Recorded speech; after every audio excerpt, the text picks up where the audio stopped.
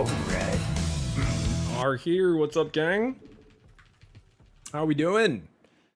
How's everyone going? Let's try and figure out our audio here for our SERRAL point of view cast. We're going to be doing SERRAL stream 4 days ago, guys. Finally getting a chance to take a look at that. First stream in a few months since he won Pigfest. So it's been a while since we've managed to do a stream of that. Had some work to do this morning, guys, but I'm feeling a lot better. Still slightly congested, but overall just feeling so much better. It's been a rough week. Just been taken out of action. We're behind on our distance by about 40 kilometers, which is fun. I think we're going to have to do a marathon on the final day of our challenge, which will be a fun goal. We'll see if we can close the distance so I don't have to do that over the next week or two. Try and just get a lot of 15-kilometer days in. Should be fun. But we're behind on that. Obviously, you know, lots of days off with less content as well. But we've managed to stream the last few days. We're feeling good. Really want SERRAL talking more. I think we're just gonna have to adjust the volume as we go. But I think this volume level's probably okay. I don't know if we're gonna get too much better than this. If we make his keyboard too quiet, we won't hear what he's saying. Let's just hear his voice. Really changed anything, but it fixed it. It's pretty loud. Yellow ribbon. Hello, Risky. I think like there. Kiitos palkintokarju. That might be the sweet spot. Thanks for a sub, Rexstar. Thanks for a sub. Yeah, we want him to be a little quieter than I am. We'll see how we go. I'm also going to try and record this one locally just to make it a bit easier to edit in terms of the audio. Reacts videos usually, that makes a pretty big difference. Kiitos palkintokarju. Yeah, I hope you guys have been having a good day. Not quite as fun as Clem's point of view. Well, it's easier to follow SERRAL's point of view, I think. Clem's point of view is a little hectic sometimes. It's like, slow down, kid. Stop trying to give us a seizure. Only caught the end of SERRAL stream. Excited for this. Yeah, it was only about 2.5 hours. So I was hoping for like a 3.5 hour one. I don't know if there was... I think there was maybe one very quick game against a Terran in there. But I think it was like super, you know, kind of one-sided and over, I'm pretty sure. We can glance at that one, but I don't think we'll be properly casting it. Thanks for a sub, Rexstar, as well.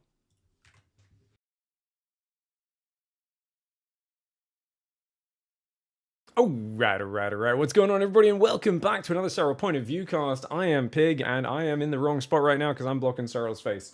I guess if we're going to do this, guys, we might as well drag myself over here. We are going to be watching the greatest player of all time. Let's make me a little bit smaller as well so I don't really block anything, hey? And we're going to move myself over here. I can hide my sub goal. We can just kind of move over here, and I can hang out next to the monkey that, as you guys can see, is holding onto SERRAL's earphones over here. Now, SERRAL, for those who don't know, is the greatest player of all time in StarCraft 2, and his last stream was over 2 months ago, right after we won Pigfest 7, a tournament we ran. His stream title was, you know, Pigfest 7 champion, and he played a few 1v1s, but then he very quickly hopped over to 2v2s because he was playing in a tournament with U-Thermal. And we didn't really get too many, you know, fun point of view casts that we could really riff with since he was kind of on comms and playing 2v2s. But we're going to be watching here a few games from his stream today, or at least one game in this video, I imagine. We're starting here against, I believe this is Classic, according to the Twitch chat log that I looked at. People go, oh, this is Classic he's playing right now. I'm not 100% sure, so maybe someone will tell me if I'm wrong on that. But from what I can tell, it's Classic. It's on the EU ladder, so SERRAL should have a very big ping advantage. Kind of unfortunate for Classic, but it'll be interesting to see how this plays out, since the Koreans, I've heard with the VPN routing, they can actually route relatively directly over to the European server now, where I imagine it used to always bounce through America or something to get to the Western European server over in, I don't know, I think it's either France or the Netherlands is where the server is. And you can imagine going from Korea, that's a massive distance. Whereas I think now it actually goes through either Central Asia or like Turkey or something like that, and basically just cuts, you know, a solid, I don't know, 10,000 kilometers, 6,000 kilometers or something. It cuts a lot of distance off, which makes the signals much faster. So far, SERRAL's going to be getting harassed by this probe up the very north. I've heard some people say, I think Rainer said he could get as little as like 140 or something to Europe from Korea, which I didn't even think was humanly possible. I didn't think it was physically possible to have such a good connection there, because I just thought it would be minimum 200. But 140 or less is absolutely insane. He might have even said lower than that. I just remember being shocked by the number that Rainer told me. I was like, that can't be real. This is wild. And I just didn't realize how bad that all the routing had always been. Whereas with a VPN, obviously, you're basically, rather than going with the default routing that your company pays for, the data is going to get routed through a more optimal route, hopefully. So I say more optimal, usually you're just picking different servers and trying things and basically trial and error until you get the right one. A bit louder. Oh, his music's a bit loud. Oh, he uses the in-game music. Oh, brother, why would you do that? Guys, for those who don't know, the big problem with the in-game music is it's tied to the race you're playing. So he has to have the Zerg soundtrack playing. You don't, like, the music really sucks in StarCraft 2. It doesn't give you enough customizability. It gives you, do you want StarCraft 1 music or StarCraft 2 music? And that's like it. And I'm like, bro, let me pick my tracks, you know? So I always just play it on like Spotify or something like that instead. And I just have a playlist we listen to with all the best tracks. So you can see he's got to defend this creep tumor. The Adept's kind of poking in, wants to get the creep tumor. Doesn't want to let any Zerglings die. So he just goes forward to kind of defend the creep tumor enough to keep it alive without losing any Zerglings. Near perfect opening so far. Overlord's hiding on the pillar. Now, he could try to run the Overlord, but you'll notice the Stalker is patrolling. So it's checking both sides of the pillar. Because a pillar blocks your vision in one direction. If they don't move the Stalker around this and it's on the left, he could run directly to the right. And he could have escaped before the Overlord arrived. But classic, focused on the correct things there. And that is going to make a big difference. Okay, so he takes out one probe there. Nice snipe. Spore crawlers are up at 350. So this is really interesting, guys. The number of players I've been coaching recently in Diamond League and Low Masters who are making spores at 3 minutes 15, 3:20 every game. And I'm like, bro, what are you making spores that early for? They're like, well, sometimes the Oracle comes really fast. And I'm like, mate, I think 3:30 is even pushing it. I know sometimes you do need a very quick Oracle, or a very quick spore. But you shouldn't be doing that by default. That really, really is very expensive. And I love that SERRAL's delayed it as long as he has. I think knowing that Classic is quite greedy and likes to keep the Oracles at home, keep the third up, and then Classic will only come across with delayed pressure. Notice he transferred all of his drones to his third at once. He over-transferred. I call this the Solar move. I don't know who invented it, but I give Solar credit because he's the most consistent with it. Where he'll move all 3 queens out to the third, and the drones all transfer at the same time. So he actually escorts them to the third, and then keeps the rally point from the main and the natural onto the natural here, so that the drones aren't running through no man's land and giving easy targets to those oracles. Oh, the queens are doing... Oh no, that's Zergling. Sorry, I thought those were his queens down there. Thought the oracles were about to fly into a lot of damage, but in fact, a few Zerglings taken out on the way out. And SERRAL right now, he's got a very quick 4th base up before the 5-minute mark. But he does need a bit of scouting because he doesn't really know what's going on. Sees 2 Adepts coming up that right side, 3 Adepts. It's a bit of an odd timing. This could be Glaive Adepts. Has he got any roaches? I think he's built some roaches. But the lack of Zergling vision on that right side is kind of worrying. That's why he's looping that Zergling in behind. So if there's a delayed Glaives, he can see the Adepts coming. He has to see if there's Glaive Adepts and pump roaches. If that's the case, okay, it's Glaives. This is the hardest part of high-level PvZ, is macroing well, being greedy, in case the Protoss is just being greedy, but then also noticing and reacting if that's the case. Now, he's already ready to take a 5th base. You can see he's deprioritized that now as he quickly walls off with the Evo. Oh my lord, I thought he left it too long. But SERRAL, judging things correctly, does it just in time. One of those oracles will go down. One stasis trap will get up there on the ramp. He's got to be careful about that stasis trap. He's got to be really careful about that stasis trap. The drones are already preemptively running away from this base. That's what you need to be careful of. At least the drones can mostly run away through those units because they don't have any pathing blocking due to the fact that they were mineral walking. He's still thinking about taking a 5th base in the middle of this. It does not get much more Chad than that, guys. Chad is someone who's very confident, guys. While most of us are busy being nervous cucks who can't make eye contact or talk to girls, SERRAL's out there building 5th bases while there's Adepts slaughtering his workers. This man understands that this attack was basically almost held. Obviously, he didn't end up building the 5th, and that's because he realized he needs these minerals to rebuild drones, to keep building roaches, and to get on top of it.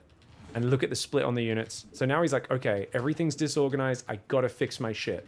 Workers back on. He needs to get his queens injecting desperately. Even God's Bleed. He's not been injecting his main natural or 4th. Only his 3rd's injected because all of his queens were there. He's going to try and inject. Build drones, build overlords. And then it's spread creep, put back on workers. Now, when you guys do this, you want to be a bit more systematic. SERRAL's fast enough. You can see he kind of just does things. It's like whatever's in front of him. Most players try to play like this, and it is the biggest handicap of like 90% of StarCraft players is they go, I'll just inject one hatchery, then I'll do this, then I'll click that, then I'll do this. If you don't have SERRAL's like awareness, you're gonna fuck everything up. But if you've got Serral's awareness, you can do that and still remember to do everything, because he's got like this giant brain where he remembers his entire shopping list of actions that he has to do. It's like, oh, I need to inject. Oh, I need to do this. Oh, I need to do that. And he goes through this whole list very methodically. Baneling Nest coming in is mostly for safety, guys. He's gonna go Spire. What do you guys think the Spire is for? Is that... Does it... What? Is he literally just preparing... Surely he's not going Immutaswap, is he? It feels like this is way too high economy to going Immutaswap. Queen's trying to block the Adepts. Very cute move. Oh, look at that move. Blocking with the Queens. Doesn't let the Adept slide into the mineral line. Only loses one drone. He's also very close to his supply cap. I wouldn't recommend that for most people at home. At this stage of the game, your economy is so big on 4-base, you want to have basically to 200 supply available. But Serral's really been under pressure from those Glaive Adapts. And he's kind of just doing everything once. He's got +2 range on the way. He sees a bunch of Stalkers, Immortals, High Templar. So he's like, okay, it's a basic ground army. If you push me, Banelings can defend this. Banelings are the best defensive unit on creep. They can come from multiple angles, force lots of storms out, hit the High Templar if the Protoss comes in too deep. They're very supply efficient as well. So Roach Ravager, Ling Bane, bad long-term comp, very good at just surviving. And it looks like a very... I mean, there is Storm, but other than that, it's a very mid-tier army with lots of gateway units still, lots of Stalkers. And that's why he's got his army split on 2 sides. If the Protoss moves up towards that 4th, he's going to collapse in from both sides and jump on it. Meanwhile, Queen shoos the Oracle away. Overseer's scouting. This is his first scouting in a long time. He knew that was a fleet beacon. So he knows the fleet beacon's on the way now. Insanely early Spire. I'm still very, very shocked by that Spire timing. It's not characteristic of him. I think he's just thinking ahead. Might also be because he knows his opponent. He knows Classic plays to late game almost always, and is a much more passive and defensive Protoss player. So he's like, and he's actually going straight Greater Spire. Oh, so he might actually be thinking of doing a Broodlord timing. We almost never see that anymore. It has real potential because they're so long range, and you can outrange the High Templar. If you can get in there before the Tempests. If he feels he can hit pre-Tempest, that could be big. Banelings forcing the Storms out. He doesn't care too much about losing those Roaches and Ravagers. This is a distraction, so his main army can run in and do big damage. Checks his Greatest Spire timing as well. Ooh, good pullback with the Ling Bane. Keeps most of them alive. He's going to kill a lot of infrastructure, like pylons and the like. He's just going to click the Nexus and run away now. He realizes the Ling Bane doesn't need to sacrifice itself. The Roaches can finish it. And then he can quickly run away right afterwards. Oh, thank you, OrcForce4 for the gifted subs. We are doing this one live on stream, guys. Big thank you, OrcForce4 for the support. Appreciate you, mate. Who's the GOAT playing against? We believe this is Classic. 4th base has gone down at the front. Dude, Serral's so organized.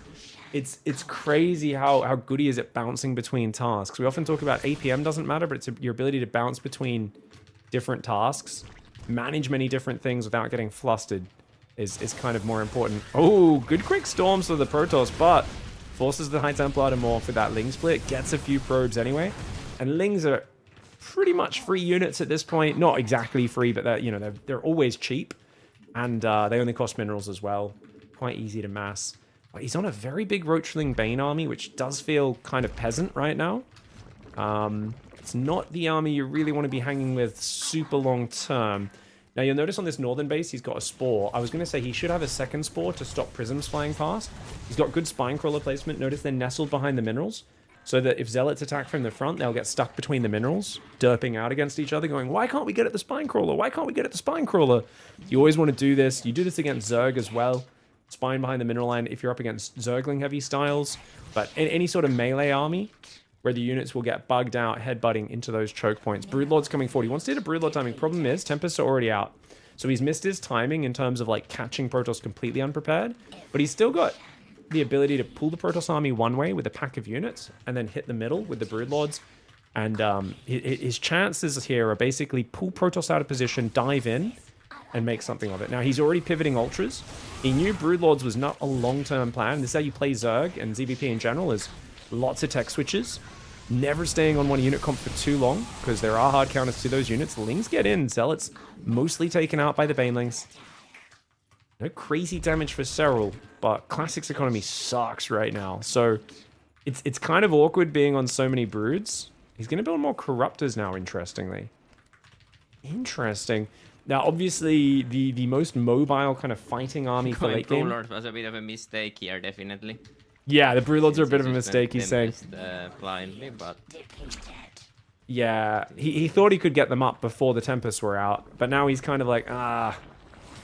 He's not gonna make more. I think the Corruptors are just gonna stay, and he's splitting them up now. The Broodlords, so it's 8 Broodlords on their own control group. Everything, the Corruptors and the Vipers are gonna go on number 2. So you can see, guys, number 1 Ground Army, number 2 Viper Corruptor.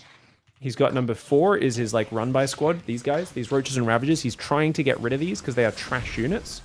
He just wants to throw them away. And number 9. Broodlords. Sorry, 8 is Broodlords. He has 9 Broodlords on that key. And number 9 is, I think that's Creep Queens. Queens for spreading creep. Now, it could be Injecting Queens as well. I'm not 100% sure on that. He's got other Queens on number 5. So maybe that is Injecting Queens, and number 5 is his Creep/Transfusing Queens. Now, obviously, he's probably rebound these to more accessible keys, guys. You might be thinking, how does he reach 8 and 9 on the keyboard? Very likely those are rebound to a different button. Ooh, nice. A duck comes in. Can he get close enough for another? Yeah, he can. Two of these could go down, but he's got so few Corruptors. It's a bit of an awkward fight right now for SERRAL, guys. Where the hell are the Ultras at? He's trying to build them, but they're not really out yet. He's thrown away the Roach Ravager, at least. The Banelings and Zerglings could be in trouble. Oh, those High Templar. Oh, classic. Massively screwing up. 5 High Templar rally into the fight right in front of the Broodlords on that right side. And he runs forward to try to save them, but that allows the Ling Bane to go in and get decent connections. Not crazy connections, but decent. It also distracts the Archons enough that the Corruptors can take out the Mothership and most of the Tempests. If you could take out all of the Tempests, the Broodlords should be able to wear down these Archons and Immortals. There is a Prism up, sieged up on his base in the north. I'm sure you guys who with good minimap awareness are staring at that big red dot as much as me. Remember, he has Spines and a Spawn near there, so I think he's okay. Pops one Archon there on the retreat. He's going to put workers back on gas, holds onto his middle base. That was a good defense. Remember, Classic was on 3 bases for a long time while SERRAL was on 5. Even 6 bases now, right? With the middle one and 7th on the right side. So Classic can't afford trades like that. That trade had to be much cleaner for Classic.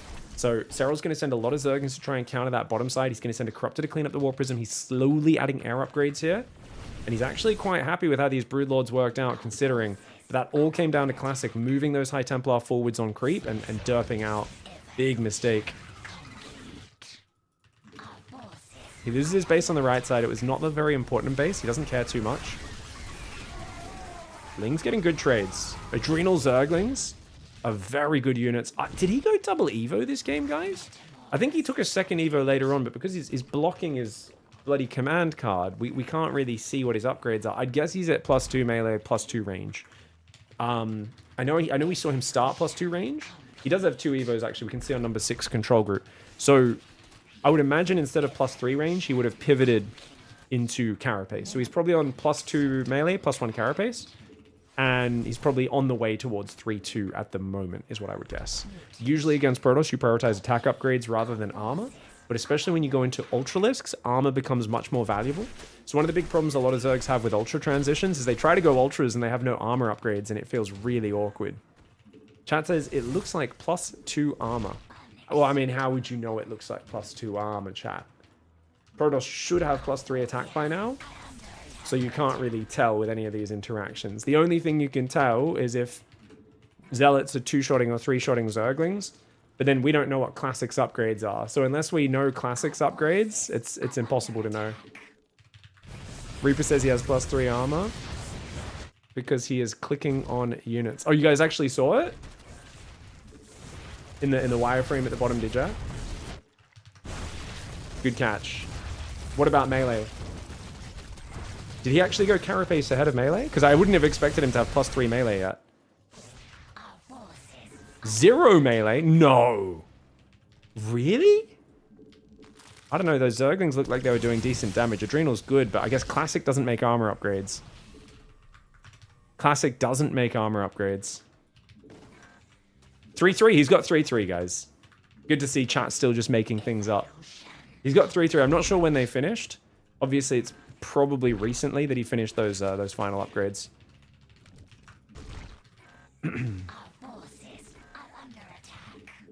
Yeah, drones don't show attack upgrades. That's why you guys got confused. Okay, I get you. I understand.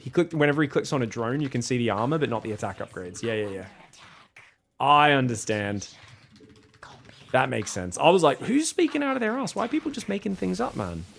I forgot. It's the internet. Ooh, good Baneling connection. You can see how he gets right in the middle, so the Banelings hit like 4 or 5 buildings each. And this is actually the hardest part of the game for Classic, guys, is late game ZVP, SERRAL versus Classic always fits the same story.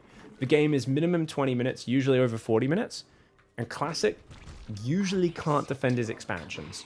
The reason is Classic always keeps his army in one ball and tries to defend expansions with nothing but cannon battery. So SERRAL is always rewarded for keeping about 20 to 30 supply in either Ravager Ling Bane or, in this case, Ultra Ling Bane at this stage of the game, and smashing into those expansions repeatedly. He will always find value with these moves. Why? Classic never leaves a High Templar for Storm and never leaves an Archon. But it looks like his whole army, either his whole army was just there or he left a few Immortals and High Templar. If he actually split his army, I'll be very impressed. But because one of the things I get frustrated when I'm cheering for Classic to make an upset over SERRAL is not splitting the army. But he actually had Storm available. His army might have still just been sitting there. And his army's in the top left. He split his army. Yeah, I don't think he could have rotated up there in time. That's awesome. That's good to see that evolution. Because Classic will basically just look for that one big fight all game long. And SERRAL will just kill expansion after expansion very efficiently. That base is going to go down. Oh, look at that! Who does that? He pulled the Ultra away and left the Zerglings because he knew the Zerglings are faster and also cheaper and more expendable. So he's like, I want to save the Ultra. I know the Lings can finish the Nexus off. That's just so funny. Most people would just click the Nexus, shift-click the units away so they automatically run away. But, yeah. Adrenal Zerglings. Grindy game to start on. Bit of a grindy game to start on, mate. Regret going fast Broodlords here. I definitely regret going fast Broodlords here. I think he's thinking he could have probably finished the game earlier if he went straight for Ultras. Because he's lost so much tempo by making these Broodlords. He has 44 supply in Broodlords that, whilst not the worst unit in the game, they're not a quick, rapid, immediate playmaker. Oh, he splits off his Revelated Broodlord. So Classic on his minimap thinks they're all coming back. Oh, SERRAL changes his mind. He was thinking of going for a counter with those broods, but he decided it was a bit too risky of a move, and he ends up coming back. He's going to send his whole kind of siege slow army to the right, and then on the left, Ultras, Lings, Banes, they're going to gather up. They're going to smash into that left base, while his main army will try to pick at this middle base repeatedly. And what he's got right now, guys, is what I call the Spore Chode. It's not really a chode, it's pretty small right now, but essentially if you get a schlong of creep into the middle of the map and you put like 20-30 spores outside the base, it's really hard for a Protoss Air army to push through that because you can abduct into the spores even if your corruptor count's a little low. You know, you've just got so much extra anti-air. Hey, Microbial Shroud. He doesn't have any Banes there, so I don't think this is the most amazing move. He's going to run away. Yeah, good run away. It's fine. Didn't cost him much, just energy mostly. Stalkers are going to attack his drones over there. Now, he doesn't have much nearby to defend. I think he just sends broods to defend. No, he doesn't. He's going to let the drones deal with the Stalkers while his broods want to go kill that base. He says, look, if your main army's out of position, I want to push you. But he's so... I feel like he's almost too safe. I think SERRAL's basically in the mindset of, I can't base trade. The moment, if Classic's defensive, he'll push forward. But the moment Classic pushes towards him, he pulls back. That's a bit of the issue here. I don't want to base trade. That's the issue here. SERRAL says, yeah, this is one of the ways he could lose. If he feels he's ahead, he doesn't want to base trade. That'll favor the Protoss potentially with the power of recall. And if your army gets split up, he can catch you out with recall and Tempest picking off units and stuff. So there is a good reason for it, but it's kind of frustrating because he's often got Classic so far out of position. He's about to kill 2 bases, but Broodlords are a very slow attacking unit, low damage unit. So you're not gonna, you know, suddenly clear a base. You'll kill a few cannons and that's it. And he doesn't want Classic to then take advantage and kill 3 or 4 of his bases and clear up all of his creep because that takes so much time. He took so much time setting up this map control. He doesn't want to lose it. He's still just got only a few spores in the middle. Obviously against heavy carrier, I think he would build a lot more spores because it's more of a ground army with a few tempests, which is kind of the correct army. It's meant to be the best army. I think this makes sense.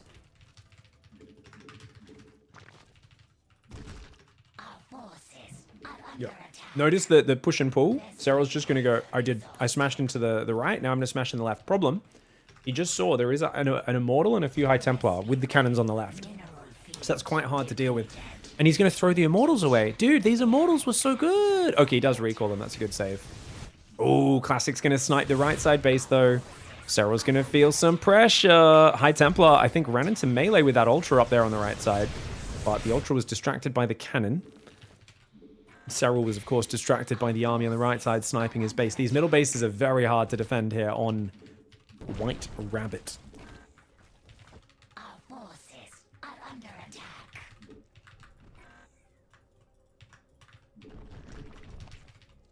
The hive cluster is He's got 10k in the bank. This is very standard. Classic SERRAL games are always so slow paced. They always bank vast amount of resources. forces. What do you guys think Classic's bank is? I'd guess 2k, 1k right now. Remember, Classic threw that big army away offensively on creep earlier. He's been losing tons of cannons and batteries. He's been on lower mining the whole time. I wouldn't be surprised if Classic never made it past 70 or 75 probes in this game. Never really had that chance to build up 90 workers for a few minutes and bank a lot of money. He's also got a few carriers in the mix. Carriers are the one-size-fits-all unit that is a noob killer. At SERRAL level, it's considered a very bad unit that you shouldn't really be building against him. He occasionally loses to them. I don't mind a few carriers in the mix, just to be clear.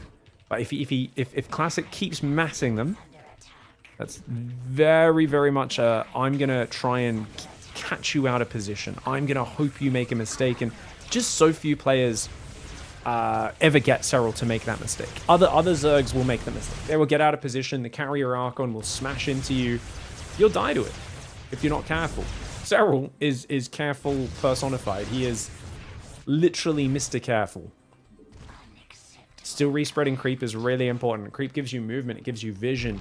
It gives you so much control over the map. And even if these bases keep dying in the middle, he has to keep rebuilding them. This is whack-a-mole Zerg. It is the heart of true Zerg play. Build expansions, you don't have to defend all of them, but even by your opponent moving forward to snipe one, that costs them something, and hopefully you can then counter push. Like here with the Broodlords, army was a bit too far on the right. Look at that, he splits some Zerglings onto the High Templar on the right side. Ultra Ling goes in on the right, focuses the High Templar with the Lings, doesn't get a chance to react. Broodlord's poked in to distract here, kills the Observer, and then just runs away. Brilliant play here. And look, he's got Changelings that can see the Protoss army on the minimap rotating. If you guys keep an eye on that minimap, he's got Changelings there that can see Classic moving back and forth. It even tells it to follow the Archon to kind of track the exact movements. But Classic's not happy to defend. Remember what I said, Classic can never defend his expansions. He never leaves enough units supporting. He can't split up his army enough. The Zerg mobility is too powerful for him, and he's afraid of kind of making his main army a bit too weak. It's not as easy as we'll just leave 3 Immortals and 2 Archons and a High Templar at each side. Because if he leaves that much supply on the far right and the far left, his army in the middle's a bit too weak. You got to understand, Classic's stuck right now between a rock and a SERRAL place.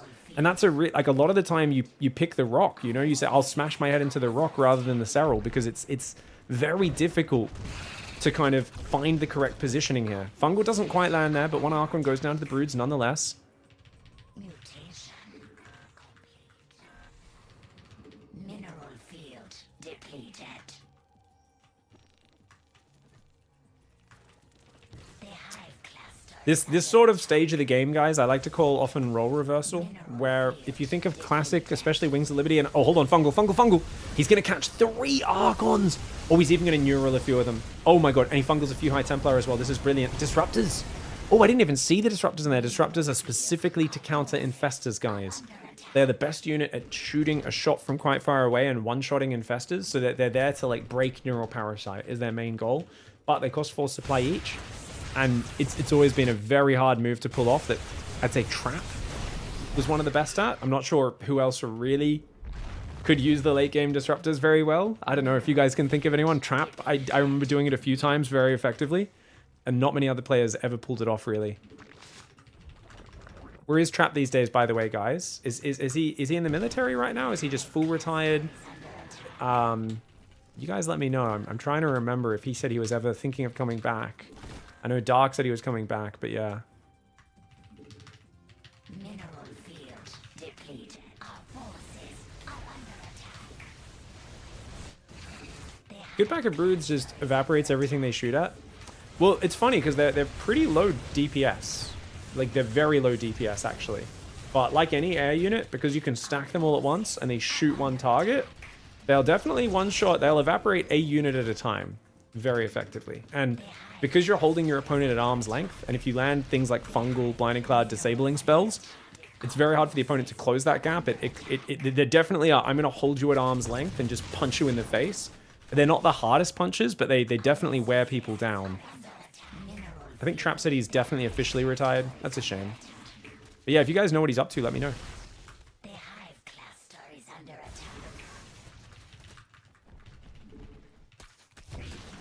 right, SERRAL's just picking him apart right now, guys. Picking him apart. This is the sort of ZVP that I would never recommend anyone play. You really have to have an insane amount of patience and skill to play this style of ZVP because there's a role reversal. You're swapping to being the immobile guy with the Broodlord Infestor Corruptor.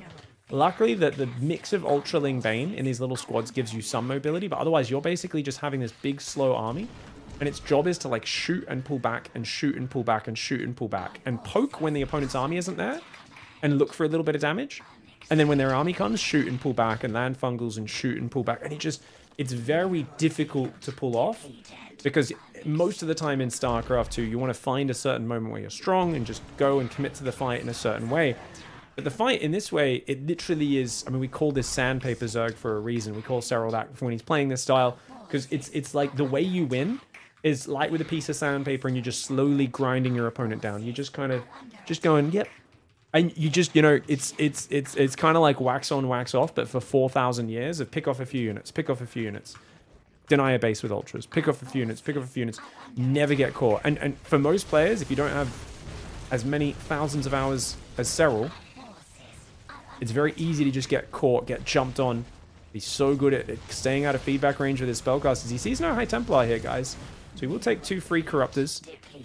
Oh, there's a bunch more Corruptors in the army. Classic's going for a much heavier air army than we expected here, guys. And I can't say that's... You know, if everything goes to plan, they will be a very inefficient unit. SERRAL's probably pretty happy because he knows he doesn't have to worry about this army as much. His hatchery will die on the right side. He's not even going to cancel it. Oh, he does. Nicely done. He's trying to evacuate these Ultras, but... Oh, look at this Nidus. Dude, look at this heist escape. Got your base. Oh, one of the Ultras did go down, but 2 still escape. Dude, he's still denying the left as well. And as I said, this is the classic experience. If you're playing against SERRAL and your name's Classic, you always drag it out for 30 plus minutes. Both players often have 20, 30, 40,000 resources in the bank. In this case, I think Classic has almost no money. SERRAL's still on almost 30,000 resources. But how do you just go kill your opponent? Yeah, it's death by 1,000 cuts. That is right. I heard Parting was coming back. Yeah, he was really addicted to Supervive, but apparently they shut that game down. I remember I looked up a video after he told me that. I was like, what's happening, Parting? You coming back at all? And he's like, oh, I'm loving this game. Have you played it? Supervive, it's so good. I looked at it and it was like a MOBA squad battle royale. And I was like, wow, this looks like it was made by a venture capital guy. It's got all the buzzwords. I'm like, is it open world as well? Like, it's an open world battle royale, squad-based, looter shooter, mobile-friendly RPG strategy game. You're like, what the fuck are we talking about? It did look like it was very mechanical, so it suits Parting style. Great catch here for SERRAL, dude. Yeah, going up a ramp into Fungal Neural Broodlord ain't gonna work. You can see the way he just says, your army's on the right, I'll go in with some expendable units on the left. And remember, he's just trying to bait you into his spells. He can land Fungals, can take some shots, it's good. Cloak wears off. He throws a Microbial there. I think that was a misclick. Or maybe he was throwing it because he wanted his Infestors to run through it, land some Fungals, and he knew the Microbial would protect them from the Tempest shots and the carriers a bit. But yeah, Parting, he was super addicted to that, and unfortunately they shut it down. It looked like a very kind of high APM spammy game. I don't know. It's kind of like the first time I saw World of Warcraft, and I remember thinking, how many bright colors and numbers can you fit on a screen? You know, when a game is like so gameplay focused, it's almost indecipherable to the casual eye and looks like garbage. If you like, your first view of World of Warcraft is someone like in a raid or something with like a billion numbers and colors just popping up on the screen. I didn't actually play it at all, but that was definitely the experience times 1,000. Which is a lot of modern gaming has that. Lots of different things. I imagine, not sure what he's doing, to be honest here, but I'm not sure what he's doing. Yeah, I think SERRAL's got this one in the bag, guys.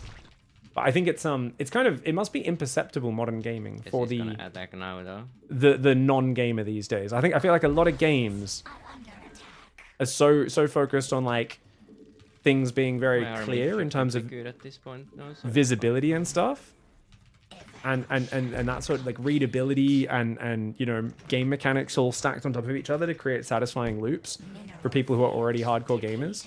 But you kind of have this this thing where it's like there must be like a whole category of like 70% of games that are like impossible to get into for new gamers now.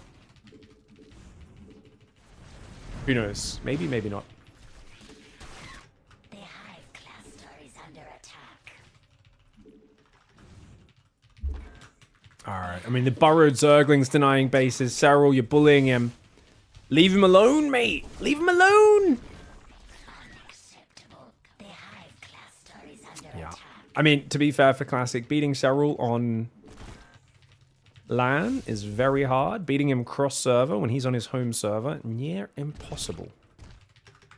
I don't know how much practice top toss players get against super late game army besides SERRAL. I think it was a lot when Zergs were still playing Ghost of Reaper, but I think because a lot of the Zergs aren't really interested in it, not as much. But I think when they were playing, you know, don't underestimate the stubborn commitment to a losing strategy that pro gamers will have, where they'll just like, you know when you don't want to go to late game, but you find yourself in late game, you're not just going to tap out. You're a pro gamer, so you're going to try and play it out. You're not good at it. Your race isn't favored out. You're going to try.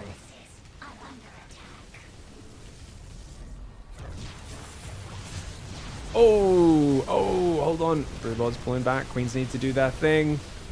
Mothership Cloak's good. Doesn't have any Overseers in here, but dude, those fungals. Those fungies are good. The Overseers coming with the Corruptors. SERRAL having the same pattern a lot of players have. No Overseer with the Broods or Infestors is fascinating. Corruptors dive in top. He's a bit clumped on those, man. I feel like he ate Storms pretty badly with the Corruptors. But overall, good enough management of everything at once. He's got unlimited resources and lava here. The only thing he had to be wary of is not fighting too close to his production, so he has like the ability to remax and rebuild. And of course, what would you rebuild? Pure Ultra Corruptor is the easiest army. But SERRAL had such dominance, he could just remax on the same Bit of a grinder to units. start off with. Bit of a what? Did he say crime?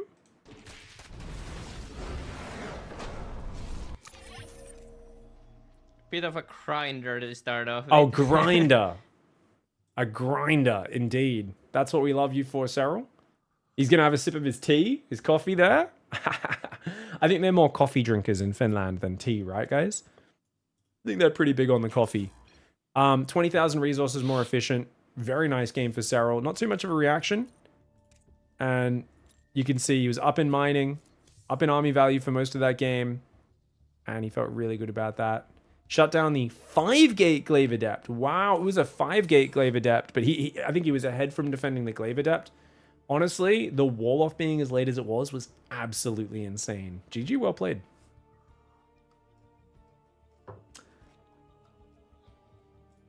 It must be frustrating for pros. We got some more games, but we'll just take a break for a sec.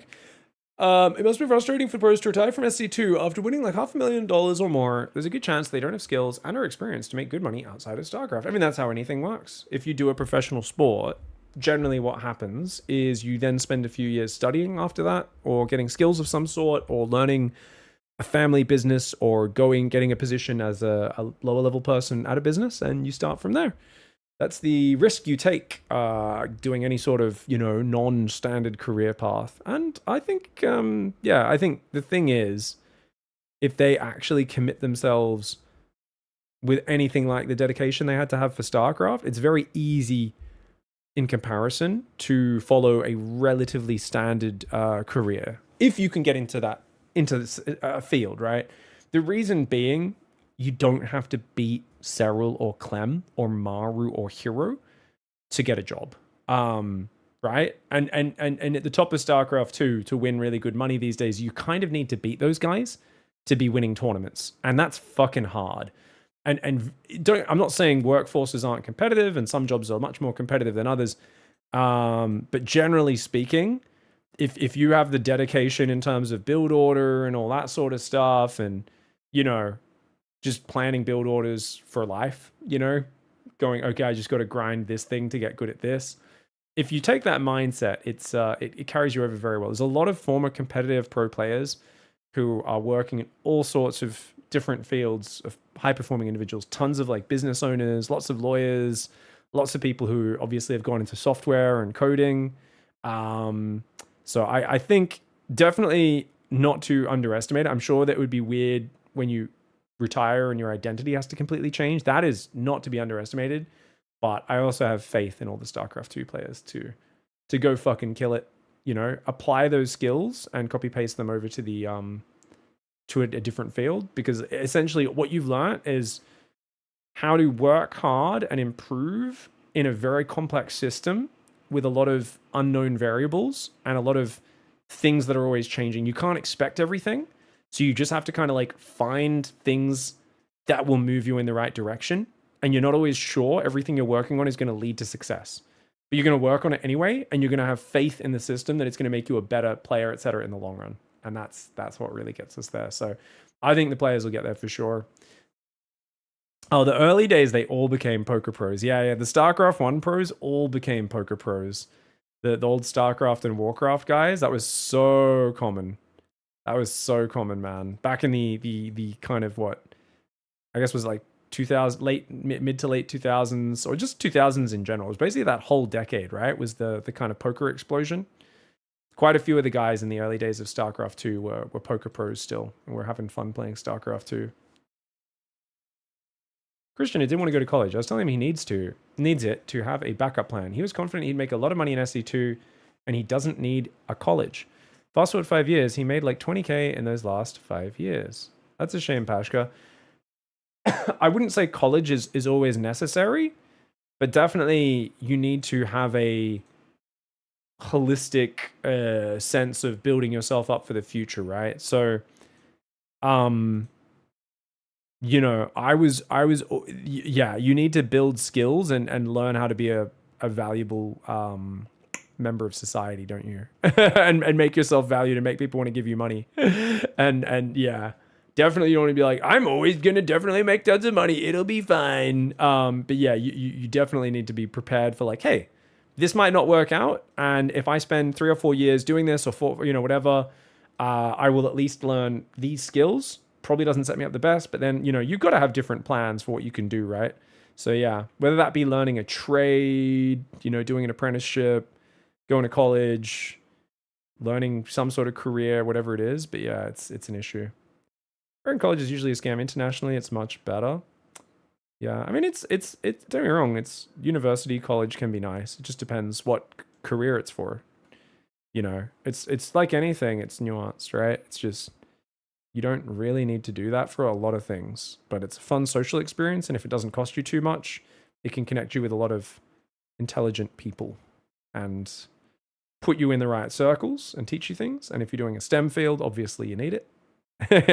You're not going to, well, I mean, there's probably ways in STEM without it, but generally it's pretty rare, right? In STEM to be able to do that without college. I'm sure there are exceptions, but yeah. Yeah, no, American college is crazy, for sure. It's so expensive. Dude, yeah, they charge so much for like international students here as well in Australia. It's like a bit of a scam. College degree is a great filter. For certain jobs, we would never hire someone without one, says Bitter Melon. Yeah? Why? I mean, what job are you hiring people for, though? It kind of depends, right? Kind of depends. Yeah. Obviously, you are going to have more job prospects in general, for sure. But I think like that's also like kind of a dumb filter in some situations, right? Like depending on the job, there are some jobs where people are like, no, we only want college people. And you're just kind of like, why? But obviously, like, yeah, there are certain jobs you'd be fucking stupid to not hire someone. They're like, nah, I figured it out in the back of my car. I did brain surgery on some ferrets. They worked out real fine. Yeah. Does SERRAL stream? No, we're just reacting to a non-existent stream. What do you think, dog? Yeah, of course. It's just twitch.tv/SERRAL. I am reacting to some of his games from the other day. I will be back in 3 minutes. We're going to play a very quick ad break, guys. We'll be right back. Working a large corporate, I'm talking like analyst type jobs that don't map one-to-one with a degree. Generally not looking for a specific degree, but a family of degrees, like economics, math, science, etc. Yeah, those are like the what do you even call those jobs, Bittermelon? Like just the STEM adjacent jobs, right? Where like people will get like a physics degree and then they'll go and do trading with like algorithms that do microsecond trading or something. Like I remember my brother's first job out of a physics degree was that. And stuff like that, right? Where it's like, yeah, they're only going to hire people with kind of STEM degrees, right? But yeah, it's kind of like the STEM adjacent space. So like I think anything in that range, and it's not just being a scientist or being a mathematician, but there's a ton of other big corporate finance jobs, financial regulation, trading, all sorts of things that will all hire from that field. So definitely like STEM is a very lucrative thing, but like the main reason I'm just adding the nuance is because the number of people are like, oh, you got to go to college, but then it's like, let's be honest, there are some people who aren't smart, right? When it comes to like maths and science and stuff, and they're not interested in those things. I wish I'd done more of it when I was younger. I'm kind of more interested in it now, but I definitely wasn't when I was younger.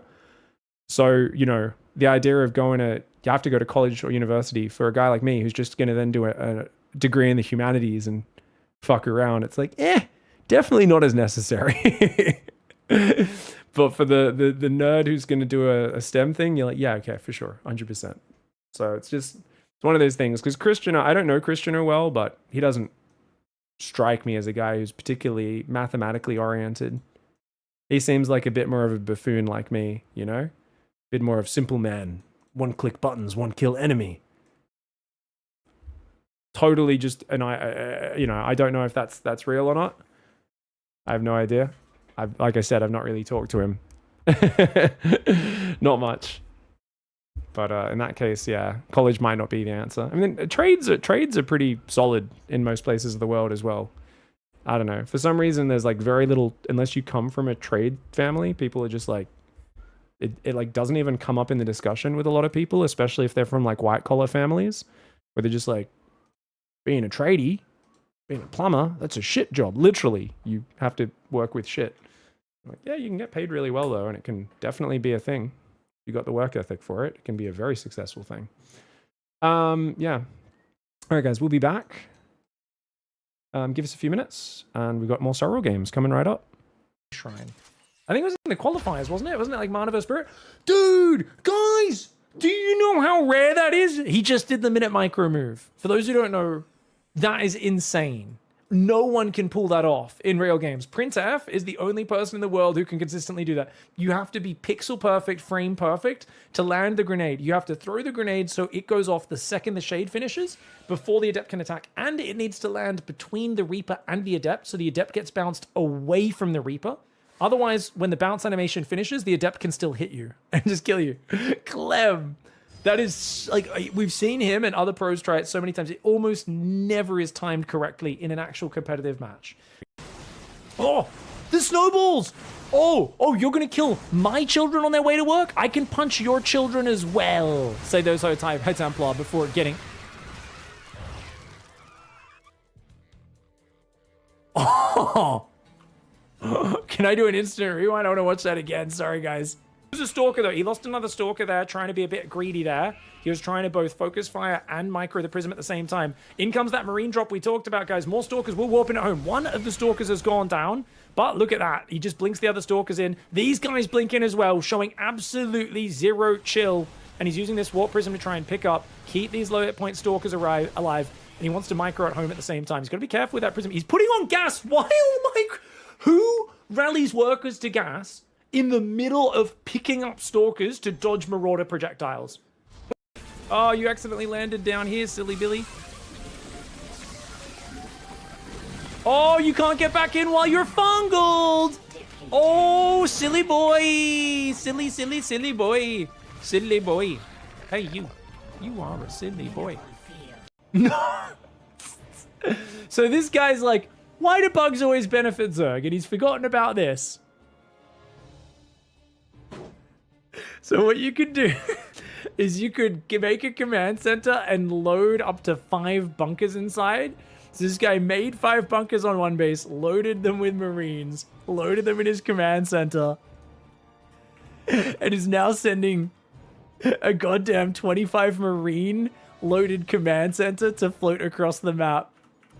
Look at its damage output. It's got 25 Marines inside it.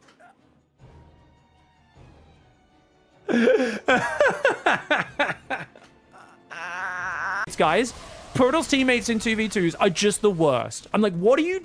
How can you have more gates than gateway units 10 minutes into the game? Like, and that's total gateway units built in the entire game. That is ridiculous. Like, what are you doing? He's like, it's okay, I've got my fleet beacon now. I'm like, what? oh, that's what we were waiting for. I don't care. I take it all back. Protoss Fever Attack is the coolest Protoss I've ever seen. Fever Attack was waiting for 5 minutes for Blink DT to finish so they could blink across the back door into the base. I don't care if your macro is total arse. You got Zealot attacks hitting, you got DTs running into the base while you guys are distracting on the front. Unfortunately, they're on move command. Is the Queen gonna kill both DTs? The fight on the front's going really well for the Protoss on Terran, though. There are still a lot of Hydras there. Those DTs are actually dying. I can't believe it. The DTs are dying. Oh, no. I think it's because on most maps you can usually just never let them get a fourth base.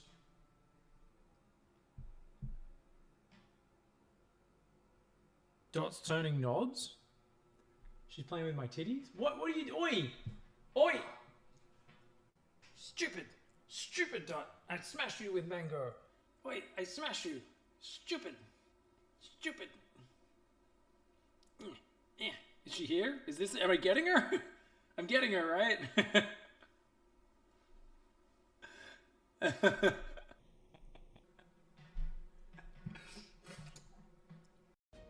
The underlying racism that threatens, or worse, to creep into the SE2 GOAT discussion is not cool. Come on, Glakavan. Guys, don't even... Can we just be honest and stop being so politically correct? We all know what people are just fucking... They don't have emotions. They look different to us. They don't speak our language. They're impossible to understand when they try to speak English. They don't speak our language. They don't have emotions. And they're called Finnish people. And we love them anyway. We fucking love them anyway, okay? We love SERRAL. We're back. What's up, gang? Alright. So that first game, not the most exciting. Bit of a grind fest. We've got 2 more potential games to look at from SERRAL. Let's have a go at this one. Unfortunately, guys, I think this whole session was ZVP, like I said. Oh, actually, you know what? Let's go find the... I think there was a single ZVT in here. I don't think it was the most epic game or anything, but maybe we can watch that just as a bit of a palate cleanser from that last grind fest, yeah? Could be fun. Hello from Artosis Glitch. Or Gittic? What's a Gittic? Glitch? I don't know. Stalfer, thanks for the 40 months, as well as Orcforce 4 before. Appreciate you guys.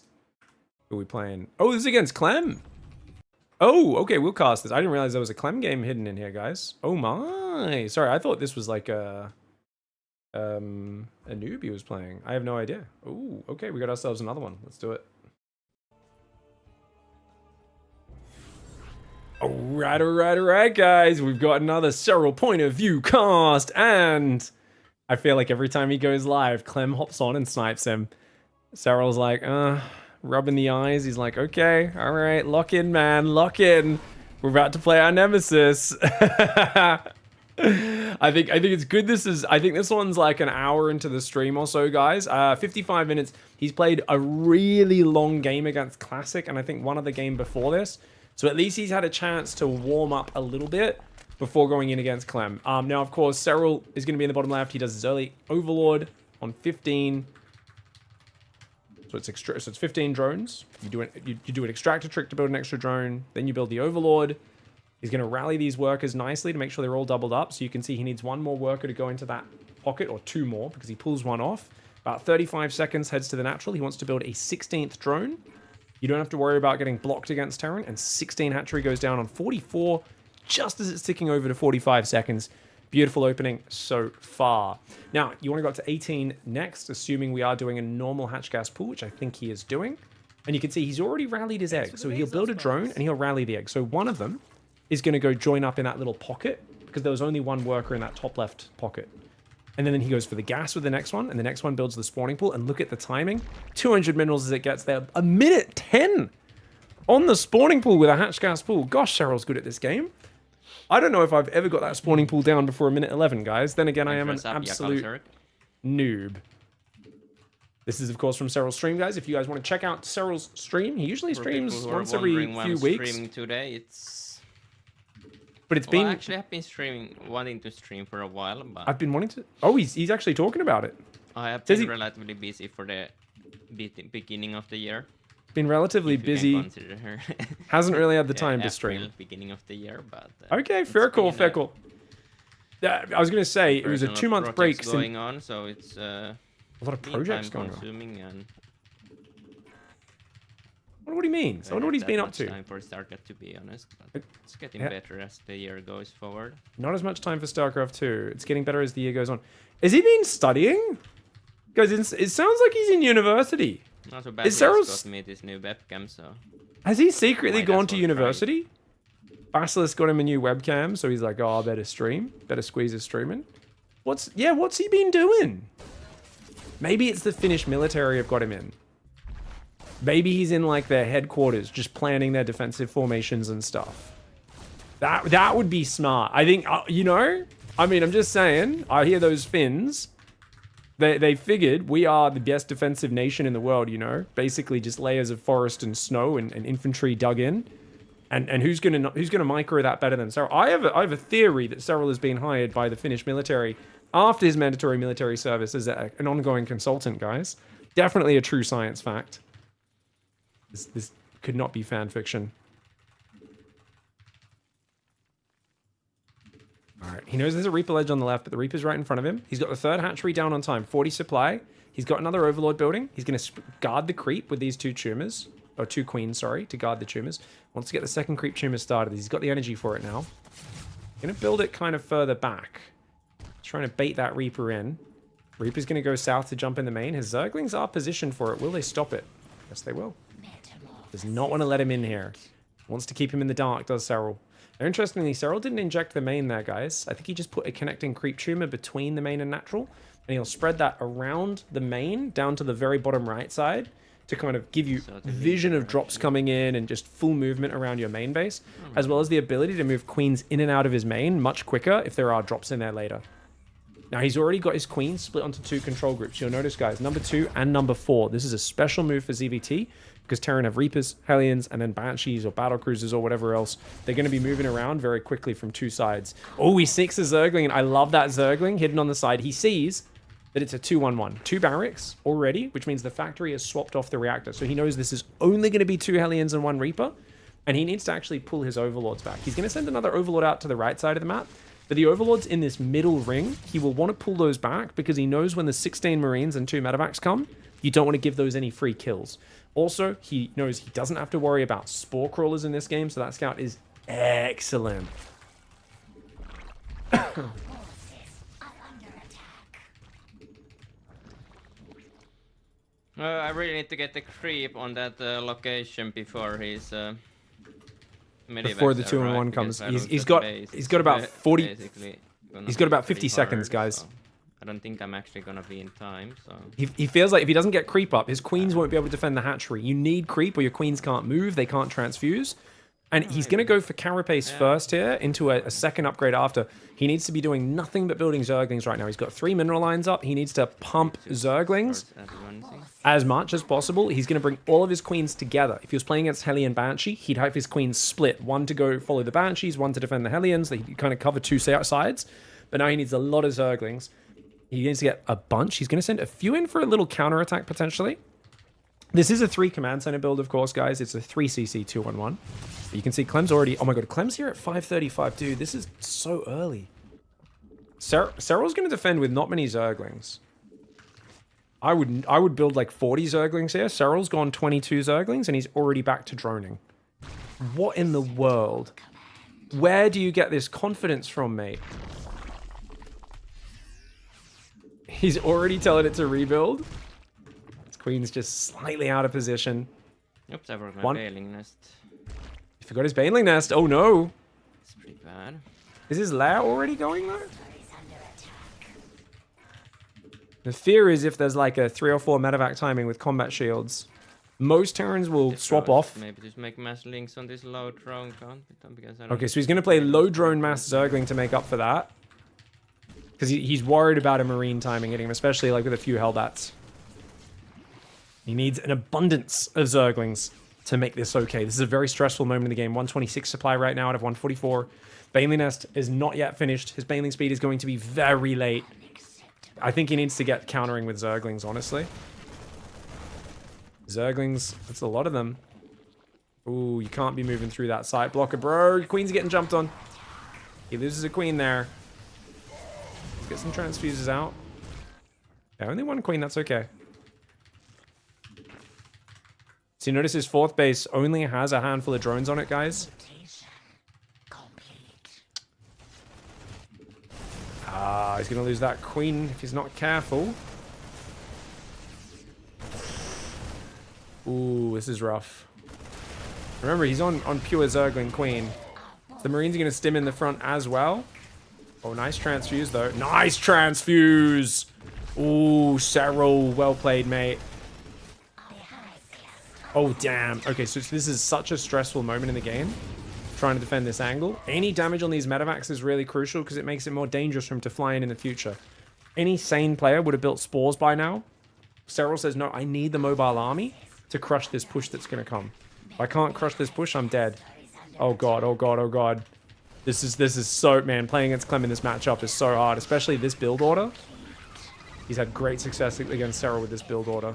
Oh, nice on Burrow on the Widowmine for Clem. SERRAL was spreading the Zergling to try and pull it away. The shot, but Clem just unburrows it. This is not great at all. They don't set so low drone count. Yeah, because he's stuck on about 75 drones now. Maybe 75. Is he even at 75? He's only on 3 gas. Oh, he's only on like 70 workers. If even. Uh-oh. He needs to be more active on the map, but he can't do that and defend these constant drops at the same time. It's really tough. Middle base might just be going down. Going back to 4 base on only 3 gases is really rough. This is a very mineral-focused build. He's going to flank in from that right side. Queens are able to defend the bottom, I think. He's got to get this just right. He's got to clean this up, though. He has to clean this. There we go. He's gonna go to the middle. Queens should be able to defend that side. Ooh, that Widowmine hit was pretty big on that south. He didn't get the tank. Oh, no. A bunch of Banes are going after the tank, guys. That was not the engagement. That SERRAL was looking... Oh, no. Dying. Oh, no. Huge miss micros for SERRAL. Some big panic micro, guys. He does even God's bleed. The man is human right now. What are these projects that are keeping you away from StarCraft recently, SERRAL? God, the tank is still there. That tank is so crazy. This is a biomine style. There was just one safety tank from the early game. It wasn't even a big part of this build. He just brought it along. Fight, honestly, but... Yeah, and SERRAL's just like, yeah, I just messed up that fight, honestly. He absolutely did. And let's see what he garners from the replay. I forgot my bailing nest, so my... I had no bailing speed ever. That caused me to stay on too low of a drone count, unfortunately. That's probably fine still, I just messed up the fight. Oh, it was like winnable lighting. But yeah, forgetting the bailing nest forced a reaction out of me, which was not great.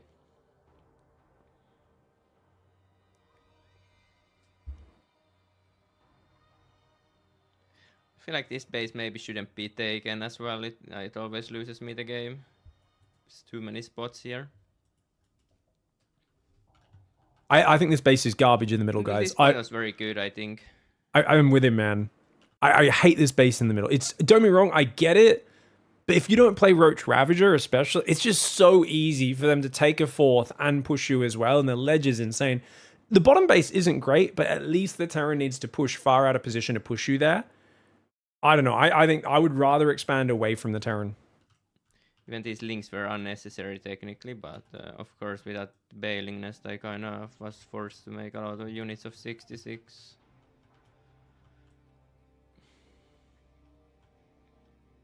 Yeah, 7 minutes, still 66 drones is way too low, he guys. didn't attack, so it ended up being just like I'm getting outmined so hard here.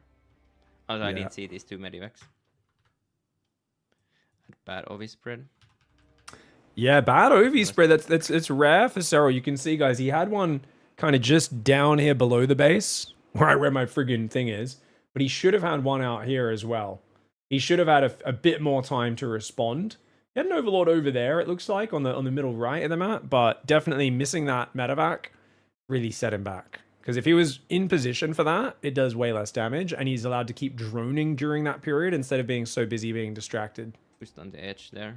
I actually saw them a little bit there.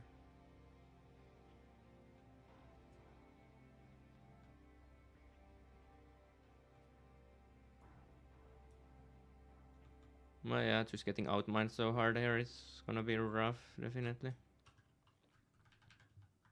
So the upgrades are still well timed. Supply isn't looking too shabby actually, so I guess I just messed up the fight. Even though he's getting outmined, his income's not good, his follow-up's not good, what SERRAL's coming to here is, because he's only on 3 gas and he's ahead on upgrades, this is not game over. When it comes to the mid-game of ZVT, the game is decided by minerals. And SERRAL has had 4 bases mining for a while, and now his 5th base has also been mining here, even though he's having to pull these drones back a little bit. Realistically, he has the numbers he needs to potentially win this fight, but he does need a good engagement. And ideally, he should have had some units up around this middle left side to come from that ramp as well, on from there. These units also could have been spread a bit more through the open. And most importantly, his whole army should have gone north after the enemy army, and maybe, even if it was just these guys ran north, which they do, if they looped around the north a bit more to try and surround, and he just splits a few Zerglings to go after the tank, it's a very different story.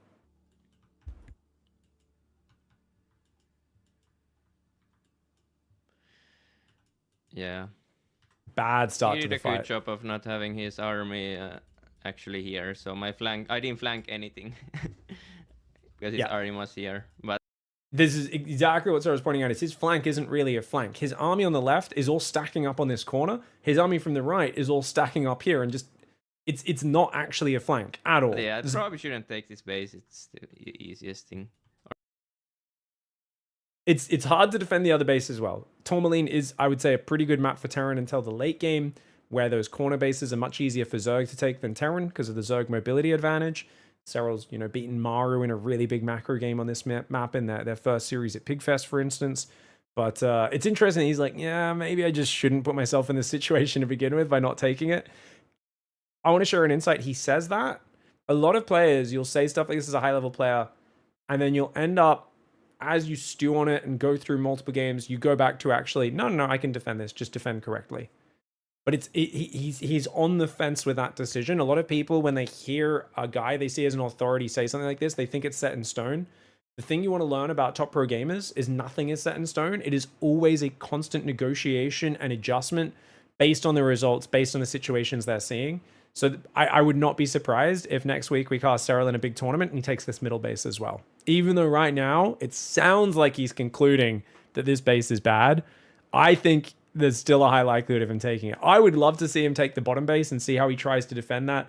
Clem's multi-prong would be a nightmare to deal with if he takes the other base.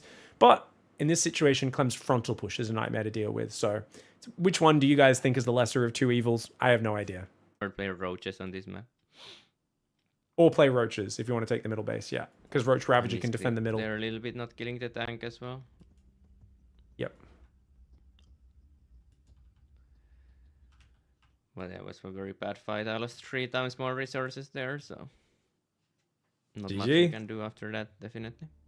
Yeah, not much you can do after that. 3 times more resources lost. GG, well played. Go again. Hey, it's kind of cool to see a rare moment of SERRAL here. Clearly, you can tell he's not been as practicing. It sounds like he's doing some mysterious projects. But to see him show a rare moment of humanity, messing up some engagements, forgetting his Bailey Nest earlier as well. And, of course, I'd say it's a pretty good map for Clem against SERRAL, but definitely very, very interesting to see, him kind of processing and figuring out, okay, we've got to do the engagement better. Should I take that hatchery better? I built too many Zerglings off 66 drones, but then you could see him also self-correcting and going, but that's because I forgot the Bailey Nest. I had to build too many Zerglings or I was screwed. But I like that he stayed on 3 gas, had a massive amount of minerals coming in despite the lower worker count. As a result, he still had an abundance of Zerglings, and if he could have flanked and looped around the majority of that army, that would have been a very different engagement. Thanks for watching, guys. We'll catch you next time. Goodbye and good night. I think that, even though it's a loss, might be a more interesting game than, and you guys tell me if you agree, than the classic game. We're not done yet, of course. Think I got fired today? Fuck them, Headman. What's up, dickhead? Richard Headman. That fucking sucks. That's terrible, dude. I hope you find something better, mate. Sending you love, man. That sucks. Pig, I sent you an email on Rate My StarCraft. What for, Couchies? Which show? SERRAL Clam. Also, does anyone know what SERRAL's projects are? I'm so curious. What did the wind turbine say to Pig? I'm a huge fan. Thank you, mate. That's hilarious. Very, very stupid. I like dad jokes. Winning 32 points from a victory is crazy. You could see he's about 300, 400 MMR below SERRAL there on that account. So, yeah. Just take your time. No worries. No, but like, what show was it for, Couchies? I'm just curious.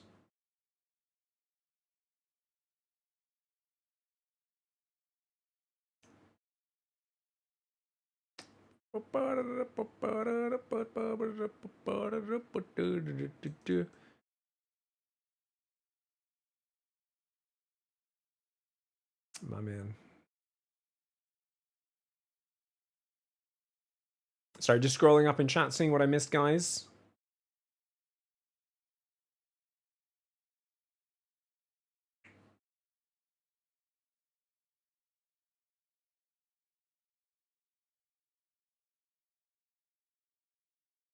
Don't you think those being obscure on purpose, the way he described them as personal projects and left it there? Yeah, probably. But like, you never know. I didn't hear him say personal. I just heard him say projects. I miss where I could get that awesome shirt. I think the shirt should still be available on Teespring. Unfortunately, they did reduce the merch available on the Teespring merch store, which we're really sad about. You can still get mouse pads. You should still be able to get the shirt in the same print as well, though. Surely. Wait, what the fuck? Can they not do this print anymore? Wait. We can't even get this shirt anymore? Can they... They're just not doing t-shirts with that... With an all-over design anymore, maybe? Motherfucker. They removed that as well? Teespring, what are you guys doing, mate? I don't know if you can get it there, but yeah, if you check out the merch store... there is some cool merch there, but I don't know. Yeah, it looks like they've really simplified, I guess, what they manufacture, which sucks. Sure, unfortunately, my full outfit today, I'm wearing the matching shorts, is, I don't believe, available at the moment, but yeah. But we will see if we're trying to see if we can find a new store that does the trackies and the jackets and all the different things that we're not able to currently sell in the merch store. But yeah. Okay, guys. So we had one more game. Let's take a look at this one.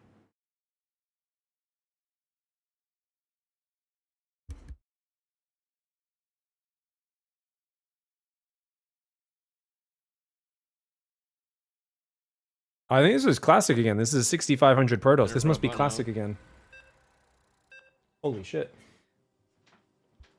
I just did it.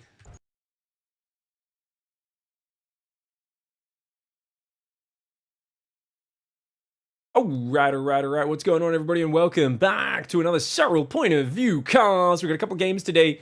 We've got a game against Clem queued up next, but first of all, let's cast a game here against Classic. Now, to give you guys context, SERRAL said earlier in this stream that he's, he's like, oh, a little out of practice, but wanted to stream, been working on some projects, not as in practice, but let's see how we go.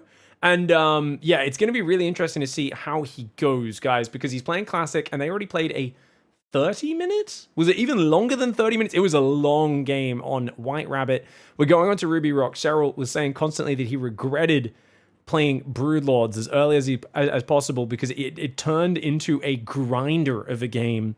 And I think he felt like he could have finished it a lot quicker if he went up a different tech path. So let's unmute him here.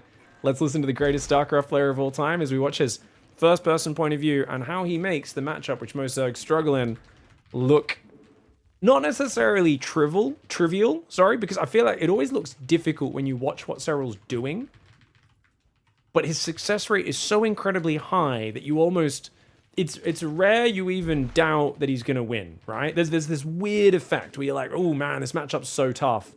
And you're like, well, he wins every time though, so is it really? Like, he has such a high win rate in ZVP and has for a long time.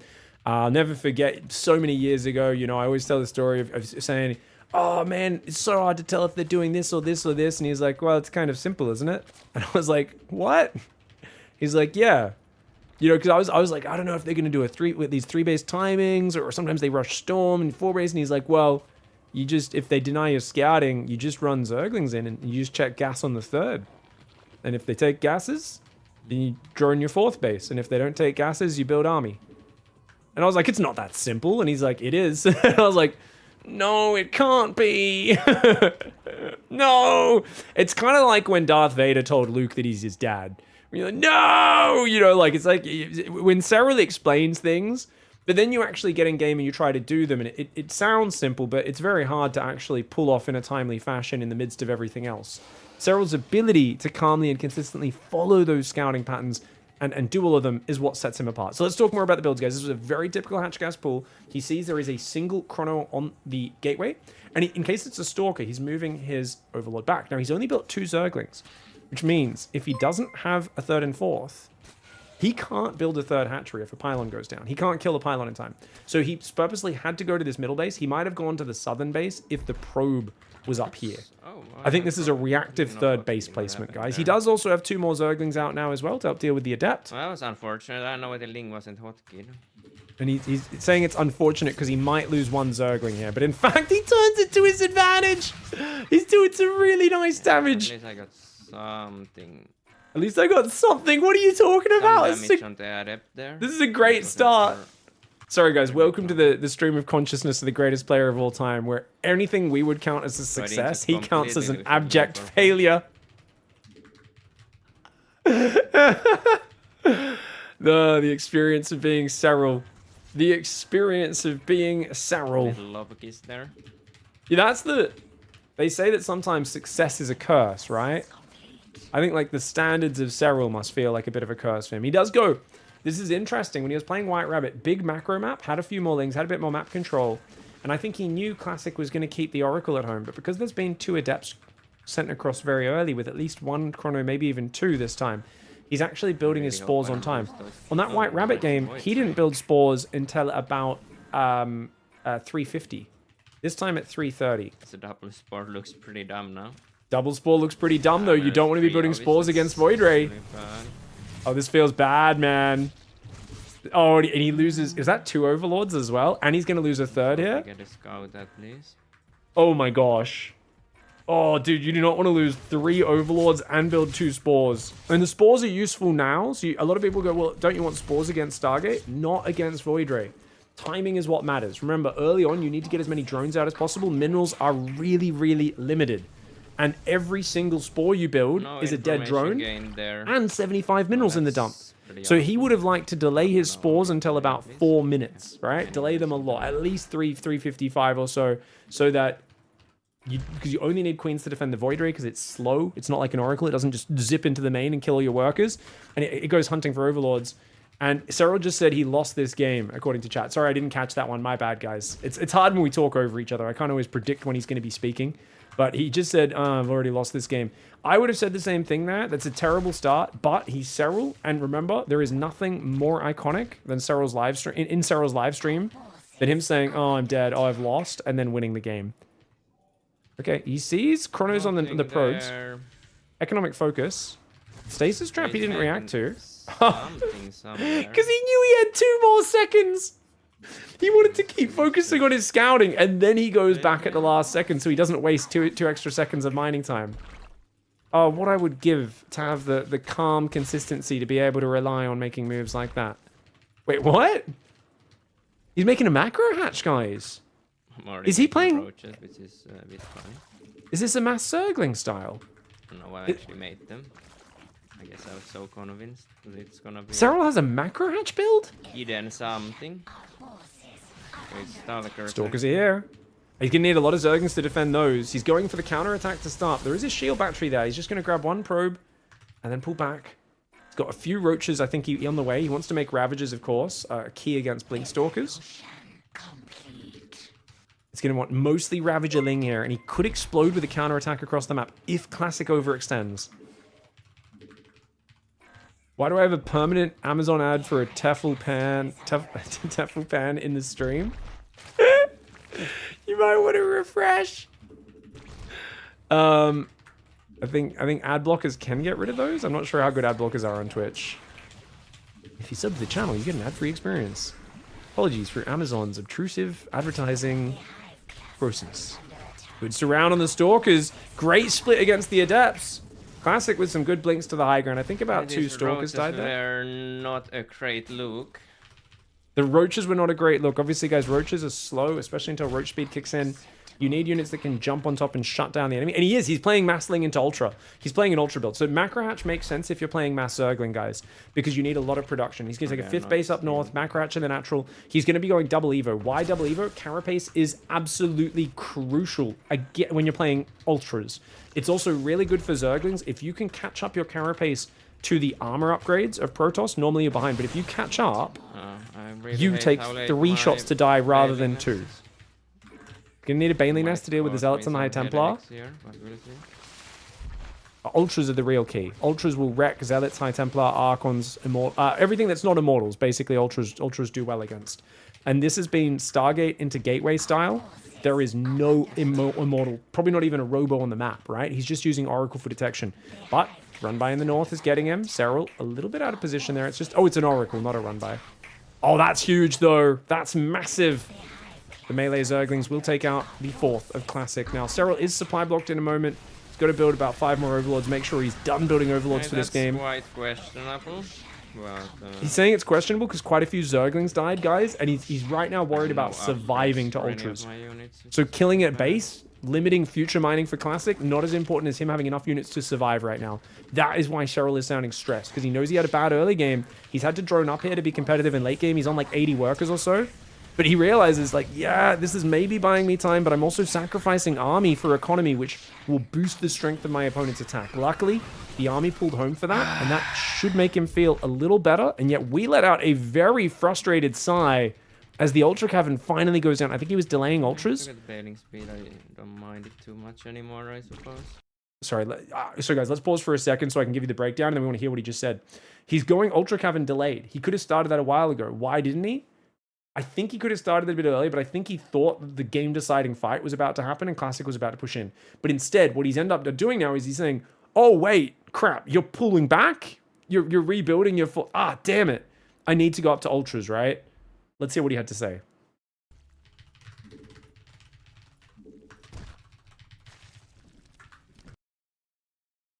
Sorry.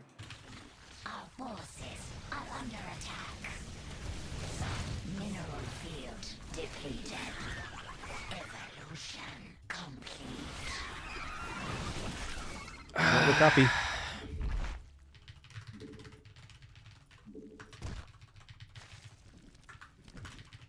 Look at the bailing speed. I don't mind it too much anymore, I suppose. He's saying, I forgot bailing speed, but I'm not sure I need it too much anymore, or...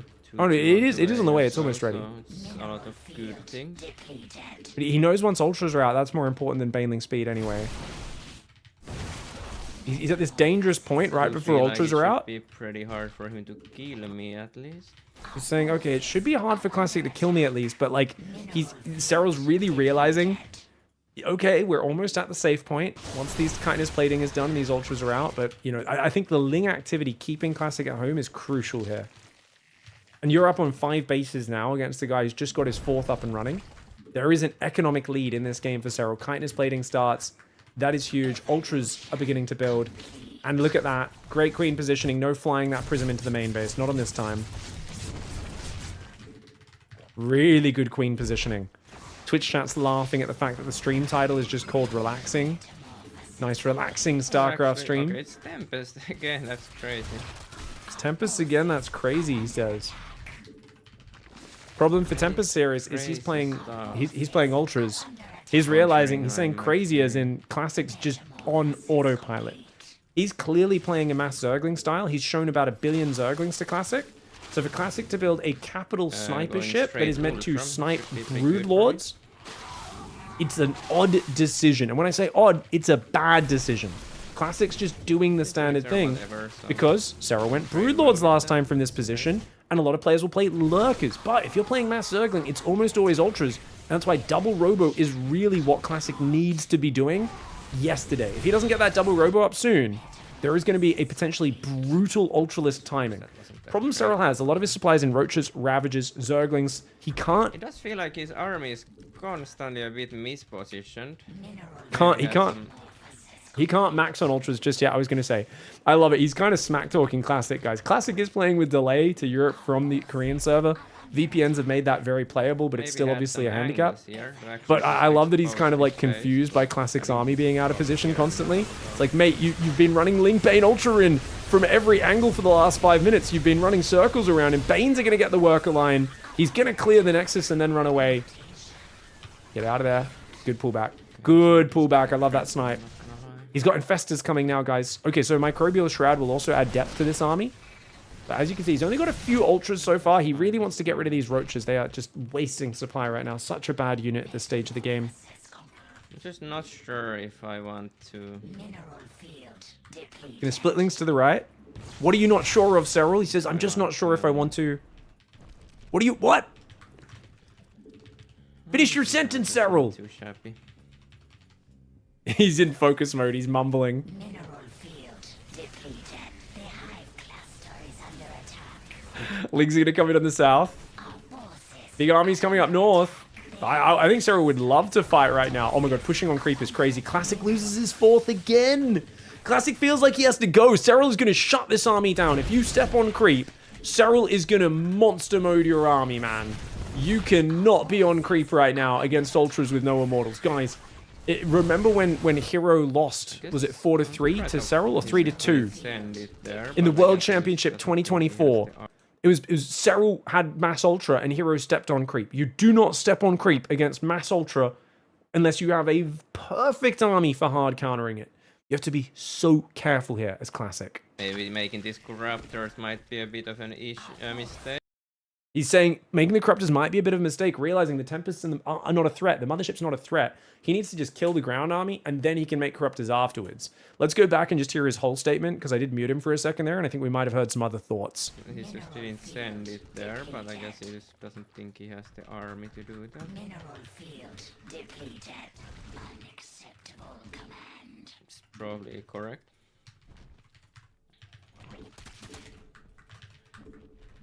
Maybe making these Corruptors might be a bit of an mistake, but we'll see about it. Let's see about it. Complete. Evolution. Things are going to roll in there as well. Classic's not been dealing with this harassment very well. Classic versus Serral is always about Serral's harassment wearing him down, and Classic struggling with it. Their matches are always like this. Just going to focus all those probes with those Zerglings. Doesn't really care about losing them. It's like 8 Zerglings. They're basically free guys. He even goes back to micro it again. Efficiency of Serral.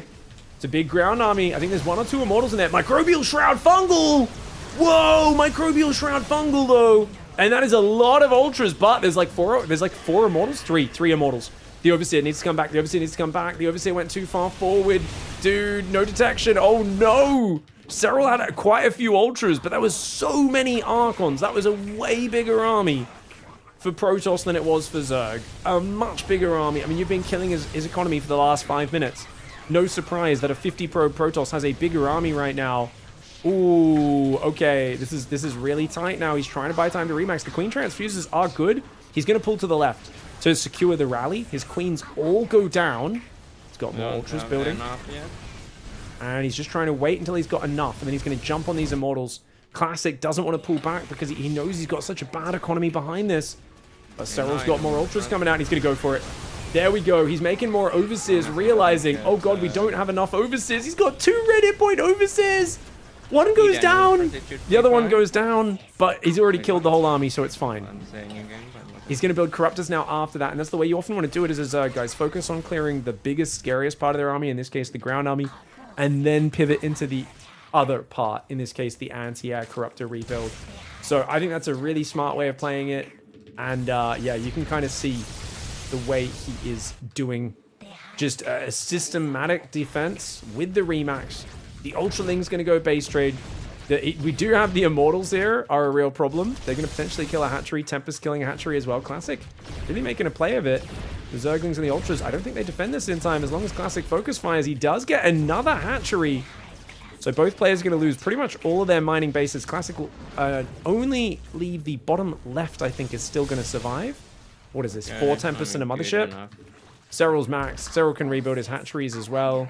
Just going to grab a drone there. Not a game to be proud of. This is not a game to be proud of. I love SERRAL so much, guys. I think this is a pretty decent game. SERRAL's just like, not a game to be proud of. I played so bad. Baneling's speeds was late. Bloody stupid things happen. I had multiple Zergling run-bys that traded positively on my opponent's probes. What's up with pros players being on such a high copying today? What's up with Protoss players and such a high amount of coping today? Yeah. So chat told me this was Classic in his chat. I don't know if they were correct or not. The usual, I feel like. But the previous game as well, Classic was like down to 1 base, hiding behind his natural wall off against a 7-base Protoss, a 7-base SERRAL, sorry. And SERRAL was like, why is he still here? Why are these Protoss players having so much coping today, man? Way too many corruptor. It doesn't really matter, but at least try to get some decent eco before I attack that wall of his. Get some decent eco before I headbutt the wall off. Yeah, good. That's a good choice, SERRAL. So basically saying, look, we get the bases back up, get the gases mining, get the drones organized, spread a bit of creep, get all your basics back in order, get your house in order first, and then we can headbutt the wall off an A move, because there's no way Protoss can defend. I mean, he can't even take a third. There's a burrowed Zergling, and there's no detection for Protoss. Oh my god. He just got denied. He's going to go try and take the 4th on the right side, I think, because he doesn't have detection. Oh, that's so tragic, guys. It doesn't get much sadder than that. The Protoss player's having to build an observer from scratch. I guess there was nothing, I'm not sure. Saving Corruptors until after the main fight is interesting. Corruptors are a garbage unit, guys. You do not want to build Corruptors unless you have a fight that is imminent. Or you really need to build them. You don't want to be massing Corruptors because they can't do anything except they only have one thing. Can't really base trade with them. They can usually only shoot a small amount of enemy units. Pulls back. He's not willing to take a fight unless he's sure it's safe. It's funny because, yeah, the Protoss is coping, but SERRAL also is playing so overly safe here. If he just splits his Ultras, sandwiches this from 2 sides, has plenty of Overseers coming in for the detection, I just don't think there's anything this Protoss army can do. But SERRAL is the master of patience, and no matter what's happening in a game, he never takes inefficient fights on purpose. Occasionally it happens, but it's so rare, man. He doesn't want to get feedbacked on the Infestors. That's what he's worried about right now, guys. He says, what am I doing? Gotta get rid of that Ultra. Oh, Nice Eye Templar gets 1 feedback. Nice Microbials. A lot of the Ultras get stuck behind each other, though. Not the best angle for SERRAL. I really think half of his army should have come from the right side. That could have been a much better angle for SERRAL. The Immortal's actually clearing all the Ultras, believe it or not. It's actually a hard fight to take. Well, okay, it's a rebuild for win here.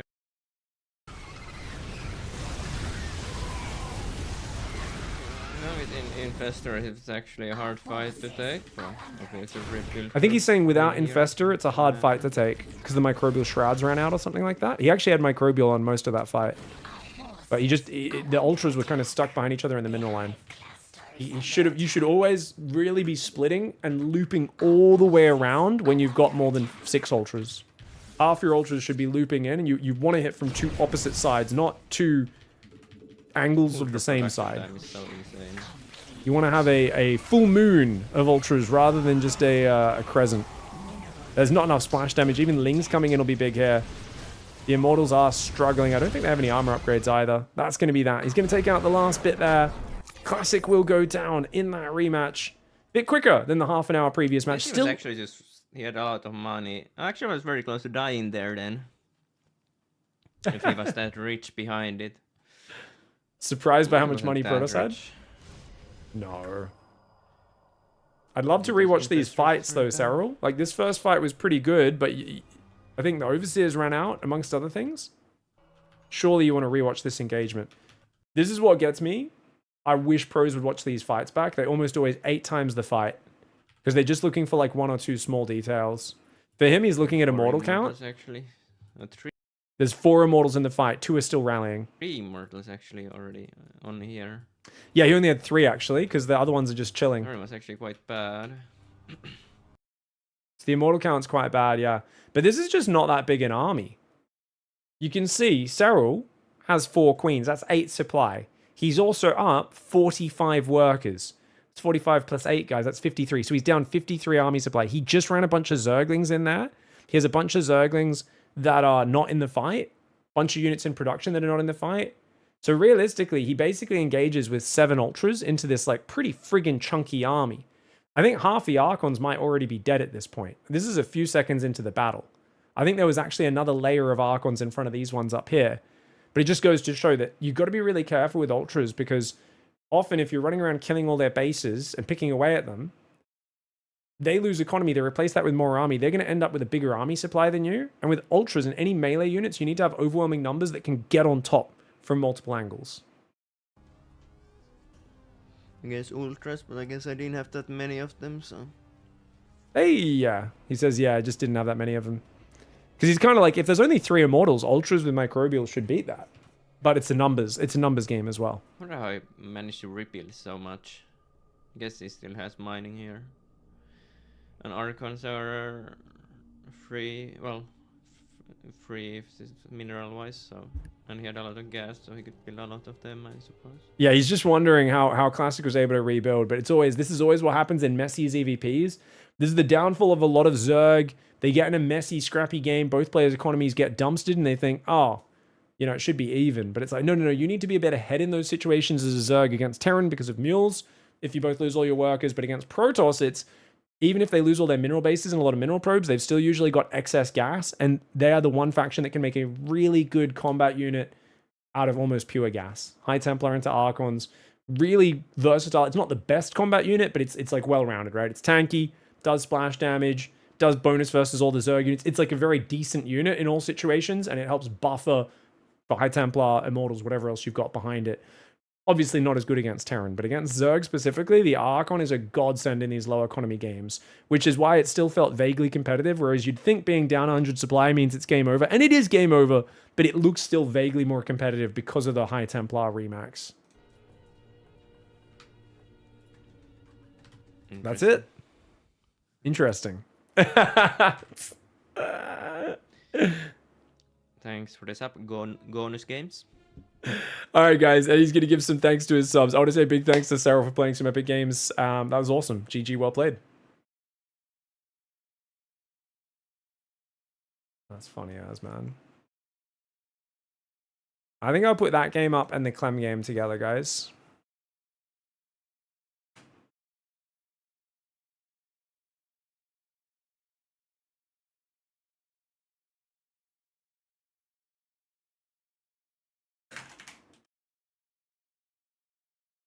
I think those are pretty decent.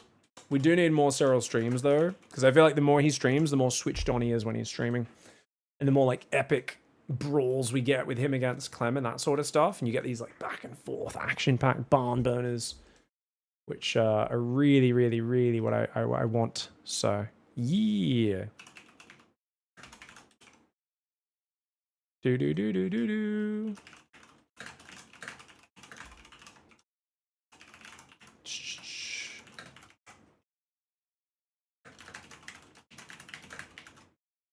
Nice. All right, guys. We're going to take a very quick break. We're going to play an ad break. That's the SERRAL Point of View casts done for the day. Don't forget to go follow SERRAL stream at twitch.tv/SERRAL. Links in the chat for everyone. Awesome. Okay, sweet. All right. We're doing good, guys. Don't go anywhere. We'll be back in a minute. Quick ad break. We've got more content coming right up. We love Wellmu. They're a bit weird. They're a bit different, but they're fucking great, okay? And they're very good at StarCraft, and we're okay with them, okay? We love our Finnish people. Shout out, guys. Look at this. Oh, look, I'm watching Twitch. Maybe I want to go watch Comeback TV because I'm like, Pig's commentary is stupid. Petite Penis commentary petite penis, pig, cochon, ugly, petite penis, fromage penis, so tiny. So maybe we want to support these guys, right? Because that's how they commentate all the games. You click the resub button there, but you're like, I don't want to pay $9 Australian for a subscription. That's messed up. But wait a second. I have Amazon Prime. I can click this button, get a monthly free sub with Prime Gaming. Click the sign up button right there. And it takes you, so you can connect your Amazon account. Once you've done that once, it's always connected. I don't have a Prime membership, so it doesn't work. And then you can just subscribe it'll give you the option to subscribe with Prime. You can use it once a month. It will not auto renew. People go, oh, why doesn't it auto renew? If I come over from YouTube, which was coming in. Mineral field. The hive cluster is under attack. Oh!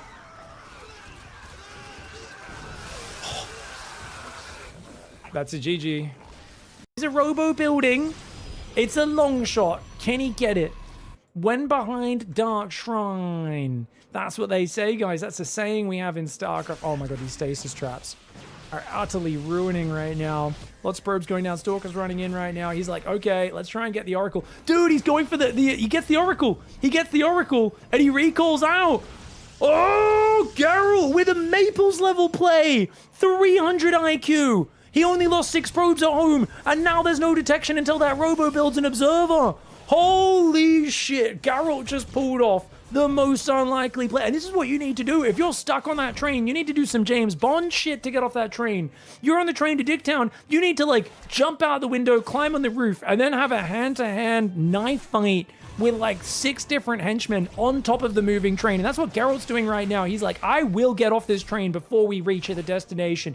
Dicktown is your town, and I'm not going to go there. Forward, the medevacs do not get out of there, trying to evacuate. And Clem's out of income. He's just got this little army here. He's going to find the last Protoss base with the last 8 probes on it. There's not enough money to rebuild probes or Nexi right now. He loses every probe, which means... No way!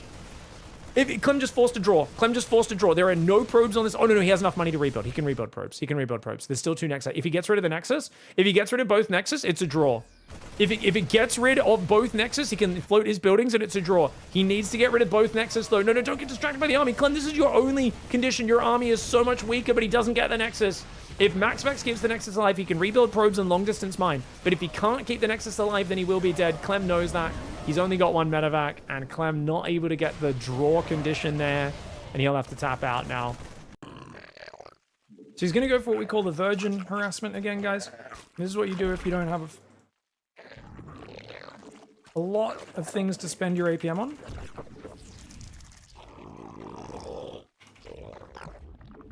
Spawning pool's delayed a few seconds there.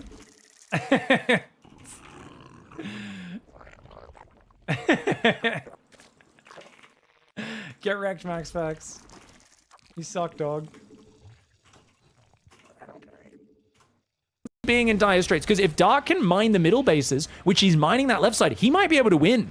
If he keeps denying this, he's been very slow to take the right side base. He still hasn't fully saturated the left and taken the gases. These are both big mistakes, I would argue.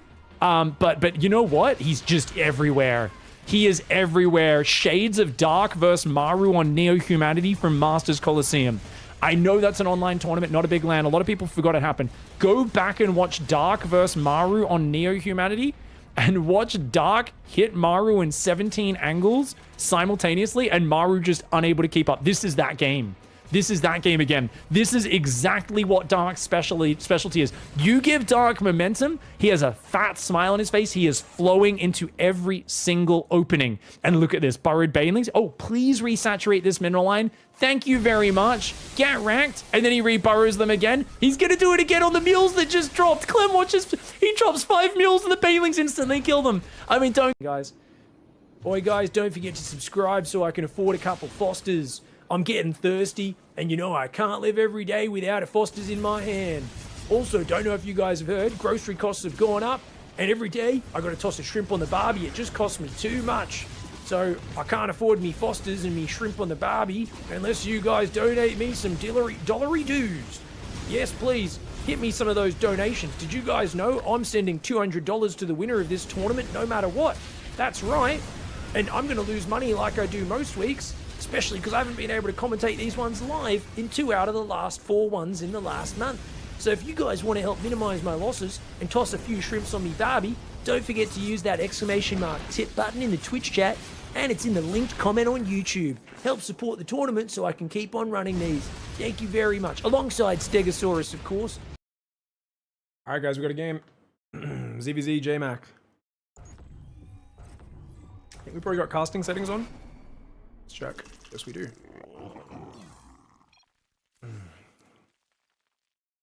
Hello. Can we not misclick? 14 times in a row, please.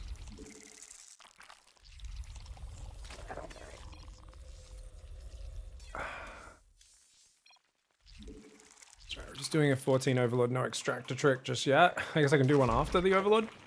Don't think that's particularly good. And I think that's the last setting. All right. It's good to set those up before you go live, but you know, we do what we can. 17 hatched like a boss. Okay. So you go there, you go there. 18 hatched even. Fucking cool guy build order over here, guys. We got a cool guy build order. Jesus Christ. So sloppy. Okay. Oh my god, don't pull off. Ugh. Okay. Go. Spawning pool here. Alright. Alright, this is fine. This is fine. Alright, we're playing JMac. Good luck, have fun, yo.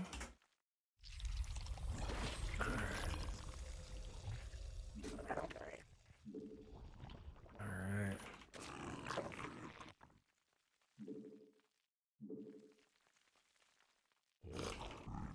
Cool down so I can drink you coffee. Realized I forgot to have a coffee this morning, guys, and I was like, I kind of want a ladder, but also I was like, I feel like I'm not ready for ladder. Like, not even vaguely. I was like, why do I feel like I'm not ready for ladder? I was like, I know. There's no caffeine in the system. You know what else we don't have?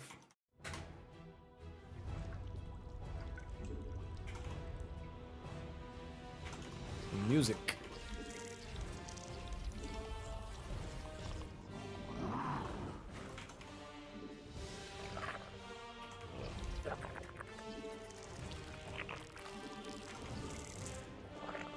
I'm gonna take this third, not fourth.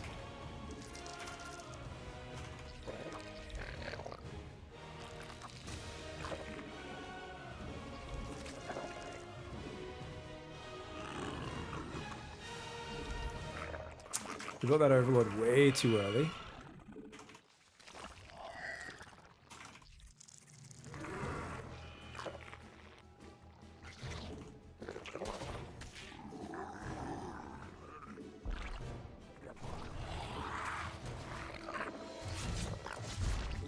Is there not creep there? Why wouldn't that let me build that? That was so weird.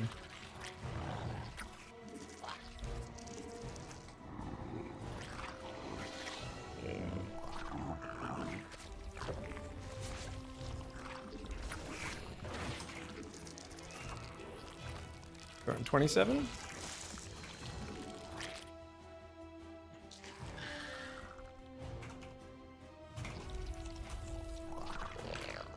I don't know why those guys are just standing there, but they are.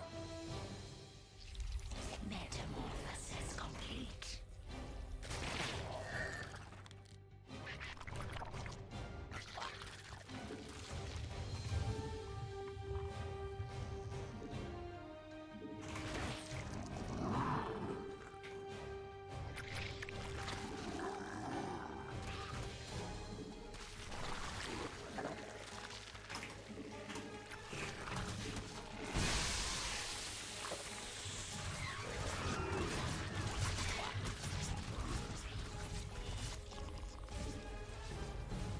Our forces are under attack.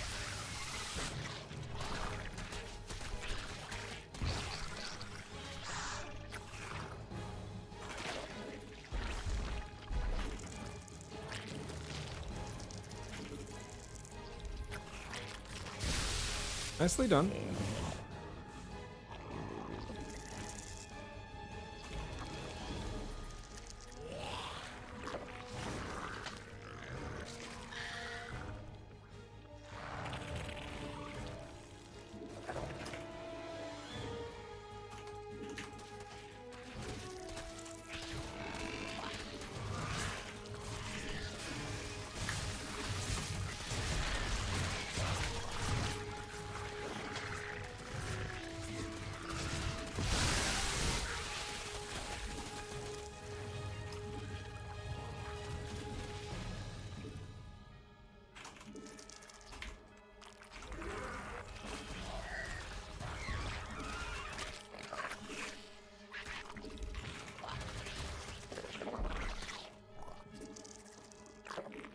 Not a bad warm-up game.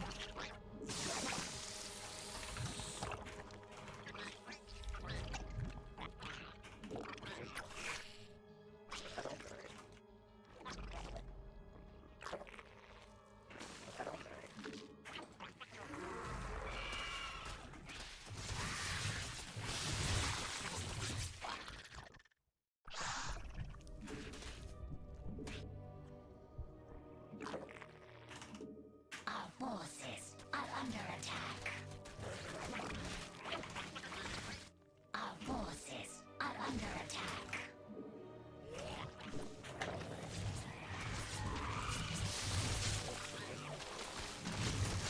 We're dead. There's no way. Even with that extra thing started, there's just no way, right?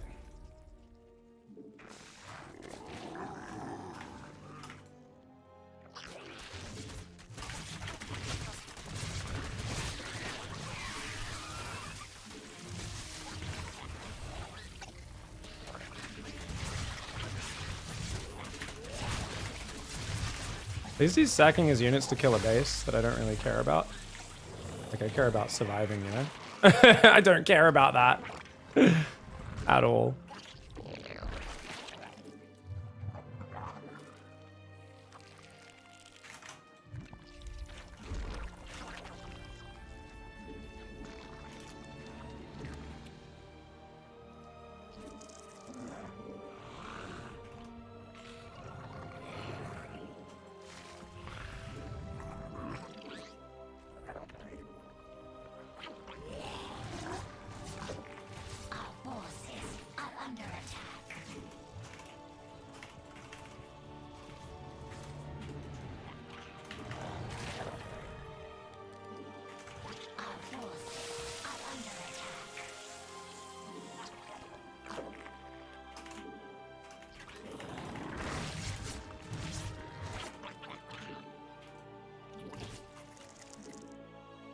I think this is a fake out.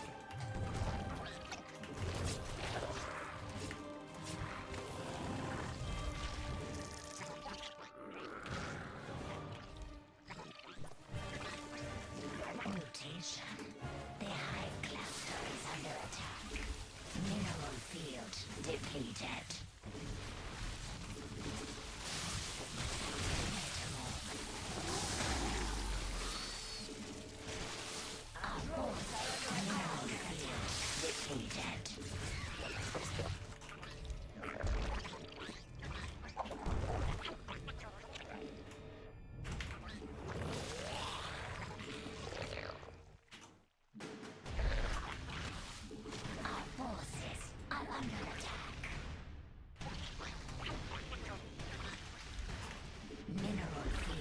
Depleted.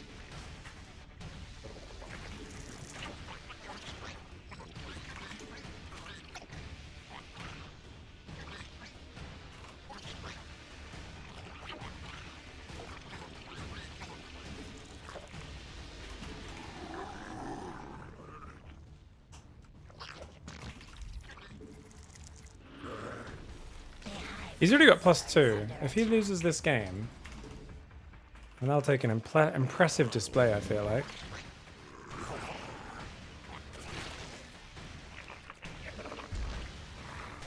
He doesn't have a 4th.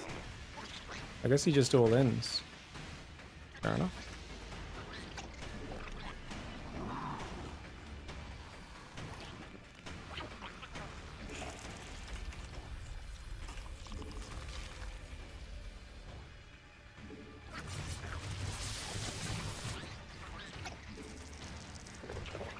Oh, that was my spine crawlers. I forgot I sent them across.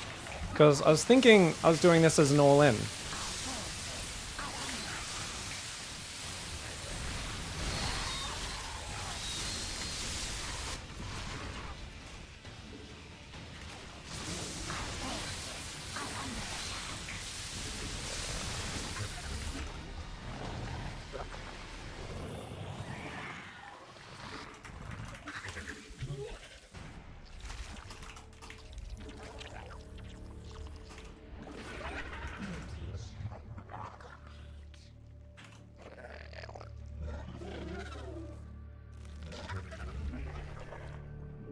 Dude, look at all of his overlords out here. We can kill all those. Think about the stuff we could do. Mineral field depleted.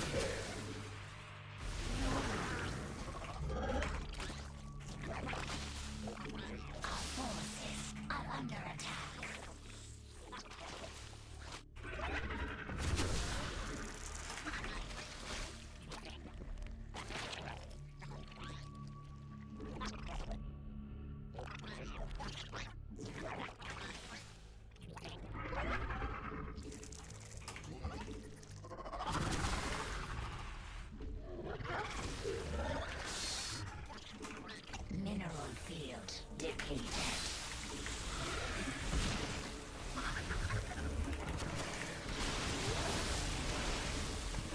Our drones are under attack.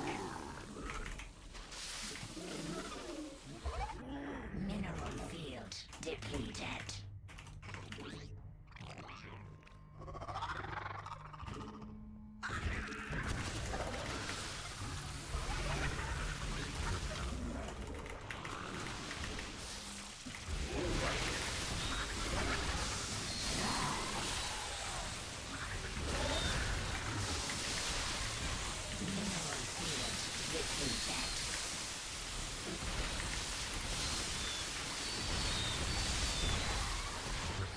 Our forces are under attack.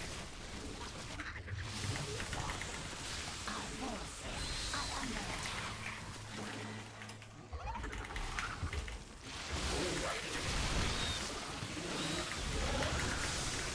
Our forces are under attack.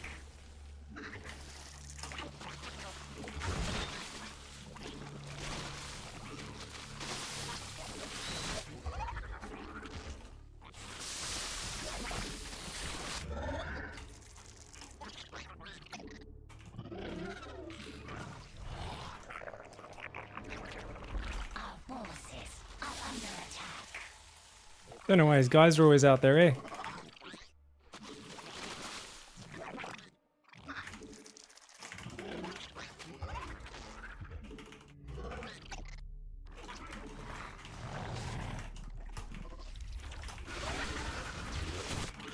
Our forces are under attack. Our forces are under attack.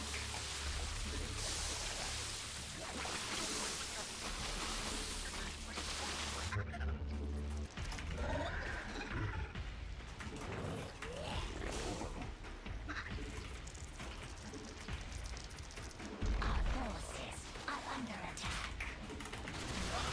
Our forces are under attack. I don't know, he seems to have a bigger army than me. Unless he's had a base up top mining this whole time that I don't know about, you know? Mineral field depleted.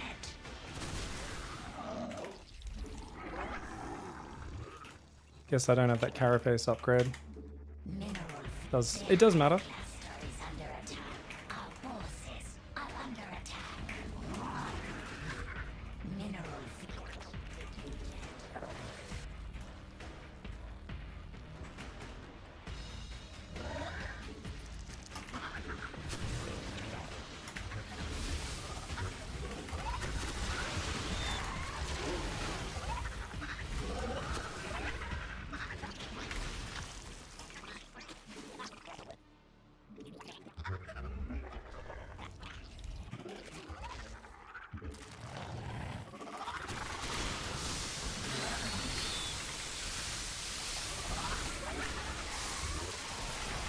I also think just Ravagers are so fat, right? It's part of it.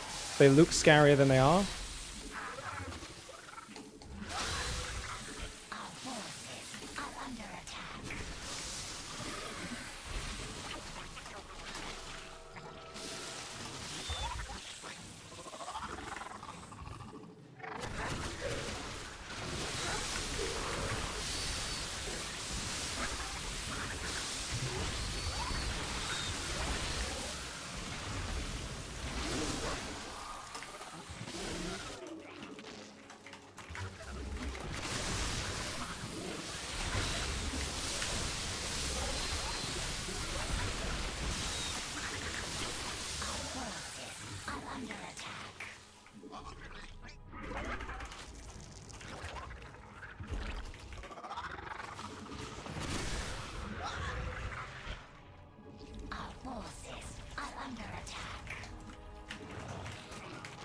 kept it real simple for himself by just not doing any of the fancy stuff. Made this really scary for me, but also limited himself in terms of like what he could do next, you know?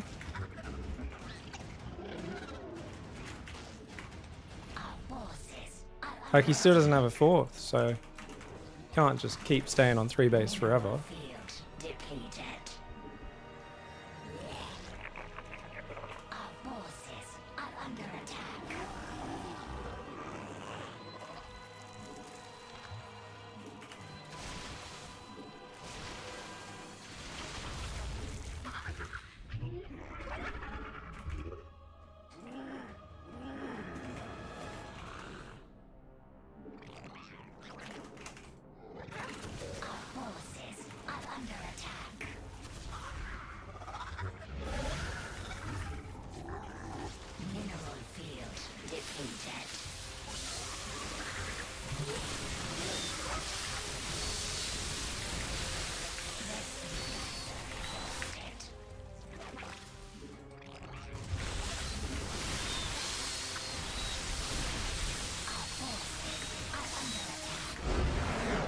Woo. I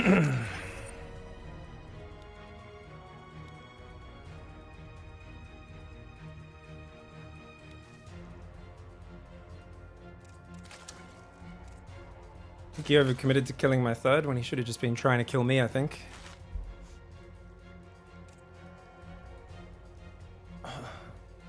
A Hydra's useless? You can add a few Hydras when you're maxed, but I didn't have much gas.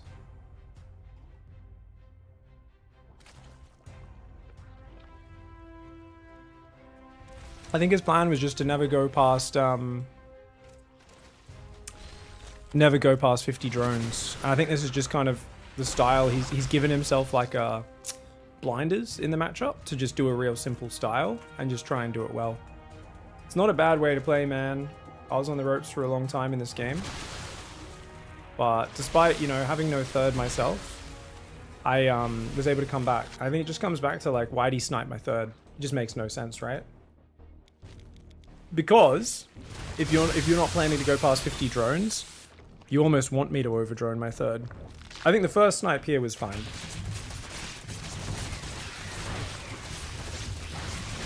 That snipe was fine. That was totally fine. That one made sense. But yeah, he definitely could have built more of an economic advantage. He had such a lead on the upgrades.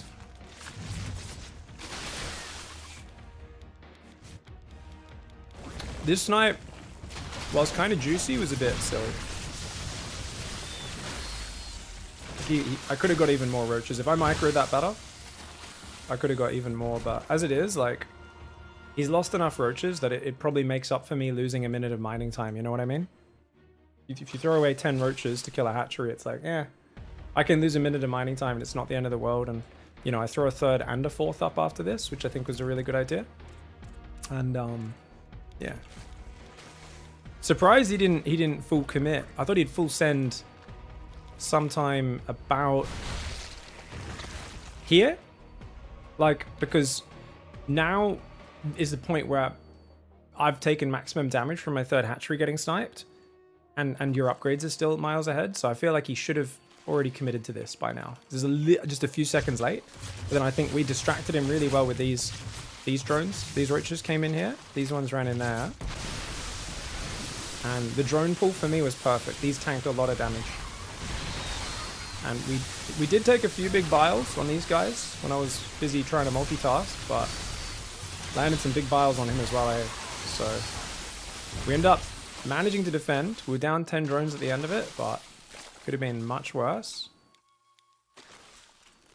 And then I kind of re-drone immediately, which is good. I contaminate his carapace there. Get a few overlords, which was real juicy. Yeah, those overlord snipes were crazy. You know what's even funnier though? Guys, we just killed like 6 overlords. Didn't supply block him. Look at this.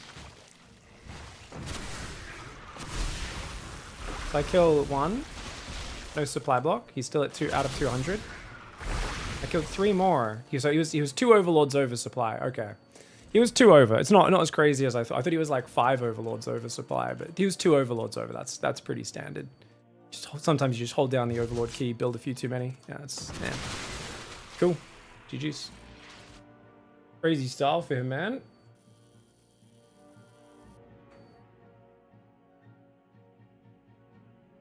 Oh. J-Mac isn't the same as J-Money. No, I used to always get him confused. Let's play one more Zerg game. Oh.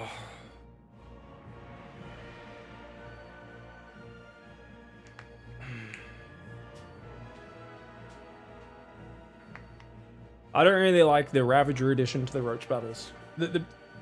What I don't like about the Ravagers is I'm an Australian, so anything that makes me reactively micro, I dislike. Much more satisfying if I play against it without lag. If I get to play Australian server, maybe Singapore where I got really good ping, I'm like, yeah, it's fine. But yeah, it's pretty rough.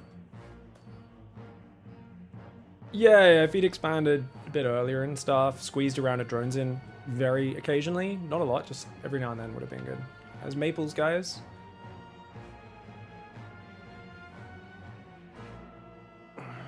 I haven't played Nightmare in a bit, guys, or not too much recently, so I should definitely hop on and do some Nightmare, maybe today as well.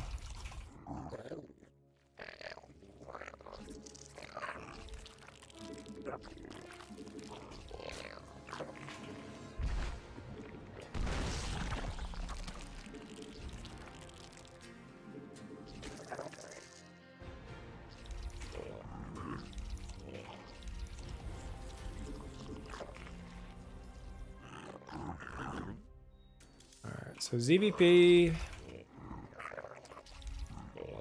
Haven't set up my third camera location yet. A little bit worrying. This map's probably super OP for cannons back here, right? Fuck.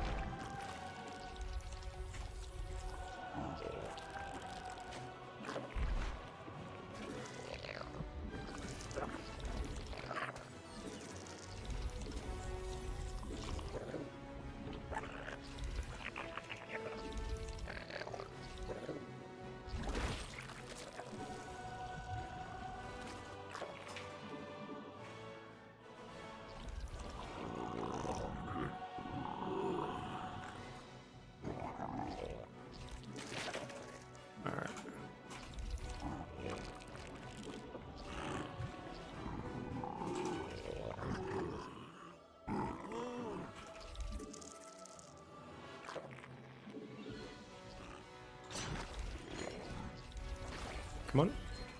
2 queens. 4 zerglings. Probe came in at a weird angle. Game paused. Did it?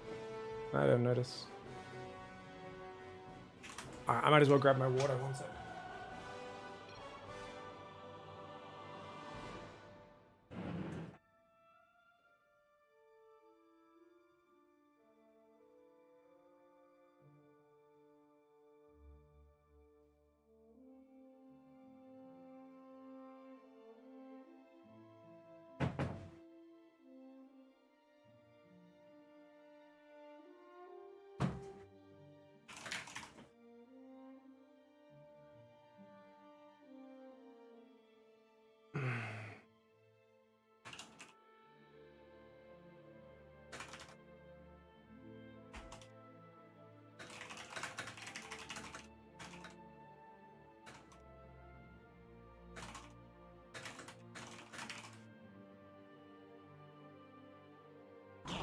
Resumed.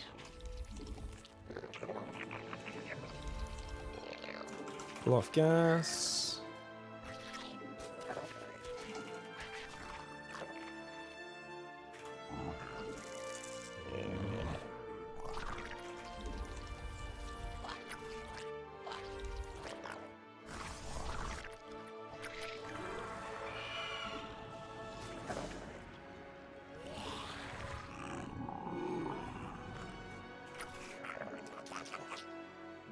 Queen, third hatchery, and then Overlord.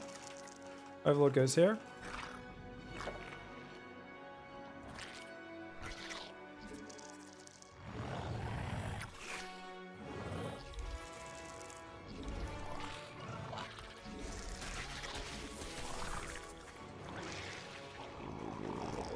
Our forces are under attack.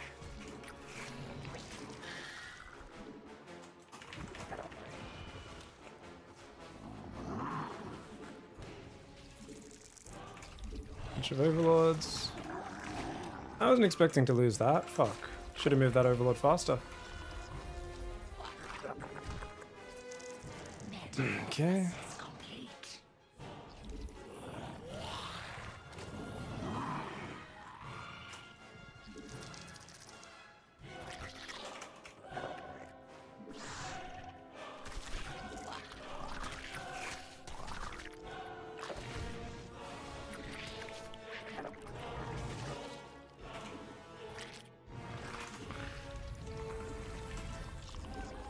Our forces are under attack. Sloppy.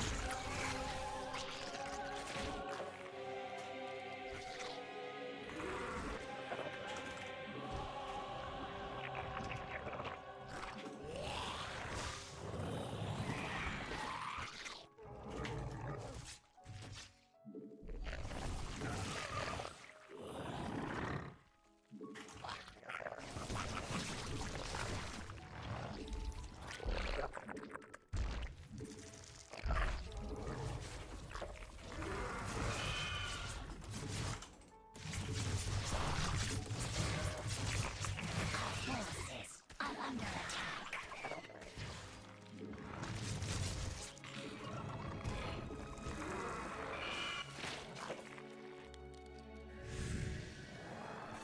Fuck off. That was well timed.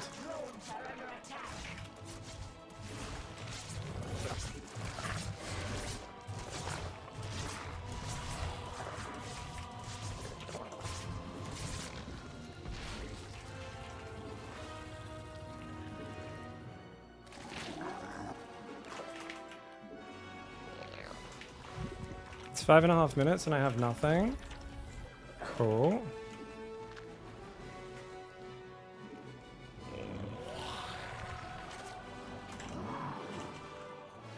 Definitely built too many queens.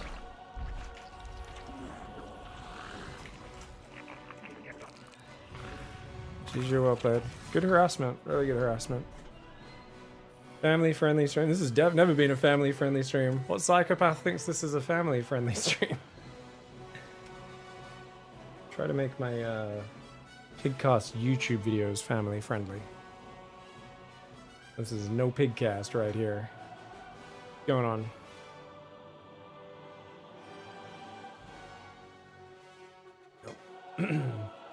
Should have got that Overlord out of there a bit earlier.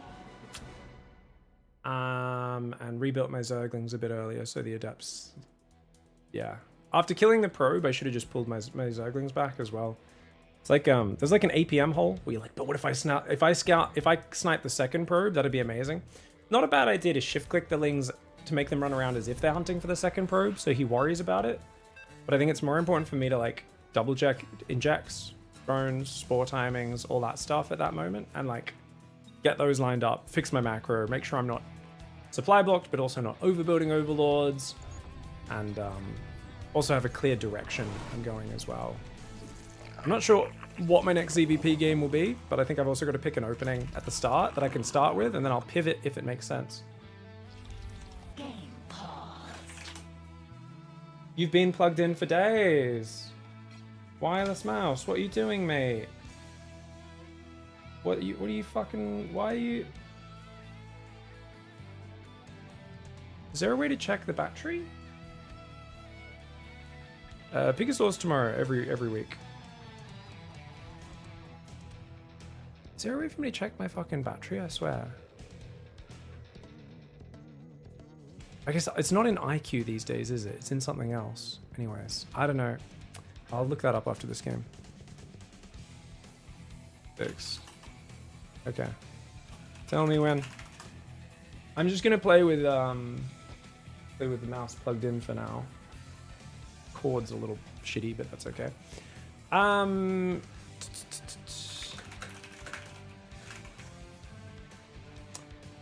What's this mouse called again?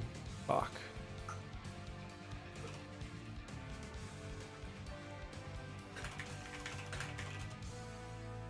Saber.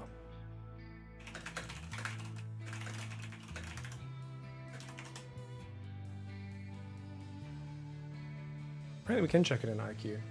Weird. Well, this guy pissed quick. Game resumed. Oh, we're building an overlord. Okay. Well, 13 overlord, old school. ZBZ, it's fine. Okay. You go there, you go there. 13 overlord goes to that side. I guess we're just going to do a 16... 17 hatch? Yeah, we just do an old school 17 hatch. That's fine. It's not the best build order, not the worst. Sending him down a bit early. It is what it is. 16 hatch, I mean, actually. Dude, why do I only have... Yeah, this is dodgy build order. It's okay. Okay, you go there. Up to 18 supply. First one that pops out doubles up. The other two can go gas and pool over here. Double up. Okay. That should be okay. Spawning pool in minute 13. We just watched SERRAL get his down at a minute 10. But the messed up opening, of course, does have some follow-on effects.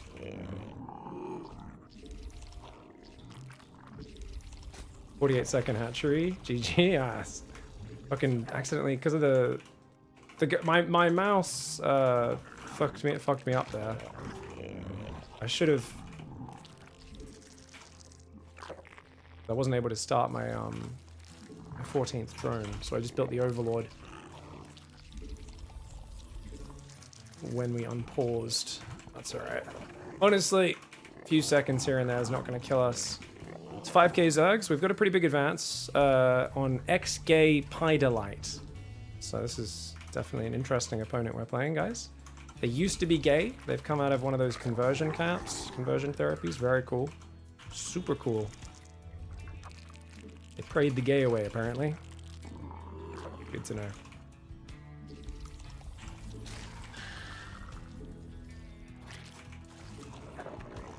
Get out of there before those queens pop.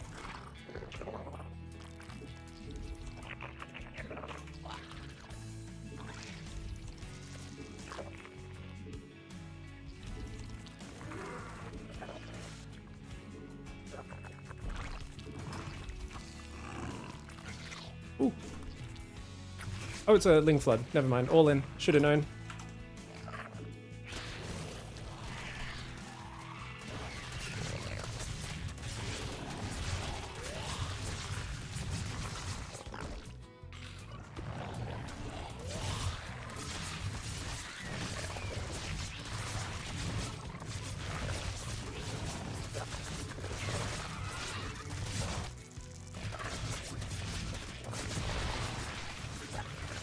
Cool guy.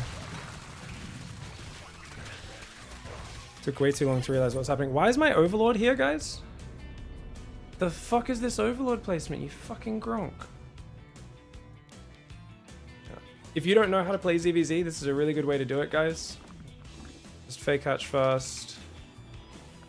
It's the dumbass build. This is why your first Overlord stays here and your second Overlord goes to the left side. Ugh. You meant to go back to here and then go to the left, not straight to the left. Also, yeah.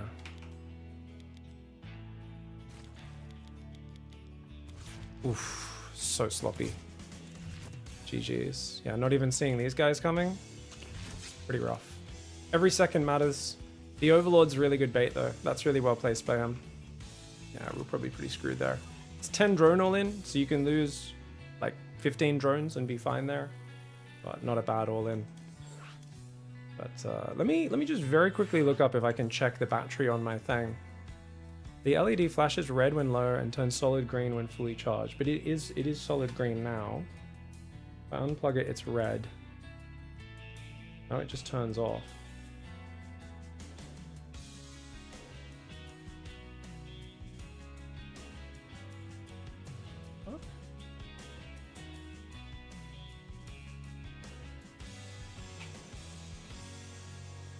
Maybe it's because I gotta turn it off or something. Hold on a sec. Give me one moment, guys, because this has been happening lately. I'm like, is the battery already dying on it? Is it, did I get a faulty battery or something else? I don't know. Alright. So right now, IQ's only showing up my K70 plugged in. We're not showing anything else?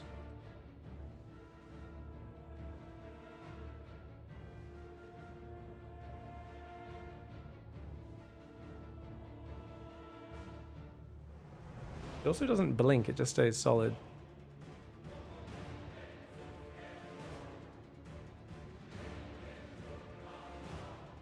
So weird.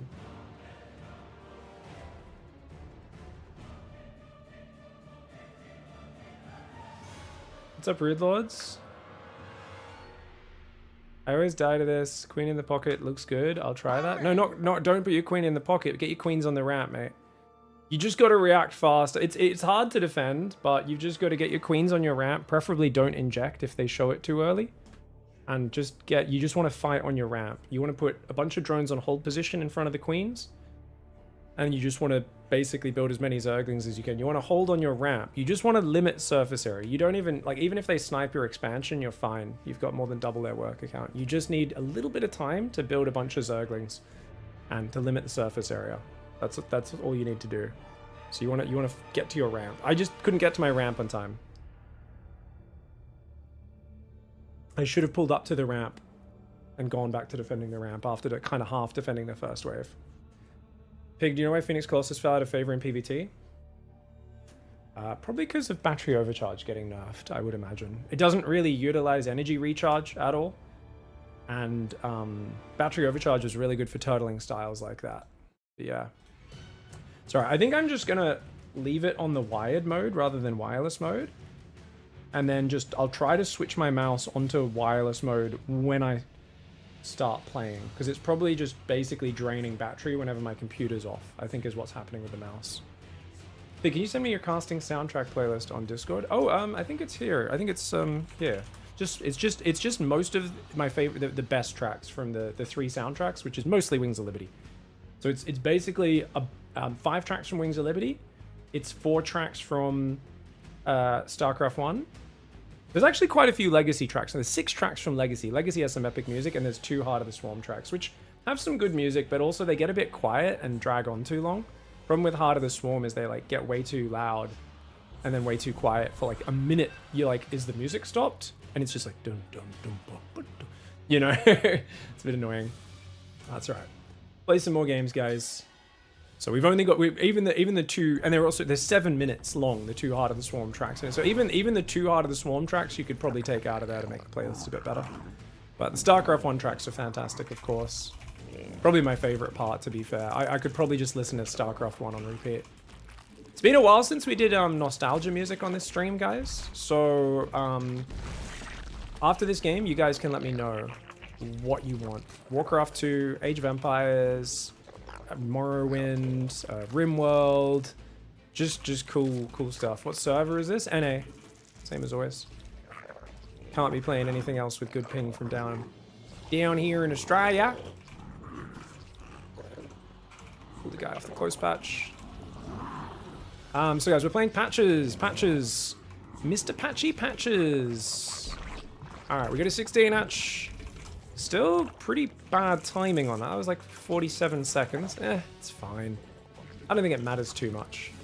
47, especially on this spawn, these minerals. I think you just have not the best mining on these mineral patches on this angle.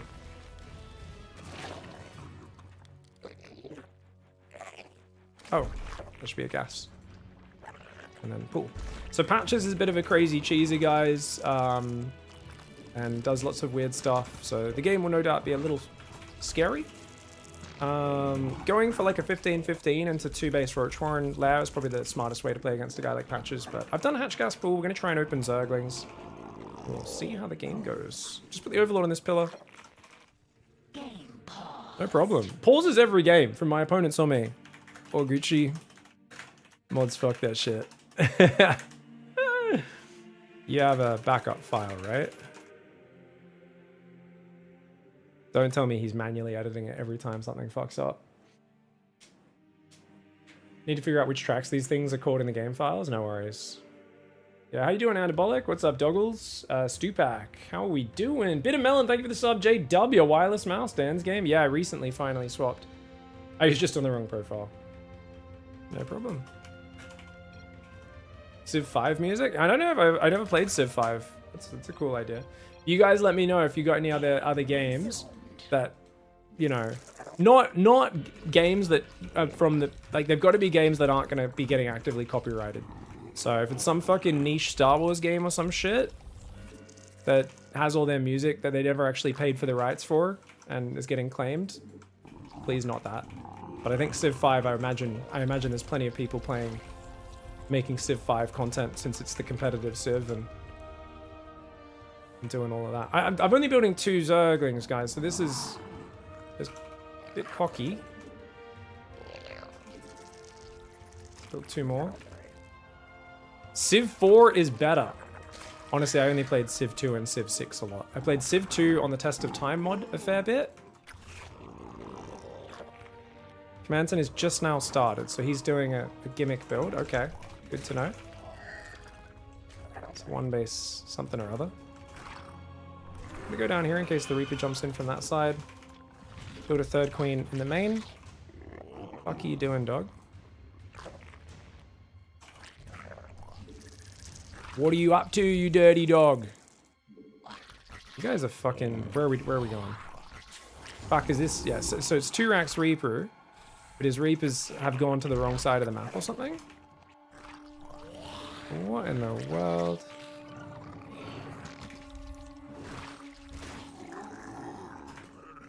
Our forces are under attack.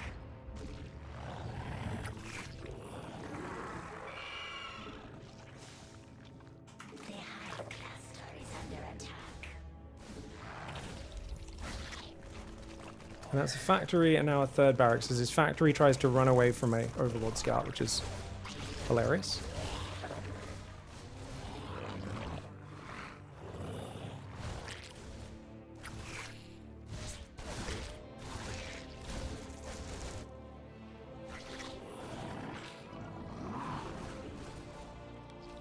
Metamorphosis complete.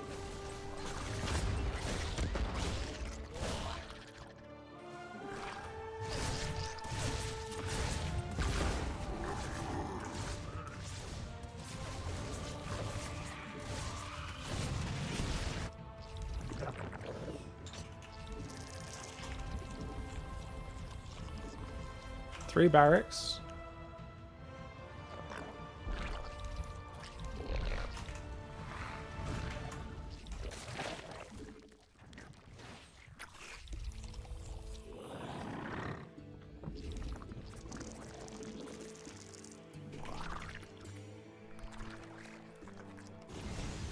What?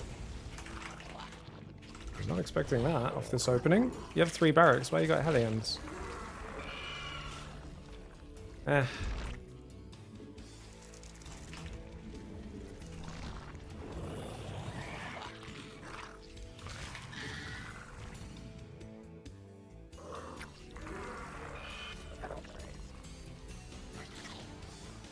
Spread the lings out.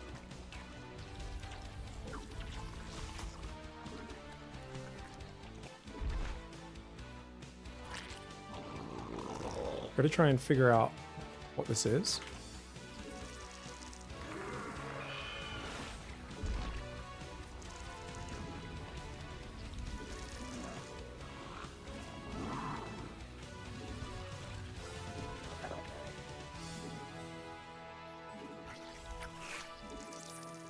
Oh! It's 3 rack smack, of course it is. He cancelled the last barracks.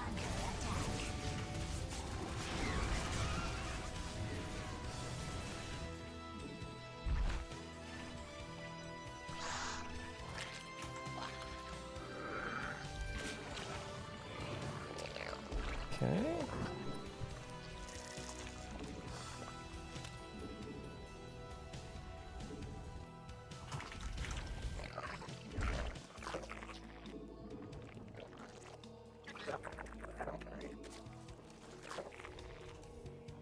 Okay.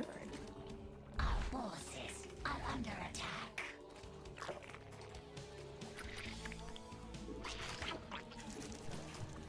We got Ravages making now. Forces are under attack. A creature is under attack.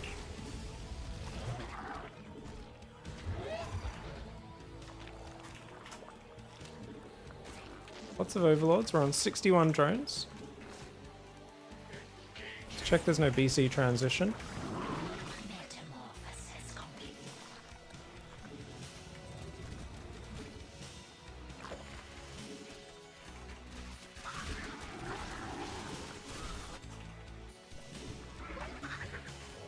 No, he's just now making a starport.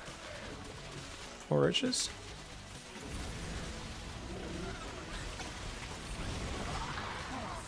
The hive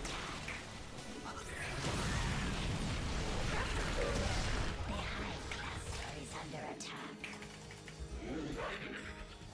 No escape from here, mate.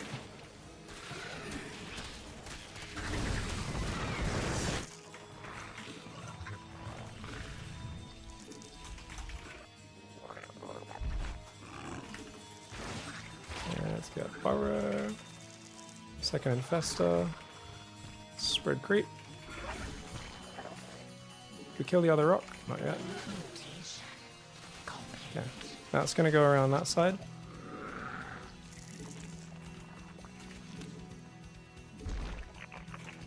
He's gonna come in with libs probably off of the air transition.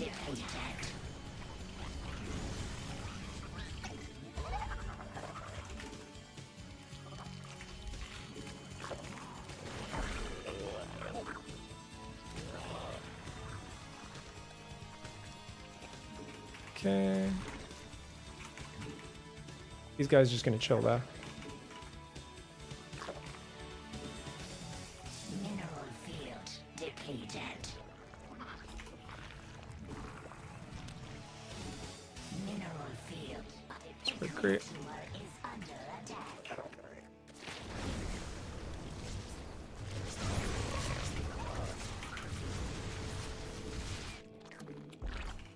Our forces are under attack. Mutation complete. Okay. Let's get the Baneling Nest now. Get the hive. Hive started. Try and get these changelings up here.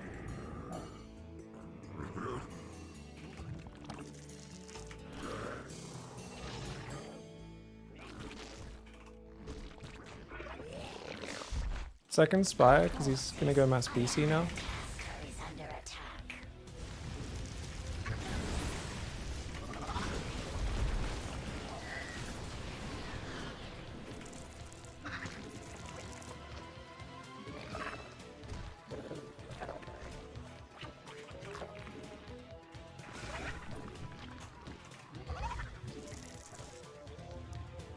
Where's your army? What are you doing? Speed banshees, okay. Our forces are under attack. Here would be something funky. Forces are under attack. Drones are under attack. Mutation complete. Over here. Are under attack.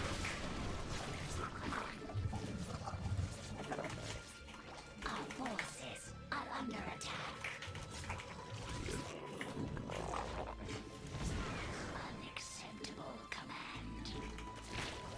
Our forces are under attack. Our forces are under attack.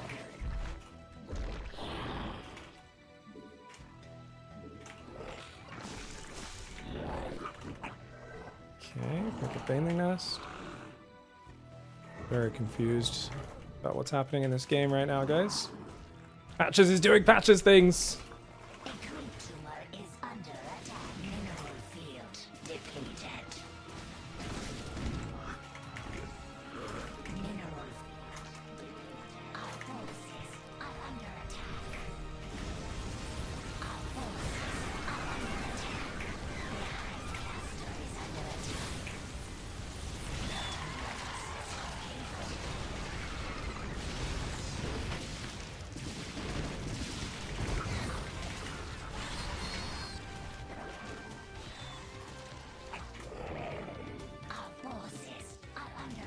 field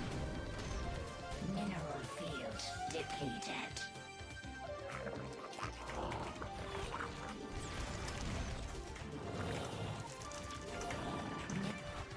Our forces are under attack. Metamorphosis complete.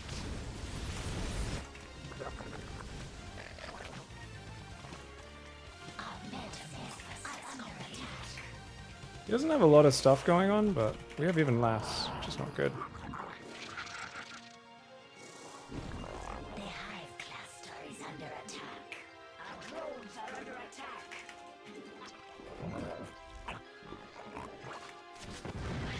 Mutation complete.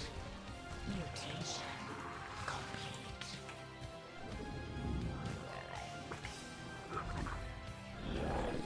Do we just go for Our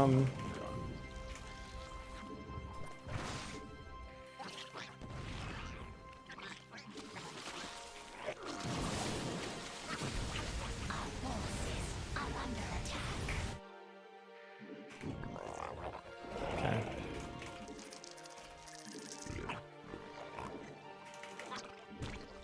Our drones are under attack. Mineral field depleted.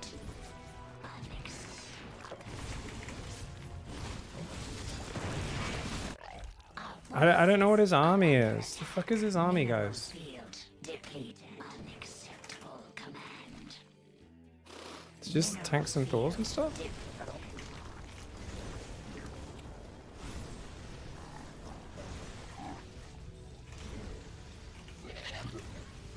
I just don't want to build broods into... Screw it, we're building broods. I don't want to build broods into Thors. I have a feeling he's got Thors like about to pop out, but I haven't seen one. Well done. If you do it, you do it. You know? Alright, the Infesta is going to go and kill some SCVs with double unburrow, because that's fucking cool. Are under attack. And, yeah, I don't know, we just get the Corruptors in here. Metamorphosis. What do we have? No, we have 100 workers, so I can build anything, right?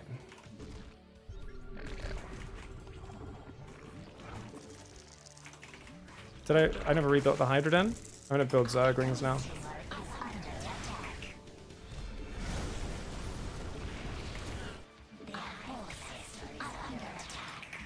Mutation complete.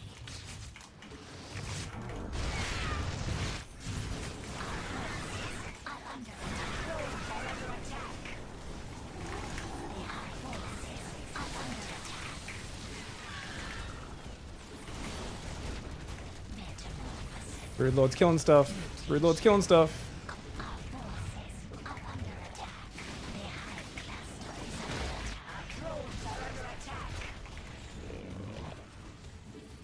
Mutation.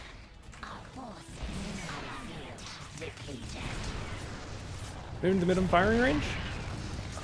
The hive cluster is under attack. Our drones are under attack. Brood Lord's killing lots of stuff. Are under attack. Oh, yeah, just kill it, just kill it, just kill it, just kill it. He's not repairing. Our forces are under attack. Mutation complete. The hive cluster is under attack. Our forces are under attack.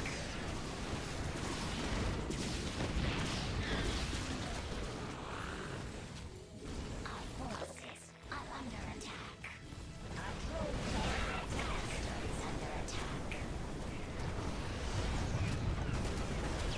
Kill the SCVs.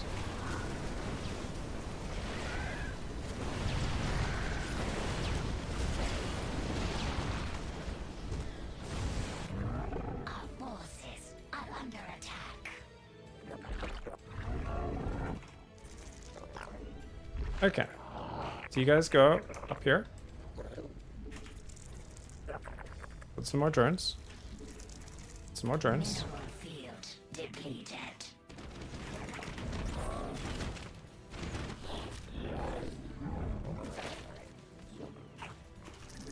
Our forces We get mural? attack. Mineral Vespene geyser exhausted.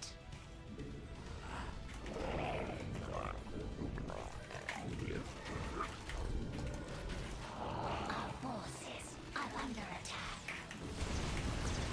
Pretty good fight angle, I think, even though the Hellbats are tanking. More drones.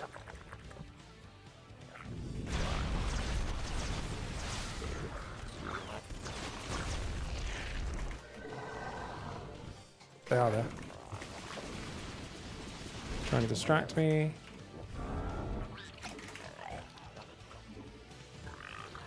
See if these guys can do some damage. Hive cluster is under tension.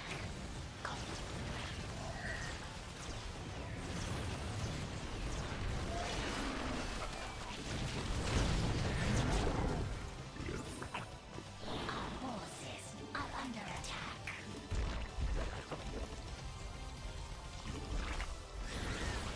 Mutation complete.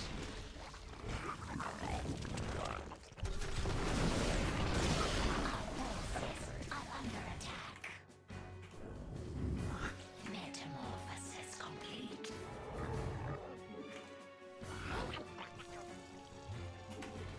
Ultras, let's go. Depleted.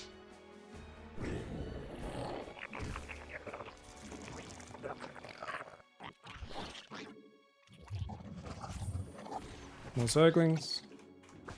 Mineral Infestors from behind. You guys from in front. Vespene geyser exhausted. Our forces Drones there. are under attack. Our drones are under attack. Banshee will go down. Our forces are under attack.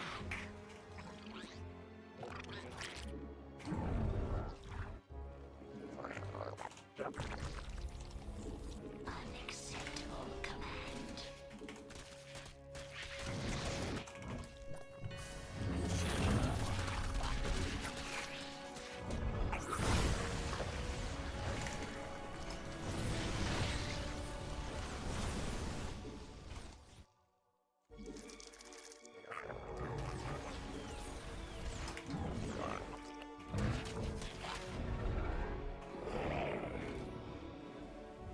The hive cluster is under attack.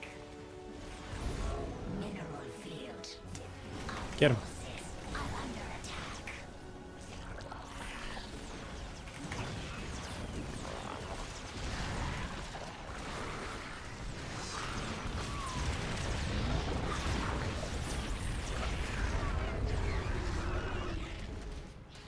Hey, we beat on the command center at the same time.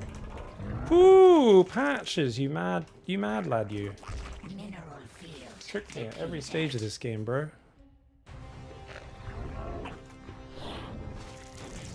Oh, this Zergling's still alive, that's hilarious. Mineral field. Our forces are under attack. Mineral field depleted. Our forces are under attack. Exhausted. GG's. Yeah, I've really been enjoying Ultras versus Mech recently. It's just like an easy button to press in the late game. You don't need a lot of lava, you don't need good macro. Obviously, they're not always the best unit, but they're just a decent, they do everything okay. Patches the funky build. Oh, he did build a third barracks and cancel it, right? To trick me there? I feel like he did. Let's check. Oh. What's WOTLK? WOTLK.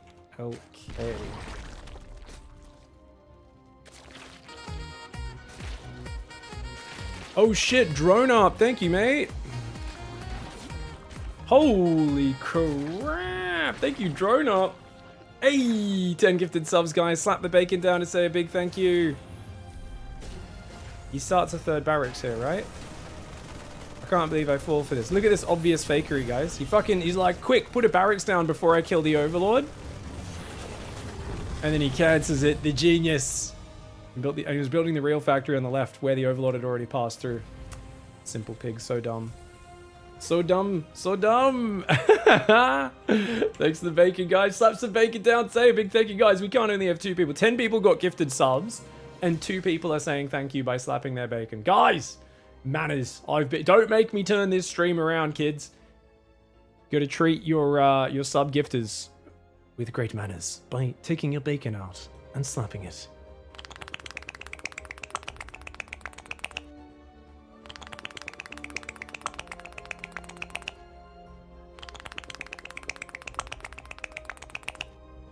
Hot damn! My man. Hot diddly damn. How are we doing, guys? Thank you very much. Appreciate that. So generous, man. How have you been? Drone up? Have you been droning up? Fun question. Not really. You been droning up? Drone up?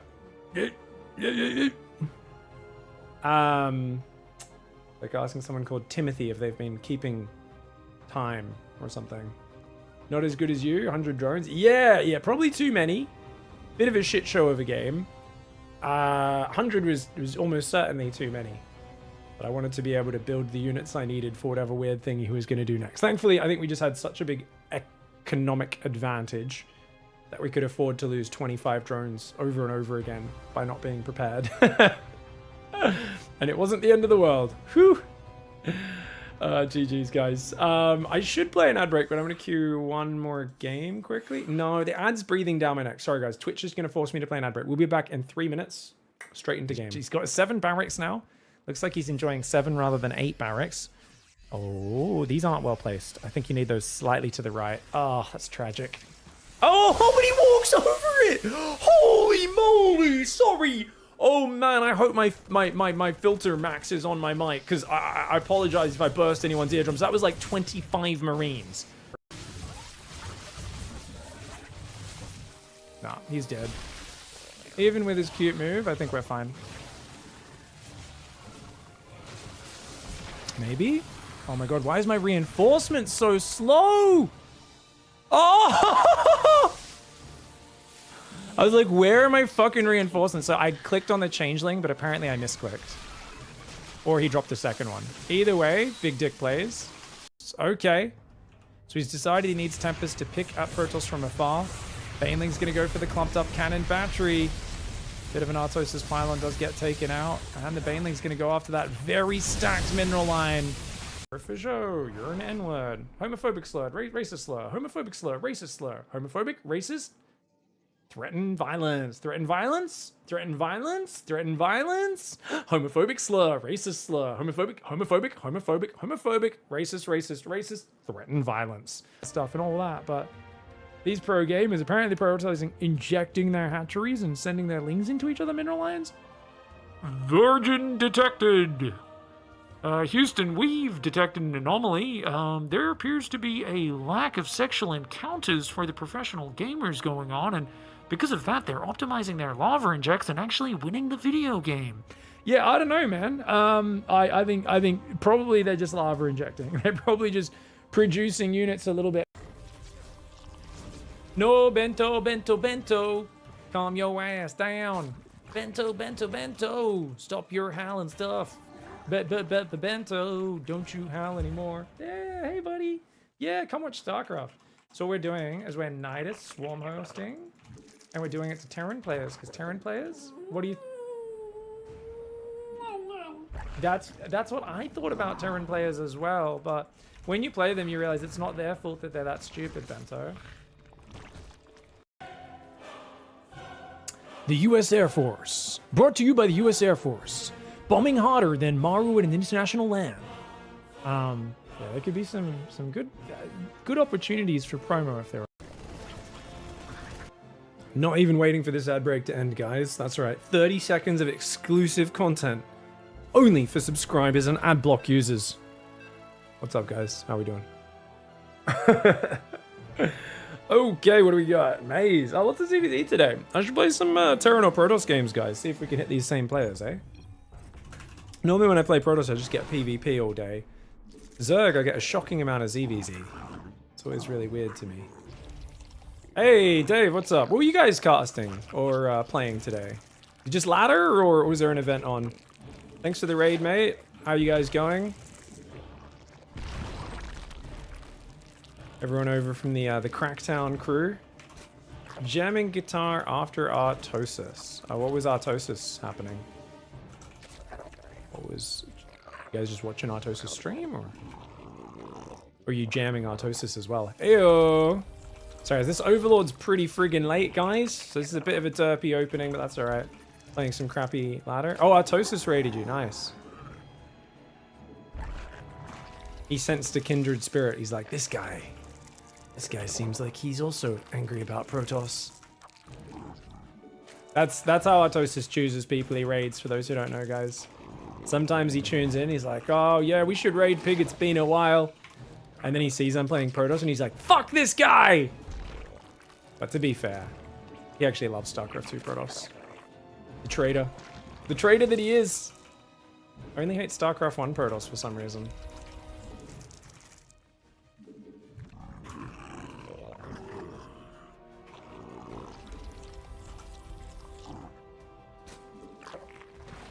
Alright.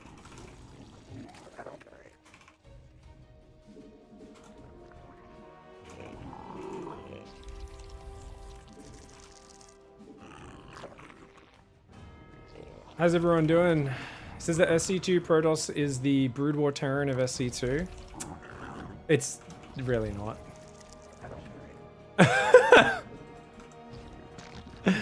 Brood War Terran is just like unnecessarily harder than the other factions. At least for beginners. I don't know what it's like for high level.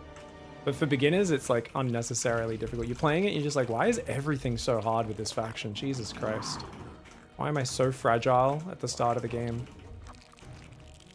Zealots and Zerglings are like god tier units when you're a beginner StarCraft player, you know? So playing Maze, guys. Maze appears to be droning. You're not selling me a story, are ya? I think this is legit. Did I fully pull off gas, guys? Holy moly. That's a decision I've made.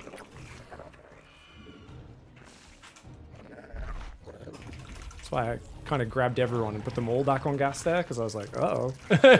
We do need to be able to afford a baneling nest sometime today, guys. Otherwise, we are going to have a shocker. Okay. Should be alright. Overlord there. Put an Overlord probably out front the third as well. Should be fine. I'm happy to just chill for now.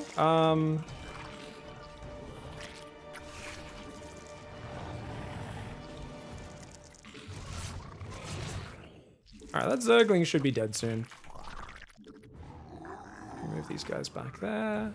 Move you back a little bit just to make sure Queens can't push you back too easily.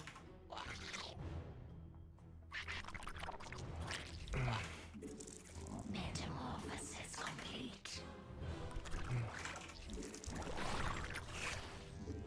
Thanks for the Bezos box. Very bare bones on the defense for him.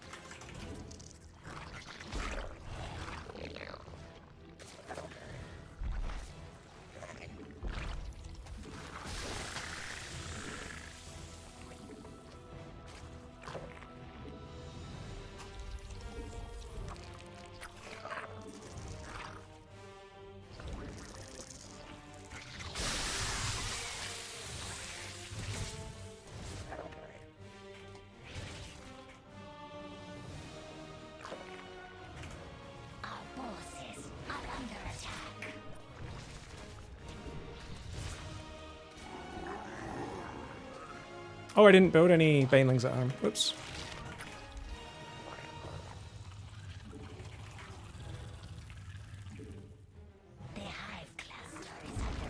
It's a very late attack for him. I think it's going to kill my thing, probably. Oh, his banelings even got me. Well done.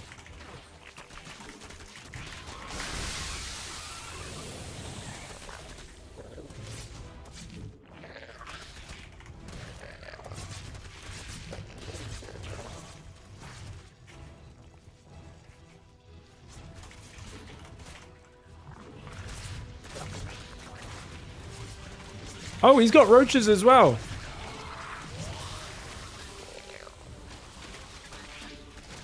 Oh, I wasn't watching my minimap at all. This is a good map for aggro.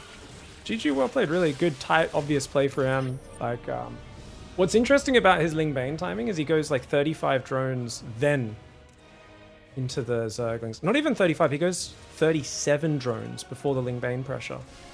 Wow, so it's like, let's just defend with Ling Bane, play with 3 Queen, and then we can do a 2-gas roach push. Really, yeah, solid. It's quite a solid way to play it. Build your overlords and mass roaches behind. Yeah, no, so yeah, that's actually good, because if someone commits to a Ling Bane pressure into this, you're well defended, and then your counter attack timing is going to be really distracting for the opponent right when you're building your roaches. Solid play for him. Obviously, I was playing super greedy after running my Lings into the Baneling. My Ling Bane timing was already dodgy as fuck, I think is the way we would term that. Pretty sloppy. You know what? Let's play Protoss. We've got so many Zergs. I'd love to play some PVZ, some TVZ, some non-mirrors. Let's hope we can. We've just played a bunch of Zergs. I think we played, what, 3 Zergs and 1 Terran, so 1 Protoss as well. Knowing me, my luck, I'll just hit Maples and Special now that I've tried to hit non-mirror matchups a bit more. Pig, did you hear about D's? D's nuts? You're not meant to say the punchline until I ask. You gotta time it out better. D's nuts! Yeah. Yeah, what is it? What are the main ones, guys, of that theme? D's, Ligma. There's a bunch of them, though. Can't think of all of them. What's Bofa? What's that one? Bofa D's nuts in your mouth? Is that what you normally say, or do you prefer e-girls or I-ladies? What's an I-lady? Goblin? Goblin D's nuts up. Mind Dragon? Mind Dragon D's nuts across your face? Mind Goblin D's nuts right now? I-lay? What's I-lay? I-lay D's nuts on your face? Yeah, okay, there's a lot of them. There's a lot of them. That's good.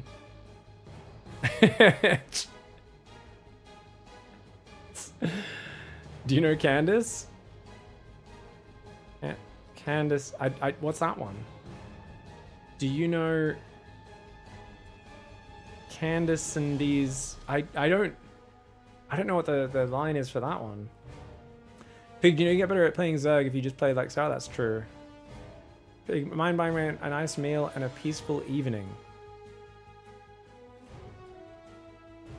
I'll pee all over your evening. No, I don't get it. Can dick fit in your mouth? Oh my lord, really? So fucking stupid. I think it's better if you say nuts. I think dick in your mouth like a bit too aggressive. I think nuts in your mouth is funnier. I think generally nuts in the mouth is a more entertaining, less aggressive sort of thing. Yeah. Because like nuts are so silly, you know? They look ridiculous. I told you guys, like, why does ladder not let me play non-mirror matchups? It's not even Specials Terran. At least then we're playing a non-mirror. We get to play PvP against him. And I'm like, oh, okay. Like, I've gone from instant search times, ZVZ, ZVZ, ZVZ. It's alright. We'll queue a few as Protoss and hopefully we get some good matches. Obviously, one game doesn't tell us anything, but it's a shame that it does that. Even when I play random, it does that. I'm like, how does it know?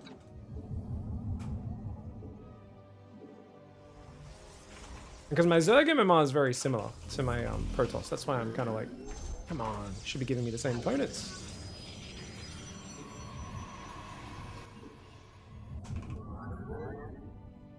Okay. Oh, bit slow on the gas. That was sloppy. Okay.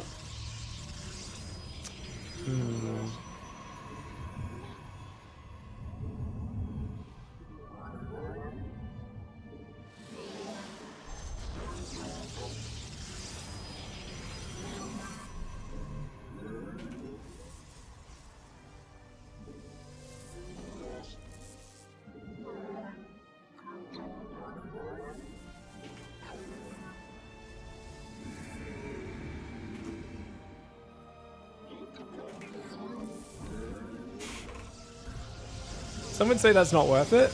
Oh, is he actually cannoning? I didn't think he was, guys.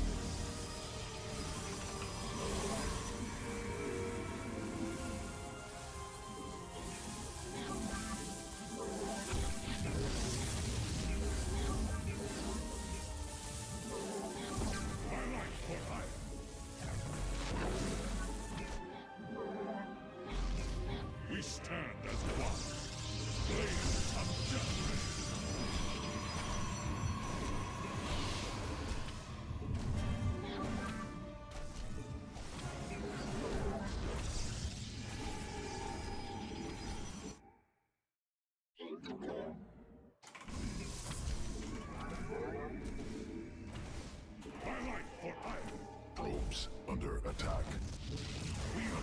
My meditation.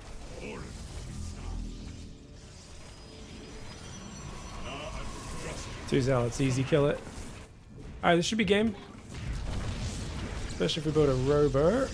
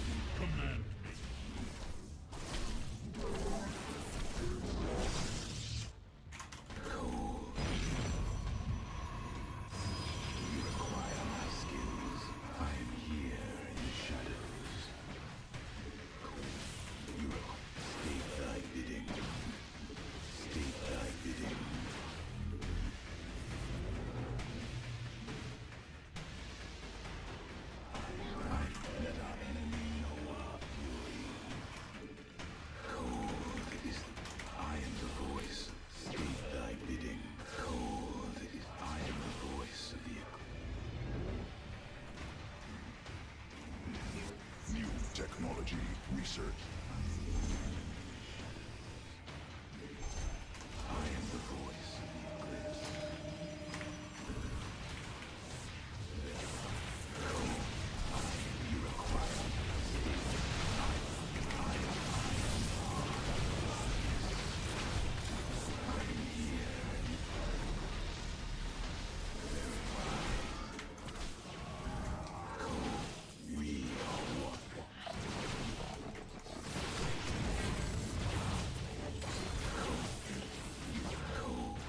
You require my sight. I am here in the shadows. I serve.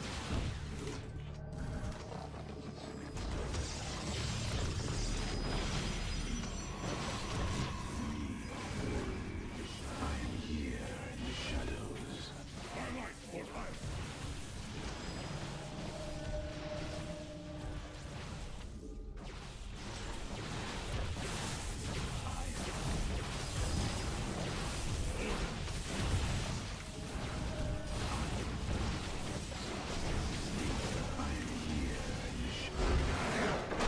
Cute play by him. I had no idea he was cannon rushing. I just really felt like killing the probe.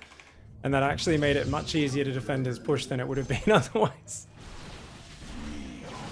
I was very lucky for me that I just was like, I want to kill you.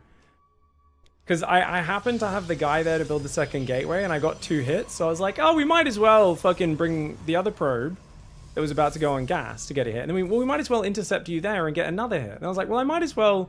Because I love this hot swapping micro where I lose minimal mining time because I get a hit, go back to mining, pull another one in front. And I was like, you know what? He's only 2 hits from death.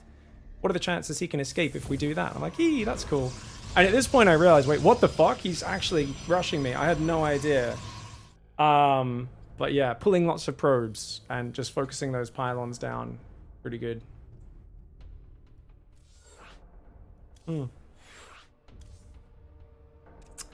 Do you also get PvP every game when playing Toss? I got only Zerg just as Zerg. Now I swap Toss and it's PvP.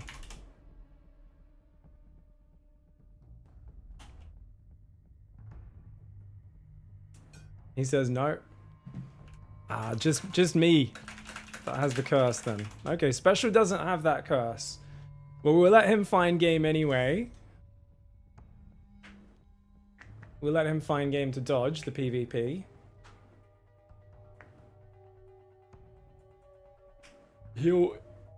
I'll take random, should never be a mirror. That would be sweet. That would be fun. Of course, it would only be... You'd lose part of the random advantage. It's funny, whenever it comes up, the random thing, there's always a few people, like in the comments of, I think, the last Salt Mines, where the guy asked for race, and I was like, you know, you don't need to tell race. People are just like, you're a scum. There's always a few who are like, you're a complete scumbag if you play random. It's just one of those things, like, do you remember no backdooring in Dota, guys? Where people are like, no, it's cheap to backdoor. And like, when people found out, like, in tournaments, if you're a pro Dota player, you're allowed to backdoor people, you know? Like, they're like, but that's lame. You're like, this is the no rush 10 of this game mode, you know? It's if it's not institutionalized at the pro/tournament level, it's not gonna happen. Like, it's just, some people are gonna do it. And I think it's one of the many things that is frustrating to play against in StarCraft. Like, I'm not gonna lie, playing against random forces you to play an entirely different matchup that you play less than all the other matchups. And don't get me wrong, there's a lot of crossover. Like, if you play against a Terran player, but they start as random, it's a bit different to playing a normal, say, Terran versus Terran. Because normally you don't SCV scout, but this game you have to SCV scout, right? And it changes everything, right? So you kind of have to develop this different skill, and that's frustrating because StarCraft's already a vast game. So I totally understand where the anger comes from when people have to play against random players, but it's much like cannon rushes are very infuriating to play. Like, they're so annoying, right?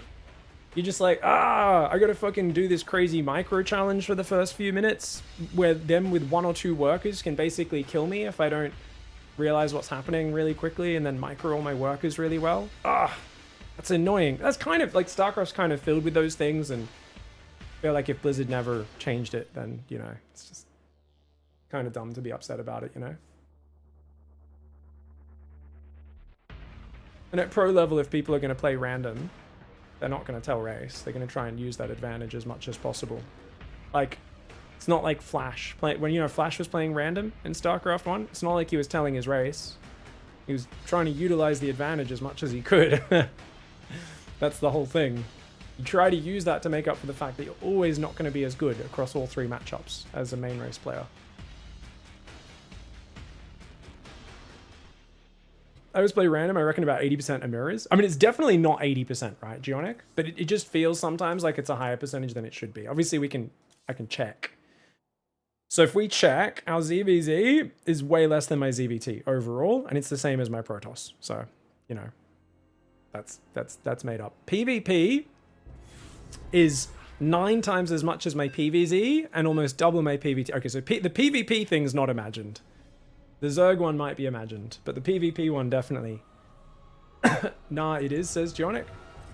But I mean, you've checked your race report. It actually says that, because 80%. I don't know if you realize how crazy high 80% is. Like, don't get me wrong, it might be high, but 80% is wild. Yo! Good luck, have fun. Kylos is a legend, guys. It's another PvP, unfortunately. Like I said. The ladder, it hates me.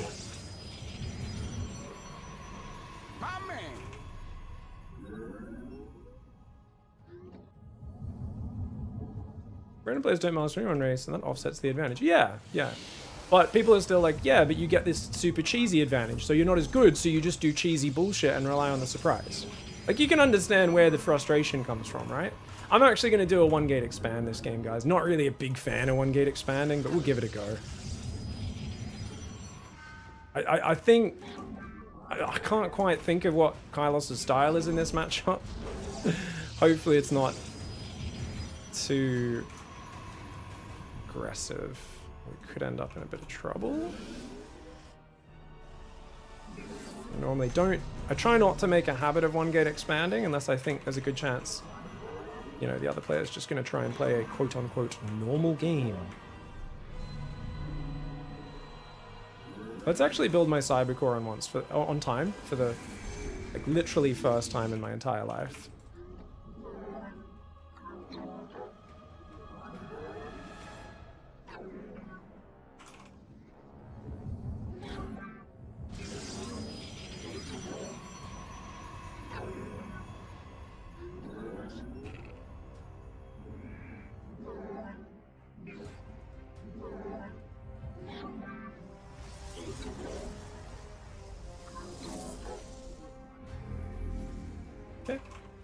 I'm just following him. You might be wondering, why are we following him? Just to make my life easy, guys. I will do a double stalk here to make it look like I might be doing something scary. Oh, Diva! Mate, you can't be posting that unless you actually have her in your ears as well. If you don't have her in your ears, you're a fucking fake Diva fan. And how dare you spray her beautiful visage on my natural. She is the most beautiful woman in the world. The world's first random StarCraft world champion. And she drives a mech to fight the baddies. I do like to think that there's like actually an army of weird Overwatch fans who are like actually legit simping for Diva. Makes me happy, you know? Cool. You require my skill. This is a flaccid stalker pressure, guys. It's not meant to do anything. I am the voice of the universe.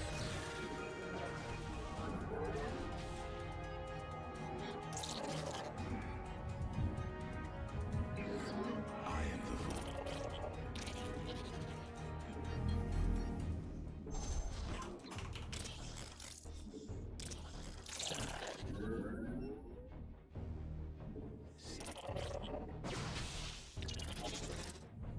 Just keeping some pressure on him.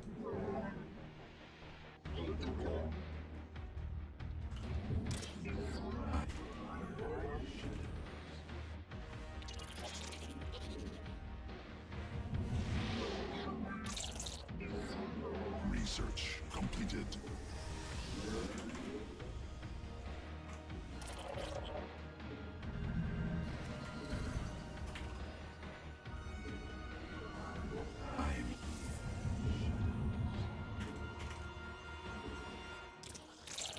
Time for Let's check we're not getting DT'd.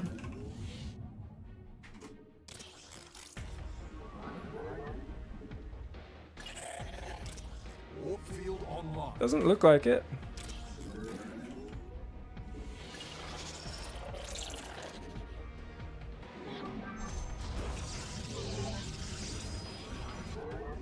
It's third base timing, that is.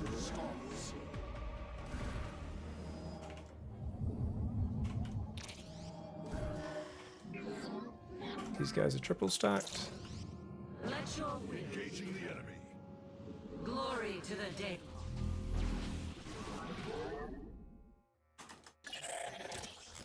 Najakar Nina.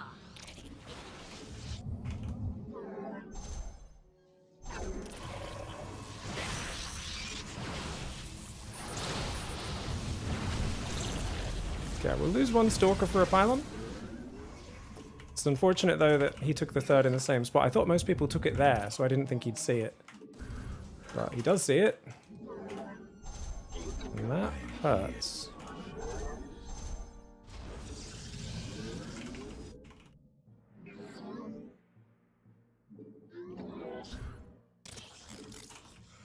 Skies I need to make sure there's no DTs. new technology researched. Yeah, we're gonna build a few more probes. Engaging the enemy. Yeah, he's gonna come forward. So, the 7th gateway.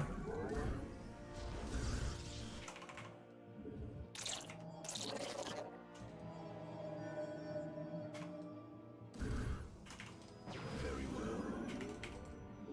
I am here.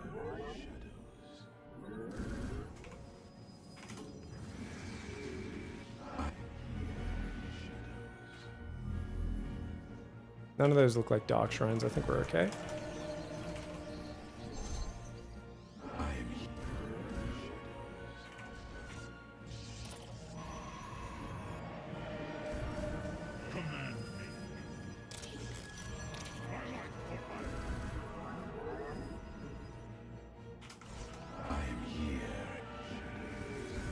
Just gonna reinforce across the map. Just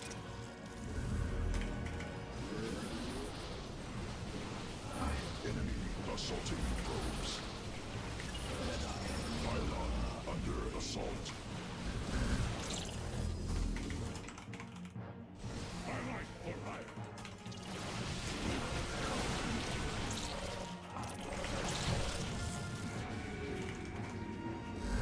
Research completed. Twilight for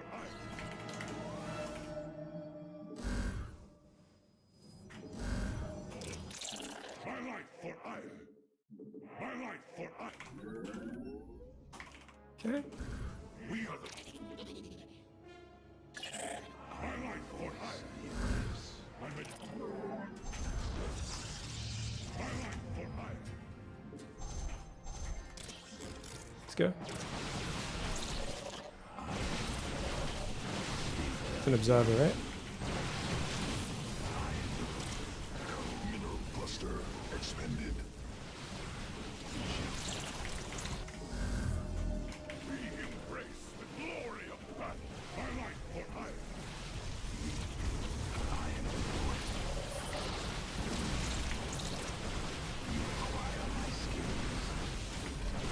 Got it. So I kept it simple, stupid. He tried to play a real game.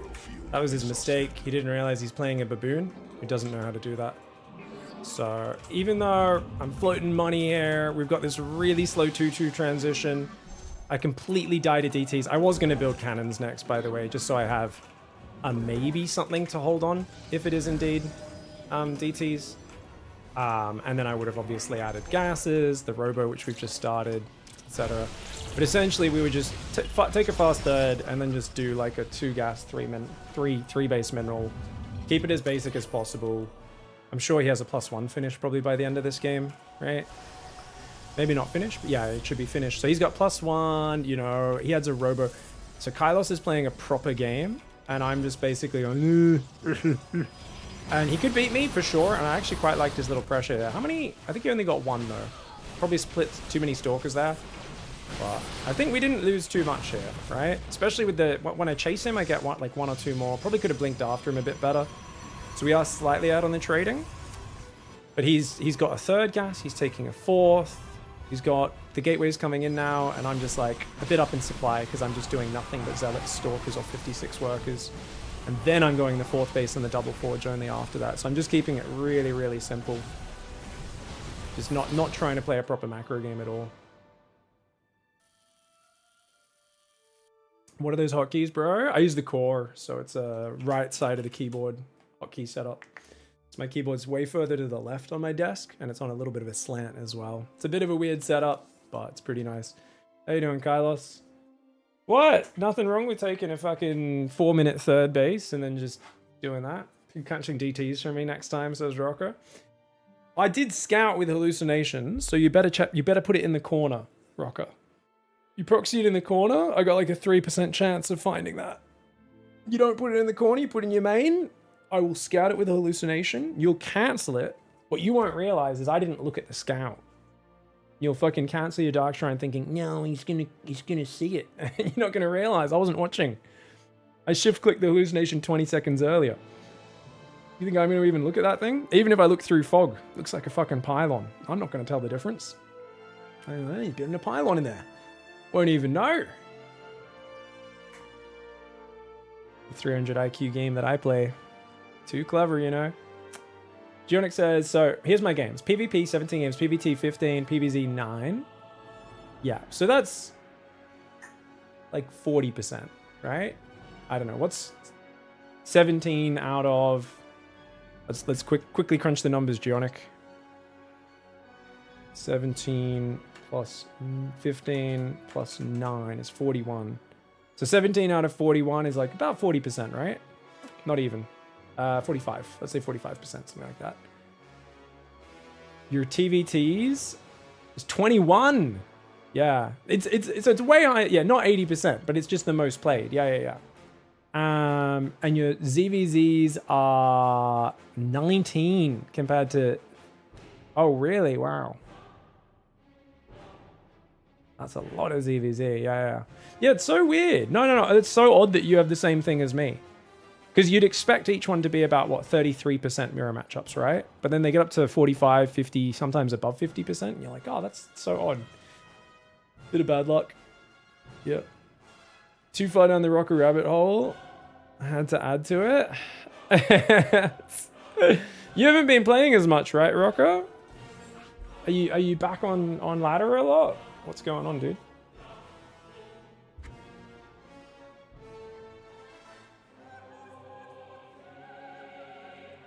No, not at all. The itch is coming back. Ah, nice. Good. Yeah, yeah. If you have any absolutely mental games that are just shit shows, you know, send them to me. Why has Dot gone and put this stupid unit goal up here? Bloody hell. She's trying to pimp me out. So dumb. That's the best spray. I don't even play Overwatch. Says Fanes. It is a good spray. I changed my spray recently, but I keep forgetting to use it. Ever since that guy got really angry at me and we were trying to figure out why. We're like, was it because of the spray tag? But what do we got? We got the prickly cactus right now. Sweet essence drink's kind of cool.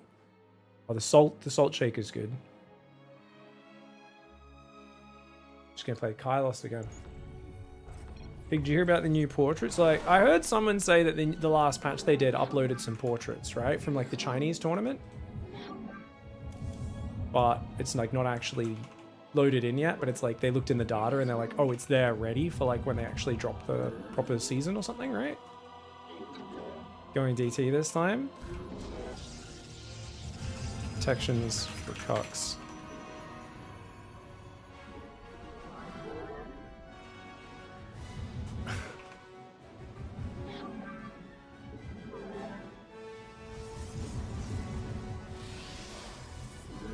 Do we actually know what they are, Pokey Gamer? Is it Hero from the Thunderfire? I think someone said they think it's Hero from Thunderfire? Or do we not actually know what the images are yet?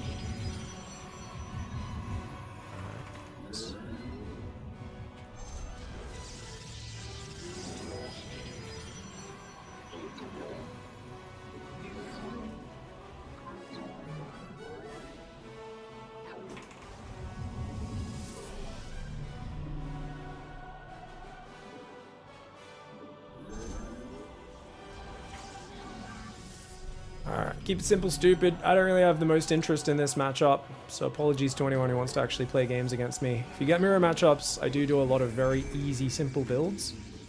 Otherwise, I get annoyed. I have to try too hard, you know? Oh, no, that's meant to be out on the map, isn't it? Whoops. Sorry. It's a proxy. Pull one off the nulls onto gas as well. Now you can build the pylon. This is like a semi-fake, I guess. Nice. We're in Central US server. I feel bad about doing moves like that when I'm on Australia.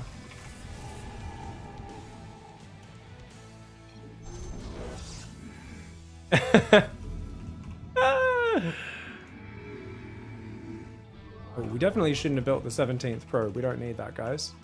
That's right. 2 Stalkers and then Warp Gate, I think, should be fine.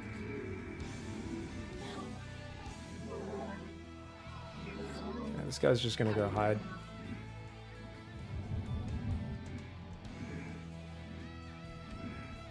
Save the chronos, of course, for this. Do we go Warp Prism first or Immortal first? Probably Prism first, right?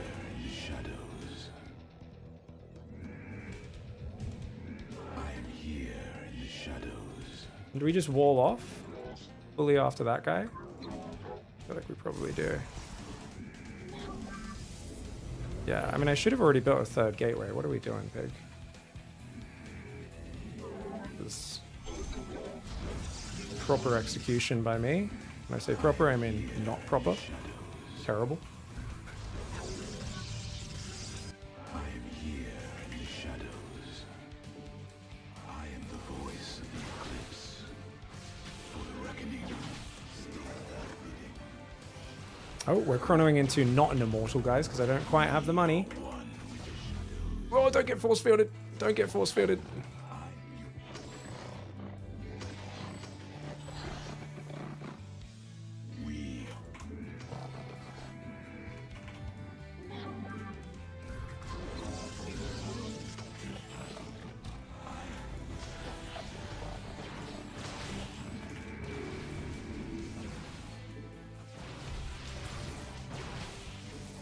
Return to serve. Research completed.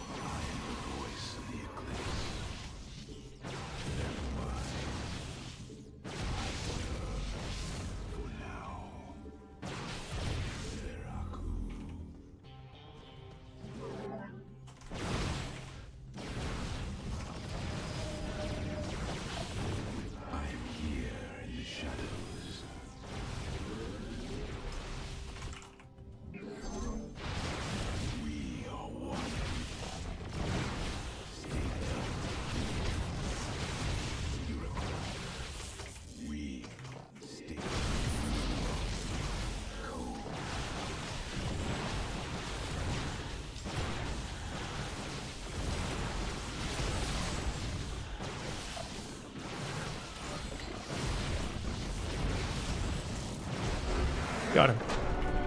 Dirty build. Dirty build. He did proxy a dark shrine. I was just thinking I should really build an observer just in case there's DTs. My base was walled off though, so even if DTs ran up, he wouldn't have been able to get in. Just a bit of a dirty all in there.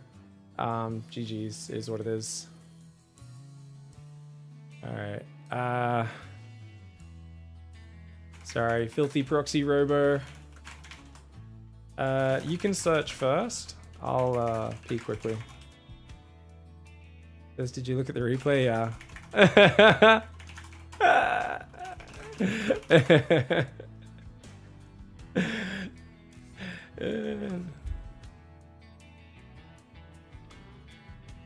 Pig, I'm switching to the core. I have a question. Why is your advanced building hotkey backslash, or was that, is that back forward slash? Why wouldn't it be this or this? I don't know, dude. I said, Jack, it's an experimental version of the Core Plus that I use. So Jack Attack set this up with me in 2015. We made sure that I could actually modify what some of my keys do, right? So I actually have to modify what my keyboard does on list, control, and shift, those kind of bottom right 3 modifiers. And this is just kind of, I think, what the default was at that time. But I think whatever the final version is they settled on is slightly different. I think it also doesn't rely on you needing to reprogram what any keys do, using other software, which probably makes it simpler for people. So mine's always going to be just slightly different to other people's. Yeah. But yeah, my thumb just pops over and just taps that. Super easy. Barely an inconvenience, you know? I'm just used to it. Yeah, so I think building structures, probably, especially advanced structures, you usually only need to build each one of those once. It's not super high priority, but whatever works for you and whatever the standard is should be fine. As long as whatever you're doing is relatively logical, you know, and as long as you're following the standard setup, usually it's going to be incredibly logical. It'll be all good. Hey, Dot, what's up? You win your ladder games today? I sent you a new salt. Oh, you got another person salty at you. Yeah, I've got 2 salt in about 40 games now. 1 in 20 salt. So when you hear someone on Reddit be like, this game's so toxic, everyone's so mean, would you say that fits with your experience? No.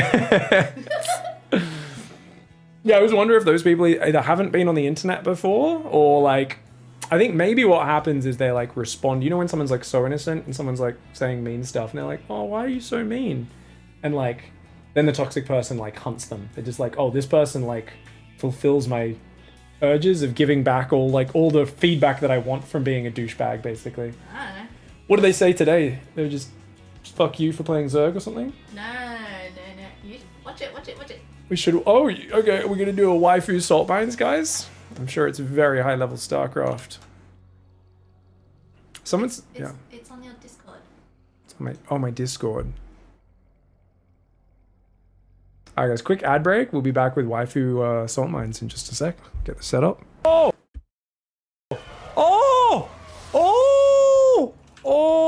How's that feel? Oh god, guys. I forgot to buy range on the tower you guys are pointing out. Yeah. I don't have the range upgrade available on my overlords.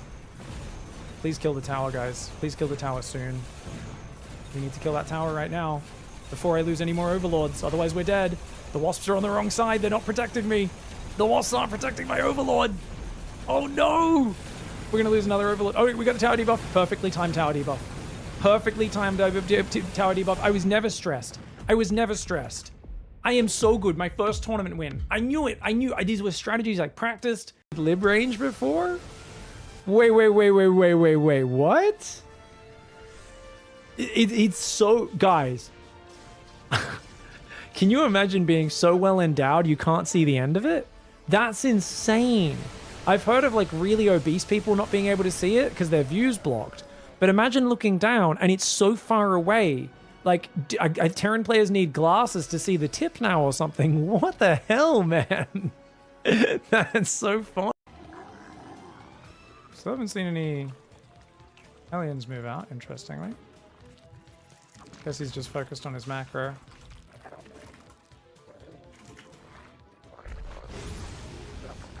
Okay, I guess I just don't do damage this game. It's a scouting banshee. Guys, he upgraded cloak. to scout. He's like, this, I have an observer too. Look at me, Protoss player. I have an observer as well.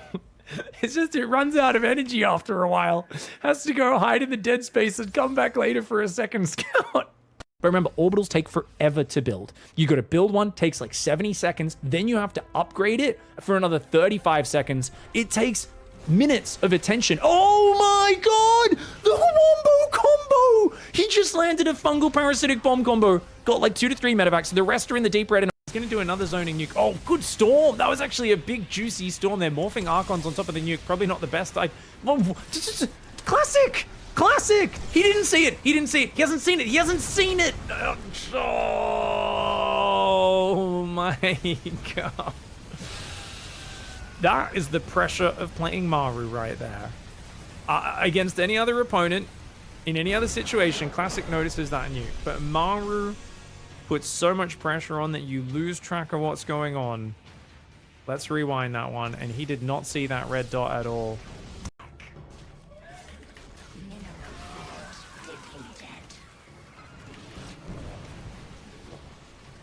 Escape.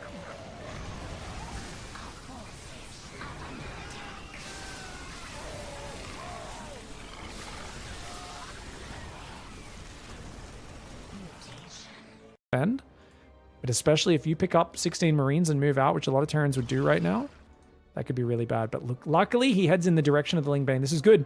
Maru's finding him. SERRAL. Uh-oh. Oh, he just burrowed. He was in vision for a second. Did Maru notice? Maru didn't notice. It was in vision. He was in vision. Oh, SERRAL burrowing the army. Dude, those guys would have been trapped there otherwise. But he hides it. He unburrows, and now he moves out. SERRAL, you dirty genius. He's waiting for the Banelings to lead the charge. Banelings in front so he doesn't give away what's happening. And there we go. Banelings are going to burst through. Oh my God. At the same time, he rolls Lingbane on the front army and clears half of the front army and clears everything on the rally at the same time. SCV's trying to evacuate right now. The SCVs are trying to evacuate. Baneling did burrow in the mineral line, by the way. That Baneling blows up on the gas randomly, dropping into the main base. SERRAL's going for the attack right now. SERRAL's bringing more units to the front while defending with his rally. Do you know how hard that is? Hey there, anyways. What's up? Hey there, anyways. How the fudge are you doing, mate? Guys, Hey there anyways, gifted 5 subs. Can we say a big thanks to Hey there anyways with the 5 gifted subs, Drone Up with the 10, and Orc Force 4 at the start of the stream with the 5 gifted subs then as well. You guys really helping us out today. Thank you so much for the overwhelming support. Let's Guys, 40 more subs for Eunuch. Woo-hoo!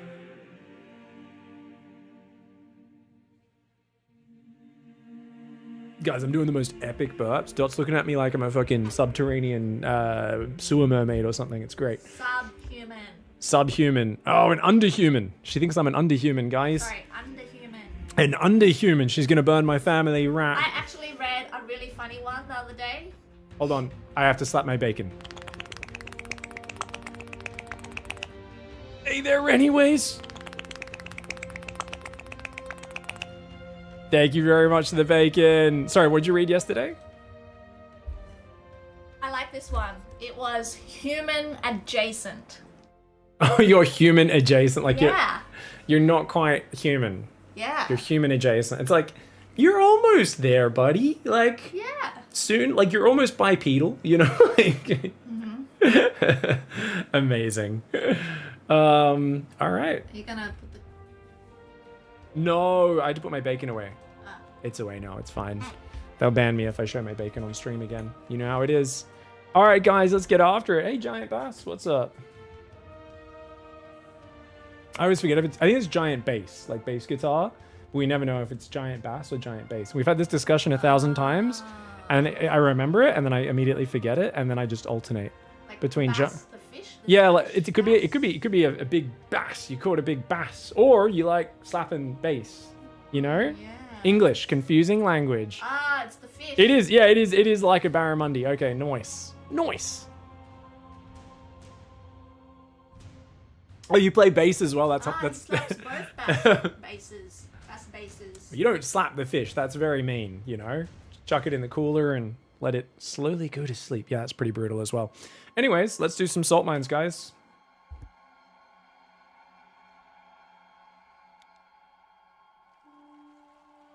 All right. Well, I guess we'll find out. Oh, right. What's going on? Oh, actually, my camera. I moved my camera for the SERRAL thing before, didn't I? Let's You literally have. Why do you always move it? Literally have one for the move, and you moved it over.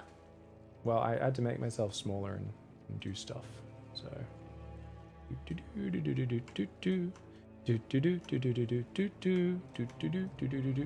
move myself back over here. There we go. All right. What's going on, everybody, and welcome back to the Salt Mine / Pig Roasts Waifu Edition. Down in the bottom right, we have my wife, Dino Dot, who's back on the ladder the last week after years of very rarely playing StarCraft. She's been hanging out about, where are we, 2600 MMR? Yeah. Yeah, she's enjoying it. She doesn't like Platinum League, guys. In the past, she's made it to Platinum League. And I remember a few years ago, last time she was grinding ladder, she got there and she said, I don't like it. They know how to make Psystorm now. It's stupid. I want to go back to Gold League. So I think she's very happily enjoying her time in Gold League. Here she'll be facing off against Orko Polo in the top left side of the map. Now we are going to be seeing, the drone with the minerals. Look at this. Look at how rich you are, Dot. You sent a drone with minerals to build the hatchery. What do you mean? That minerals disappears. Oh shit! I didn't realize that was a thing. That's 5 minerals wasted. 5 minerals off of a base with only 12,000 minerals on it, and you would just literally, that's like lighting money on fire right there. I did not realize that was a thing. Yeah, well, disgusting. I just, in this economy, people can't afford freaking eggs right now. You know how much eggs cost? Throwing minerals on the ground? Disgusting. Anyways, we are going to be going for a hatchery first into an overlord on 18 out of 22, and then a spawning pool. Okay, this is what happened to the everything on 17 builder. I remember distinctly you asking for coaching / advice like 3 years ago, and we had like a napkin. I wrote a build on a napkin, or like a piece, I think it was a napkin in a restaurant or something, and you had that little bit of paper with like some shitty, and it literally was just, it was just build everything on 17. Build a hatchery, a gas, and a pool, in whatever order, it doesn't even matter, just put them all down on 17. Well, I don't know what happened. It's been years. It's been years, and we're clicking buttons in a random order. I don't know where that piece of paper is either. Yeah, you just don't need this overlord until 20 supply. So 20 supply for the next overlord after you build the gas, the pool, drone up a whole bunch. Because now we've got 3 overlords out real early, and that's a lot. Now, we've spotted our opponent here is an Omega Virgin, Dot. Did you clock this at this point, that this was an Omega Virgin? What do you mean? So this player is already afraid, but before the game started, they've built a wall off. It does have a hole in it, so this is a Mick-style wall off. Our good friend Mick never knows, do you know how to wall off? Oh, wait, there's no... Would that be like a hero-style wall off? Yeah. I always think of Mick, though, because he didn't know that he had 3 holes in his wall at the start of Wings of Liberty when we were playing. And I'd asked him to wall off, and I was like, bro, can you wall off? And he's like, yeah, I got it. And I was like, no, can you finish the wall off? He's like, oh, no, I finished it. And there was like a depot, a gap, a barracks, a gap, a depot, a gap, another barracks. And I was like, there's 3 holes in that wall. And he's like, where? And I was like, what? Everywhere. The whole wall is all. You've got a few posts, and you haven't put anything between the posts. Like, what are you doing? So anyways, point being, the reason you can tell this is an Omega Virgin is they've walled off the front and they built a really fast engineering bay. So an upgrade... I don't even know that does. This is the upgrade structure. This is the Evo Chamber of Terran. But it also allows them to build planetary fortresses. So they can't do anything aggressive if they build an engineering bay. It's either to build a planetary, which means they're just sitting at home for ages, turtleneck, or they're going to be going for really fast upgrades, which also they can't attack forever. So you can be really greedy when you see a fast engineering bay. And you could probably have already clocked that this player... I would have expected Planetary Fortress. I thought it was going to be Planetary into Battlecruiser, and you could just go, 80 drones, Swarmos, do whatever you want. But so far, you've got your link speed kicking in before 4 minutes, which I'm impressed by. Thank you. That's actually not bad. That's like about 30 seconds later than you could technically get it, but that's within 30 seconds of pro timings is totally fine. Lair and 3 gases coming up, as well as a Roach Warren. We've got Ling Spotters out. We've got Overlords around the map. You've got an Overlord perving in the back as well. All right, we've got good map vision. I like this. Your fundamentals from the old days are still solid. Ooh, we just injected the main, but we didn't inject the natural. Okay, now we're injecting the natural. So desynced injects is always a bit awkward. You always want to kind of go through and do them all at once. I know. That's the Zerg macro cycle. Otherwise, you just end up doing random shit all the time. And our opponent is going mech, as expected, but it's going to be mag field. So do you know what mag field is? No. Is the Cyclone upgrade. Normally, when they lock onto a unit, you know where they shoot and they run away and run back and forwards? Oh, yeah, that unit, the lock-on. So it normally does 400 damage once they get this up over 14 seconds. Okay. This upgrade brings it to 600, as you can see here. Right. So that's going to make... Basically, he's going to play Cyclones and Hellions running around being dickheads. And this whole style is basically they want to shoot you and run back. Shoot you, run back. You know, they're like... It's like they're slapping you and then they run away and they're like... It's like if you've ever seen, like, in primary school, a fat kid getting bullied by a pack of those little rat kids with rat tails, and they're all, like, hitting him from behind and then running away, and they're like, ah, you're fat. And then, like, yeah, like in that clip, you remember when the Ranger picked up the kid and then and then slammed him on his head? Yeah. Yes. And the rat kid... Are you saying I'm the fat kid in this scenario? I'm saying hopefully you're the fat kid, because there's a lot of other videos where the fat kid just loses, right? Because he gets overwhelmed by the little shits hitting him from behind. We want to be the fat Ranger that picked up the kid and fucked him up, because essentially, at the end of the day, it's a very fragile army. It's only good when it's at range and it's not getting hit back. And they're going to use scans and all that. So if you ever loop around behind and you trap them from two sides, or you just counterattack, so their army's like over here and they're trying to just pick off queens and run back and forwards like dickheads, and you just send all your roaches and lings in on the other side, and your opponent's like, what? I don't use control groups. I can't F2 in two places at once. And they get kind of wrecked. He's also building Liberators. Oh. And he was going to go double... Okay, I think he was accidentally building double reactor, and it cancels and builds one tech lab, one reactor. What does that mean? So reactors allow you to build 2 units at a time, but only Widow Mines and Hellions. Okay. And tech labs are for building the Cyclones, tanks, Thors, all the bigger units. Yeah. The Liberator... Guys, if you're ever wondering why the thumbnail... You're like, isn't this game meant to have a mothership on it? Why has it got a picture of a carrier or something? This is the reason why. A girl who's played probably over 1,000 games of StarCraft ladder in her life doesn't know what any of the non-Zerg things do. So I'm pointing at you, Dot. Okay. Yeah, Dot was like, what are you pointing at on your second one? I'm like, no, I'm pointing at you. Right. It's you've played over 1,000 ladder games and you don't know what the non-Zerg pieces are. You're like, I don't know, it's some Terran and Protoss shit over there. Which is awesome. Look, the only thing I care about is whether my roaches and hydras can kill it, alright? Roaches and Hydras for the win. Speaking of which, you've got good saturation up. You never took the 4th gas, but that's okay. You got Roach speed. You queued up both Hydra upgrades. Hey, we watched a replay a few days ago and you forgot the Hydra upgrades. And we were saying always queue those up together. Already improving. Gases on the 3rd are both down. And we're droning to like 65 workers with a little pack of Roach Hydra. This is very solid. And we're taking a 4th. Like, yeah, your macro is banking a bit, but you're doing okay. This is one of my better games, alright? Yeah. Just saying. Well, I sometimes you panic and freak out and like headbutt into the wall off when your opponent doesn't do anything. Yeah, for sure. You're like, what are you doing? I better throw my army away to find out, which is a very Zerg behavior. But yeah. I could show you this other replay where it was like horrific, but I won't figure it out. Double armory goes up, 3rd command center. So your opponent's just chilling. I thought the libs would come and harass you, but your opponent's, like I said, no Mega Verge. They're walled off at the start. I don't think they've scouted, have they? Yeah. So you can always tell these are scaredy cat players. You know how like there's those cats that come up and they're super friendly and they're like, meow, meow, and they rub on your leg. Look at this dickhead. Oh my god. The one time I send in one of these thingies. A little rogue, a little changeling.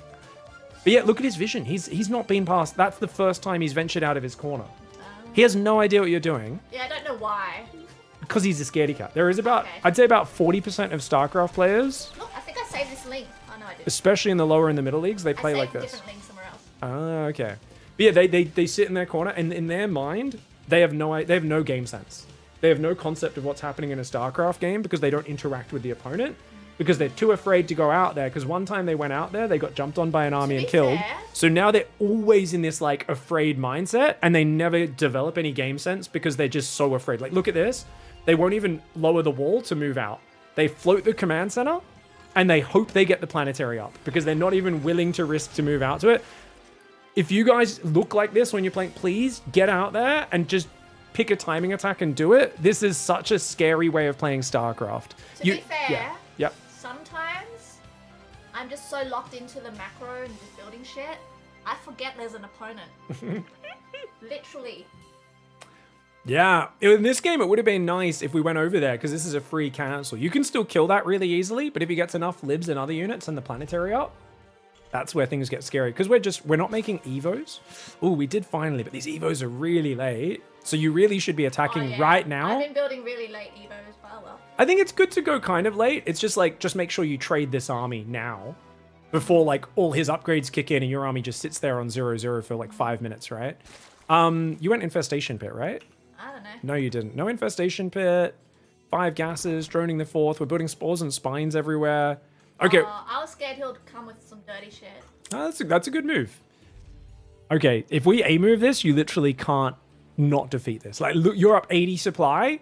Oh my lord. I didn't know this. Are you going to shit the bed? Well, that's why you got to be scouting. Send in a single roach or the overseer or changelings, whatever it is. But you're almost maxed. So in general, if you're almost maxed, you should just look for a fight, right? Which is, I think, what you're doing now. Because you're like, hey, I've got a lot of shit. Let's see what we can do. And then I came in and I was like, ooh, I can take this. Yeah, you see how weak the cyclones are when they're not just running away? Whenever they get hit, they just disappear. They're very weak. And they take a long time to build up because they need tech labs to build. A bit of your army is not really fighting. Oh yeah, I don't know what happened. There we go. But you're going to take out the libs, which is good. Oh, they're so used to typing it to get around the censorship, the auto censorship. I know, right? This guy's experienced with this. He has been censored before. He's like, sometimes I don't get the reaction. And then he found out This guy's a salty cunt. there's an He is. auto censorship. He's like, you run, you cheat. Fuck you. I hope you get a PED tonight. Oh, performance enhancing drugs. Yeah, I love good performance enhancing drugs that are sponsored by Ra, the ancient Egyptian god of... What's Ra the god of, guys? Your cancer is back. Ooh, Trump. You piece of Trump? Wait, you piece of Trump? What's a piece of Trump? How would I know? But why would I want anything to do with that shit? Is he? Oh, he's calling you Trump's hairpiece. You know, remember when he was on like the tarmac and it blew off his head? And he had like Darth Vader head underneath it? Do you remember that one time? This was years ago. It might have been in the first term. It might have been. Oh, he's calling you the hairpiece. Piece of Trump. You piece of Trump. He's calling you the hairpiece. That's Like, the... out of everything he Yeah. said, that was the most insulting piece for me. Yeah, you said ooh, Trump. He's like, your cancer is back, so that is good. Taking stabs in the dark as they always do. Wow, cool guy. As I said, this player is like so traumatized and afraid, just sitting in their corner all game. And then look at this. Their whole plan was get a third up with like a few Cyclones, Hellions, and Libs. So their whole army was harassment units that are based on mobility. That's where their strength comes from. And what was so impressive about their strategy is they built only light harassment units and they sat behind a wall with them. This is like, in modern military terms, this is like only having special ops, like super friggin' infiltration sniper camo guys in ghillie suits, but then sticking them in bunkers the whole time rather than sending them out to do anything. The Libs are the best harassment unit in the game that everyone at low level struggles with. And they would have been really annoying for you to deal with. They just sit at home. And then, basically, at 10 minutes begins the slowest battlecruiser transition of all time. And then just dies to an A move, never scouts you at all, has no idea what's happening on the map. I'm always impressed that people play StarCraft like this. I mean, to be fair, look, we're just fucking around at our level. No, you're just fucking around. This guy's really angry. He wants you to get your cancer. He wants you to have cancer, you piece of Trump. Like, it's pretty clear. I don't know why he's building these things. I have no idea what that does, but like... Which, these units? Yeah. Yeah, they're all light harassment he units. He just loves to turtle up and then build battle cruisers and send it in and just be annoying, blah, blah, blah. Like, that's what he does. Some players are like that. But he's bad at it. That's my point is, if you're gonna sit there, why don't you have siege tanks? I don't know why I'm defending this guy, but maybe he's just started doing this. I don't think he's so. Not good at it. This guy, I mean, he's definitely not started on the rage because he typed that out with the space so quickly. Like it's almost like he had it. Well, okay, we know that for It's sure. almost like he had it on copy paste. The way he just sat in his corner the whole time, I think this play. It's like there are non-StarCraft players that if you're like Turtle with a Terran, they'd think siege tanks. That's the first thing they'd think is tanks and bunkers. This player didn't built one bunker, but it's not even helping the third. Didn't build a single tank. It's like, guys, it's not that hard to be an annoying Turtle player, but Yeah, you gotta do things that vaguely make sense, you know? Yeah. GG's. Well played, Dot. Good job destroying this cool guy. This guy's a super cool guy whose life is very successful, I am sure. GG, well played. And yeah, ooh Trump, not a bad response. I do think getting called Trump's hairpiece is almost something I want to add to the repertoire. You know, it's up there with burning the family rat, the underhuman, only next bag for shit. Yep. You piece of Trump, because it's not a typo, right? Like it couldn't. No. It couldn't be. There's no. What else could it be? Yeah. You piece of Trump. I know. I'm just like, is he calling you an orange penis? Like, does the spray tan go down there as well? Like, I don't. Big saggy orange ball sack? Like, I don't know. It's yeah. How disgusting is that? Jesus! Out of all the things to call me. That's God, true. Yeah, that's the first one. Unbelievable. Found the weak spot with stabs in the darks. None of the other ones worked. The grape comment, all the rest of it. Nope, nope, nope. But piece of Trump, apparently effective. GG, well played. Thanks for watching, guys. We'll see you in the next episode of the Salt Mine. Is this going up on YouTube? Are we putting this on YouTube? Oh, I don't know. Probably not. Maybe. Maybe. Bonus episode for live stream only. But yeah, I did play much better this game because he never touched me. But yeah. But yeah, I just thought that was a funny thing to lob at me. No, when you're left to your own devices, it's good. It's, I mean, when the player's interacting with you, it's how well can you remember most of those steps, like putting the lings out, the overlords around. Oh my god, there was this game I played against this Protoss. Mm-hmm. I did all of that. Surrounded him with lings and overlords, all this shit. I was like, yes, I know you're on 2 bases. And then later on, he rocks up with like this giant like Skytoss army, and I'm like, how do you have so much shit? Turns out he had 2 freaking corner bases. Somehow he snuck by me, and I didn't think to check for that shit. And then I was like, oh my god. Yeah, because you're getting closer to plat, so more people will have watched the flow files and stuff. And if anyone's on 1 base, you should like almost immediately check the corners. Like it should be like No, he was on 2 bases. Oh, on 2 bases, and then yeah, that's a bit harder to guess. 1 base is a bit more obvious for sure. Yeah. But yeah, it's one of the things that's like just being added to the repertoire. Even like the GMs took a long time to learn this. There was guys like Rocker. I don't know if Rocker's still around. He was in chat before. Guys like Rocker, who used to always take the corner base and had such a high percentage with it for like, it took us years of Rocker stealing our ladder points before it basically like became automatic. We're like, this guy's doing some weird shit. I got to check the corners, you know? Because yeah. Anyway, if you enjoyed that game, sub to Pig. Woo. Oh, thanks, Dov, for the sellout. Don't forget to use your Amazon Prime, guys. Sub counts crash, guys. We're not only below 1,000, we're down at 860. Help the sub count get back up. Save my StarCraft stream. Don't forget to use your Bezos bucks. It's free, guys. Costs you nothing. If you have Amazon Prime, you get a sub for free. If you don't have Amazon Prime, I guess not. But you know, if you've got Amazon Prime already, you get it for free. Let's say we wanted to go sub to Patches over here. This cool guy who right now is playing a very special looking custom map. I don't know what the fuck this map is, but it looks interesting. There's like little undead mines. It's some sort of enemy riflemen getting killed. And he's playing it with girl patches and bird patches. So there's some wild shit going on in this stream. Click resub down here, guys. And this will pop up. And there's this little crown icon. Get a monthly free sub with Prime. Click sign up. It'll give you a chance to link your Amazon account there. And once that's linked, you can sub once every 28 days or 28 days a month. I think it's once a month. Free of charge. It gives you all the same perks as a normal sub. You have to use it manually every month or it will go to waste, and Amazon will very gladly hang on to that cash money. So thanks for the support, guys. Thank you, Fushi, for the 27-month resub. Appreciate you, mate. How you doing? My man. Smorg was innocent. Thank you for the 71-month resub. I enjoy when they try to work around the censor. It reads like they're trying to cuss you out, but in front of their parents. Like, you're a P-O-O.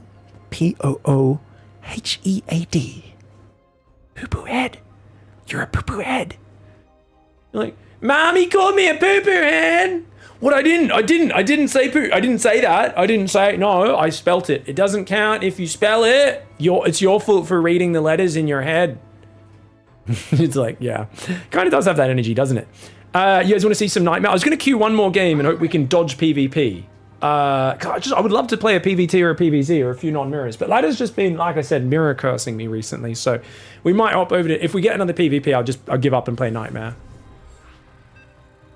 I have the High Templar mission next. Oh, that's true, I do, don't I? Yeah. PVT. Oh, that's cool. 5400 though. It's a tough Terran. Other most of the time is people who don't know you can turn the mature language filter off. Oh yeah. Like you can do that? Uh-oh. Sorry, my bad. Misclick.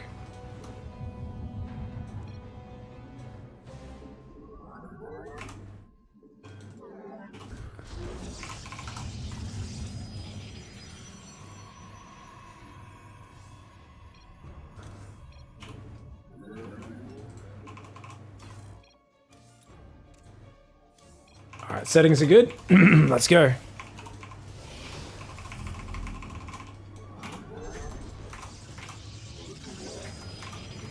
Because I'm doing a gate first, no scout. Not my favorite, but it'll work.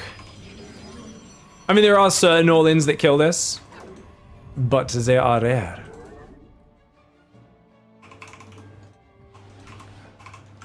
It's too early for eBay, right? Well, maybe, maybe not. Oh, it's not.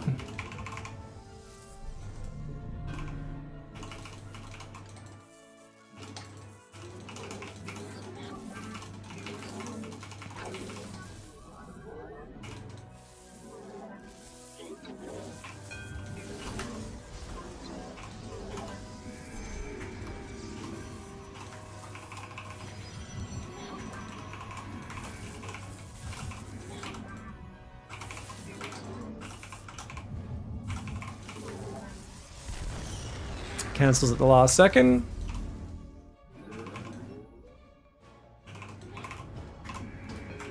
Cancel the zealot.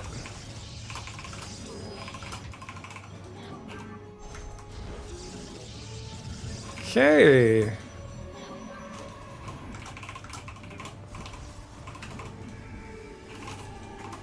Okay, this does slow down the Stargate. So I'm wondering if I should still go for it, guys. Feels like this would be better just doing a robo opening or something of that nature. Now? Yeah, I think I'll do that now. Okay. Glory to the Daemon. Oh! Oh, that's a huge mistake! I did miss a bit of chrono time there, guys, but that's okay. Oh, super worth it to get that kill. Okay. That's so... it's a double edge. You gotta be careful hopping up that bad boy, man. Gotta be careful hopping up that bad boy. Yes, Executor. Why is... look at this. What the fuck is that, guys? Combat. Is it a graphical glitch?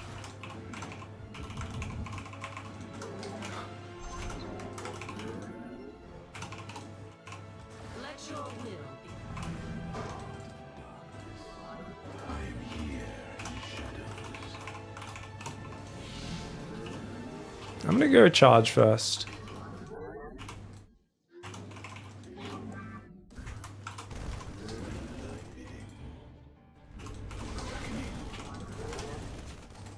He shall not.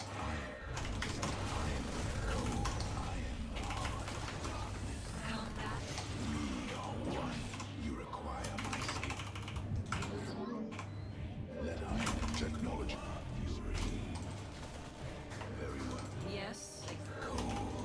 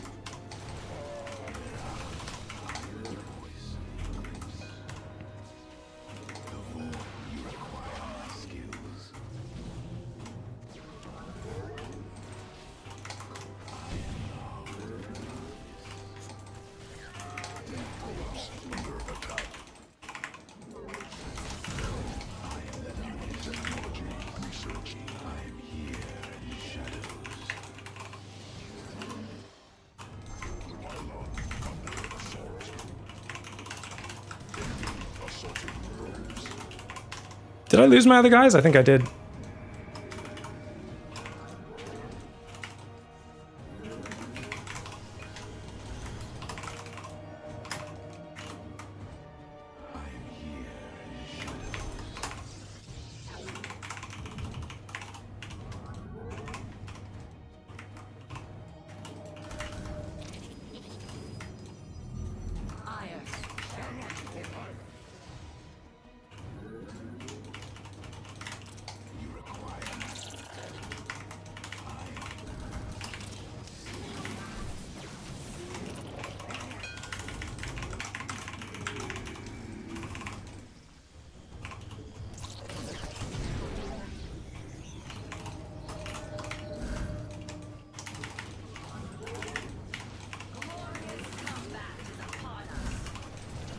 Nice move.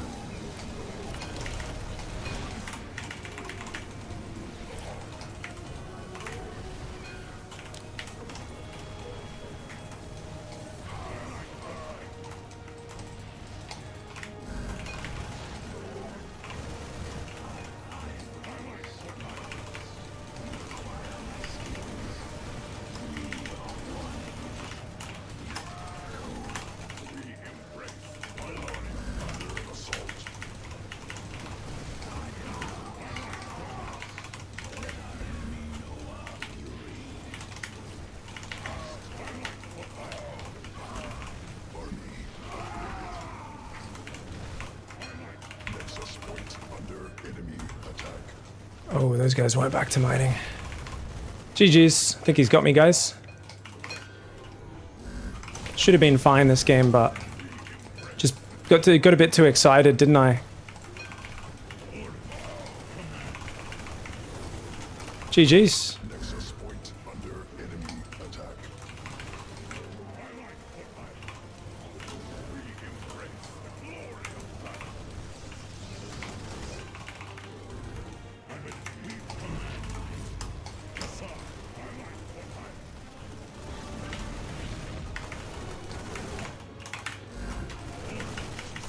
Too many Marines. It's alright, guys. We're playing cross servers, so we're going to blame lag.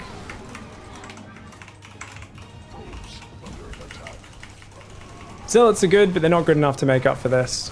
GG, well played. Alright, we got a non-mirror matchup, so we'll try one more. Hopefully we can get another one. Should have been a pretty easy game there, but I just got a bit too slow to make the decision to play Twilight. And then I forgot that I didn't play Blink, that I played Charge. And then I was like, oh, that's why Blink's still not ready. I haven't made Blink. Should have been able to get up units in time. I think in general, just stick to the 4-gate as well. 4-gate before 3rd is usually good there. Why? Why are you fucking running, cunt? The fuck's wrong with you, dude? What's going on? Why? Why are you fucking smurfing, you dumb fuck?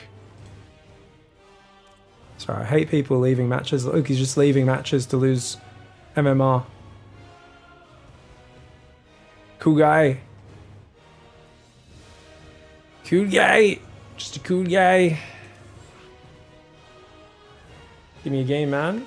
Do you recommend opening with Adept versus Reaper in PvT? I always go Stalker first. If you're playing Stalkers, it's fine. Stalkers is fine. Stalkers are easier to use. For most players, I recommend Stalkers. I normally go Adept because I normally go Stargate, and I want to save that 25 gas to get my Stargate faster. So, but then I was like, because of the eBay block, my second gas was very delayed. So I couldn't get the Stargate, which is why I ended up not doing it. But easily could have gone Stalker first. See, when Pig sees us leaving, it's real smurfing. When us Gold League heroes see it, ... joke, sorta. No, there are like quite a few smurfs, and there's definitely more these days than there used to be. But there's a lot of people who are like, he's smurfing, and I'm like, why? They're like, he microed his Reaper too good. It's a difference, taco sauce. There's a big difference. Yeah.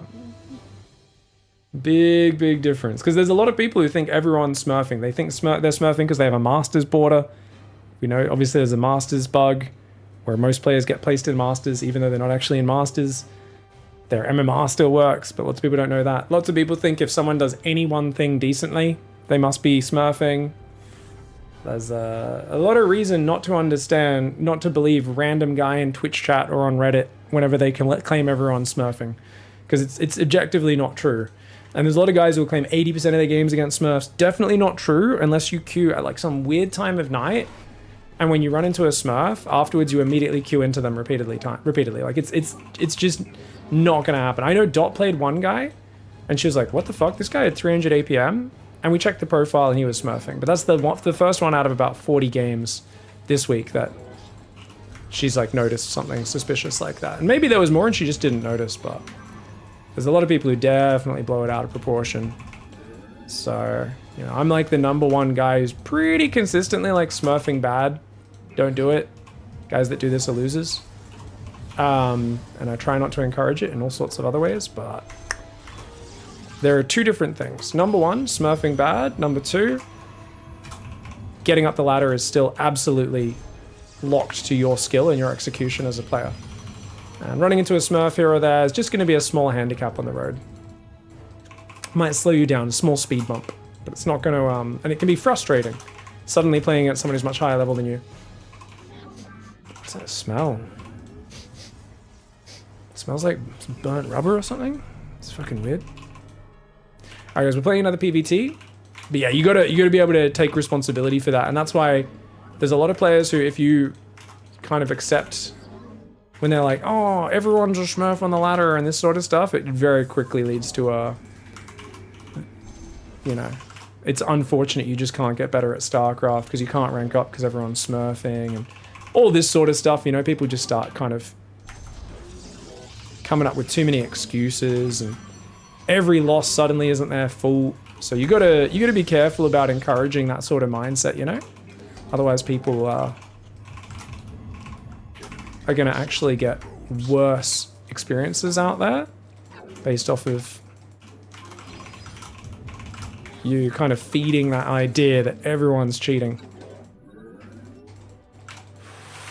I'm on the Australian server.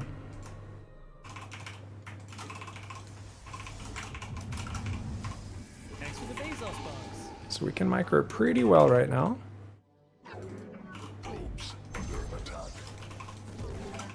He's going Marine first. Awesome.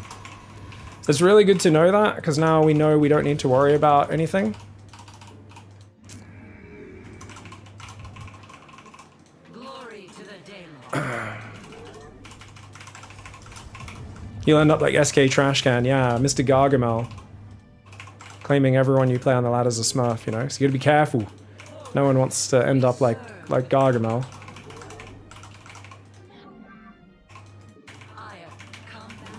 Okay, he'll probably have 3 Marines ready. But not here, looks like they're in deeper. The firstborn shall. I have met the enemy. The Templar march. It shall be done. Victory for the firstborn. To glory. That's huge. Where shall we go?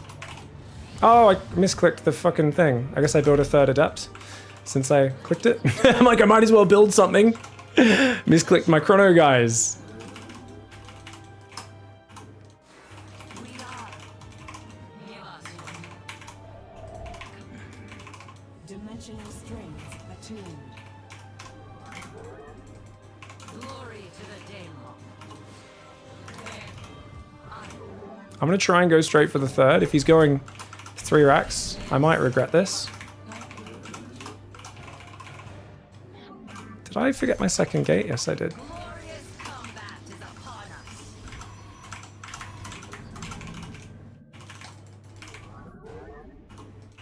Research completed. It is 3 racks. Shit. I have met the enemy. Glorious combat is upon us. An omen. We interpret. Nazutai. Extrapolating strings. It is destined.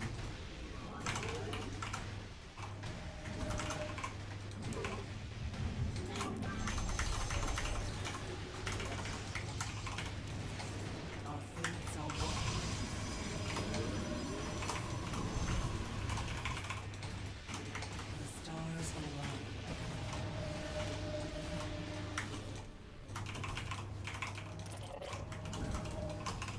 So unfortunately that didn't start, which means he's going to be able to kill me, guys. He's going to send one of these guys up to take a corner base. Let us begin.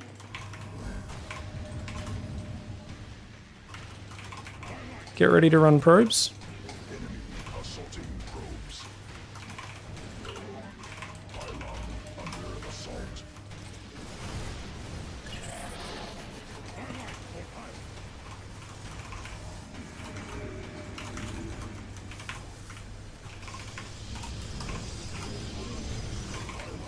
under assault.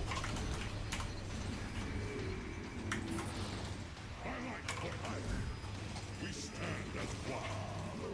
Pylon under assault.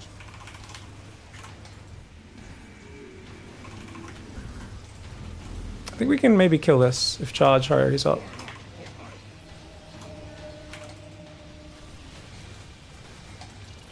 New technology. He's already stimmed a few times.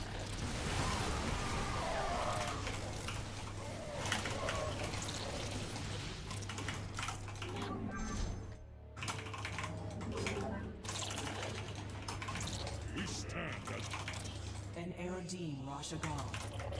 we embrace the glory of battle. We meet our fate. Oh, you're going to lose all those guys now.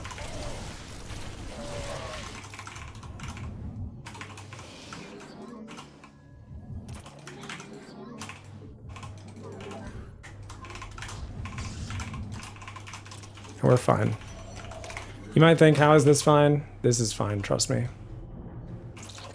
Let's try and jump in. Upgrade completed. We've got mobility, so we can always just run away. Army upgraded. Protoss forces. It's definitely not fine. Combat. Good play by him. Like I said, if he's going 3 racks, we're in trouble, but 3 racks is pretty rare. Thought I'd be able to get away with it. To be fair, I could have pivoted faster and been fine. But we'll see how we go. We've got +2 armor on the way. I'm going to try to squeeze in +2, because that's kind of like the thing that gets me out of the shitter, I guess. Templar Archives also helps a lot as well. So I don't know where his army is, but... Field exhausted.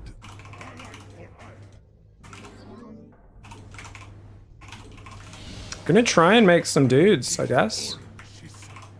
Does he have a third? Surely not. Cluster expended. Not with how much we ruined his income earlier. And yet he's not on my side of the map somehow. I don't know how.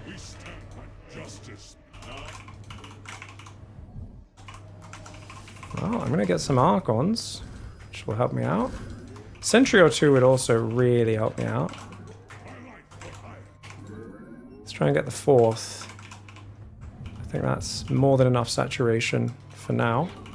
Against the 2 base Terran. You build the 4th, it's... One thing is we don't have any Blink guys, so I'm gonna start Blink. I know that seems crazy here, since we're obviously just gonna face a 2 base all in, but... Still nothing there. Bizarre, man. Alright, we're gonna make a sentry.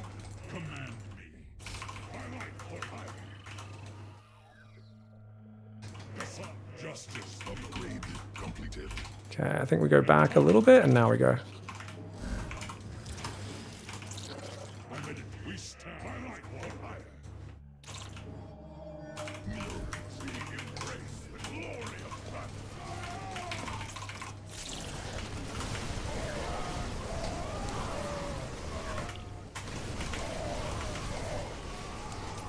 Bait the stims if possible.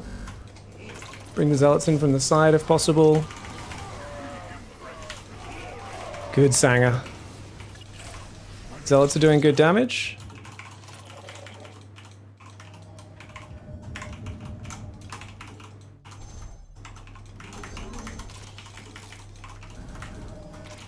Is he dropping me?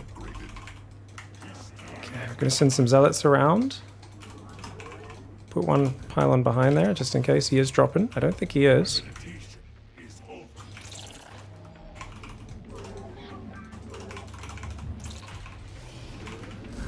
Getting +3 armor, which I think is going to be huge. No third. No third is good. Beta stim. Nice. Told you guys. Did I not tell you guys we're fine? I swear, there's so many haters in my channel these days. Why don't you guys just fucking believe me when I tell you things? Like, it's obvious facts. I'm not even saying anything crazy. You guys are like, no, it can't be fine. Pig sucks at this game. We don't want him to win. And I'm like, why do you guys not want me to win so bad? Like, I get it's hard to watch someone this much better than you at video games sometimes, but like, you guys just, you gotta get your shit together, man.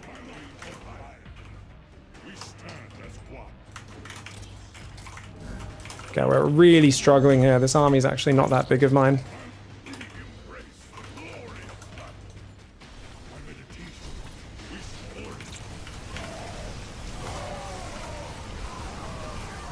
But he's in trouble because he doesn't actually have a way of handling the upgrades, I think.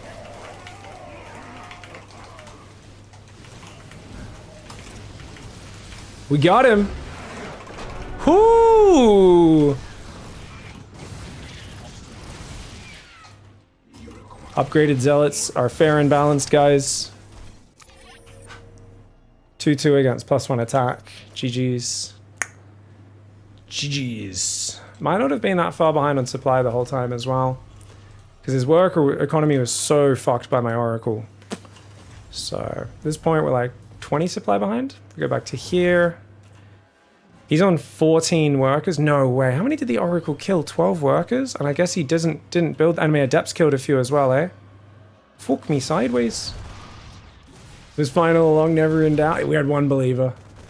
Gandalf the Sentry. Indeed. Saved a lot of the probes. Had 1-1 on the way. 8 gateways coming up. We were fine. Remember, you are 800 MMR higher than him. I didn't see the MMR. I don't pay attention to the load screen usually, so I'm usually reading chat when the load screen comes up. Is this guy 46 then? Because I'm like, what, 5'4" with my Protoss right now, I think? He was very close to getting me. So in general, safer build.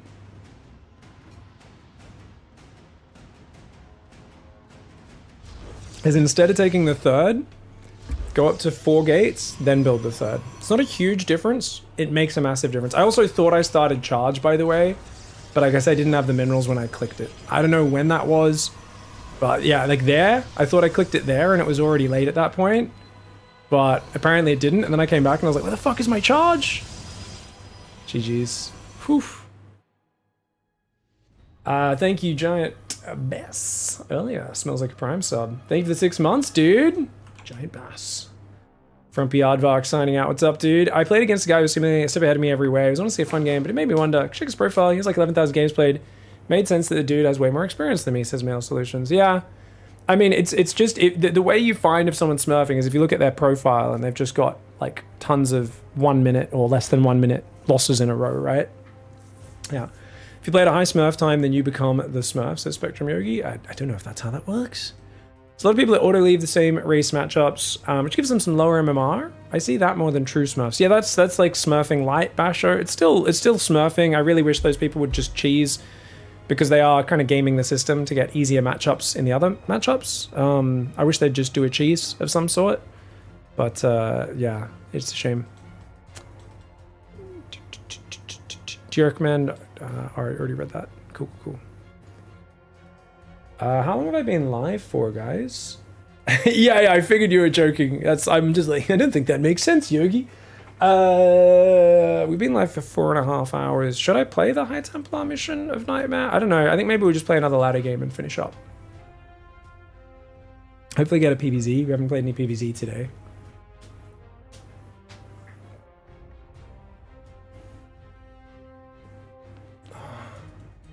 Go watch all those videos and come up with a counter pig build. Joke's on you, Fainskill. I only post videos winning. Gamers don't post videos of their losses. That's not how it works. It's not the game. I posted a few on Pig Plays. If I thought the game was action-packed enough.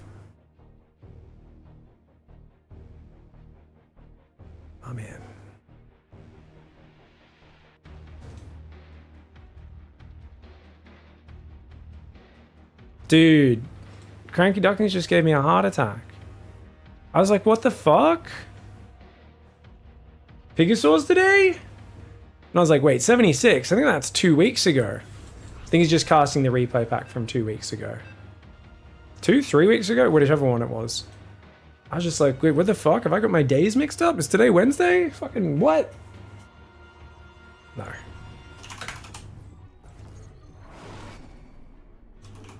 What do we get? Teardrop Terran. Australian server again. Oof, sorry bro. Apologies for the lag.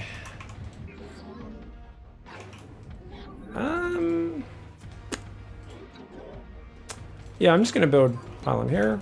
That's a production space. Why are you chronoing? What the fuck, pig?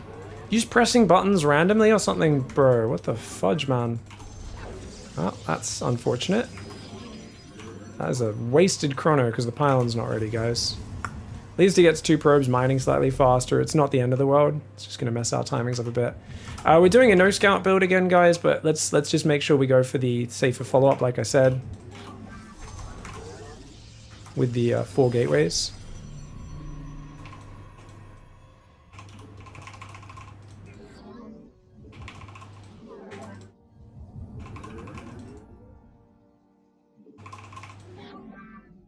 Alright, we'll go check for the eBay block. Could come down from anywhere about now to a minute 15. They could start that.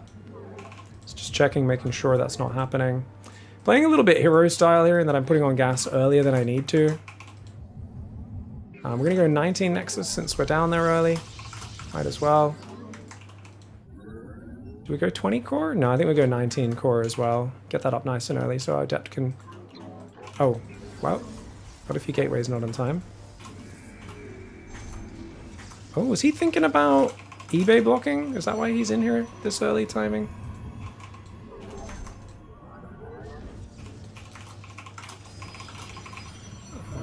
I'm gonna build a pylon down here.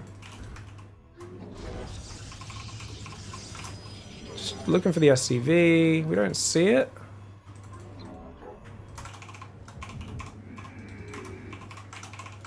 Okay, it's fine.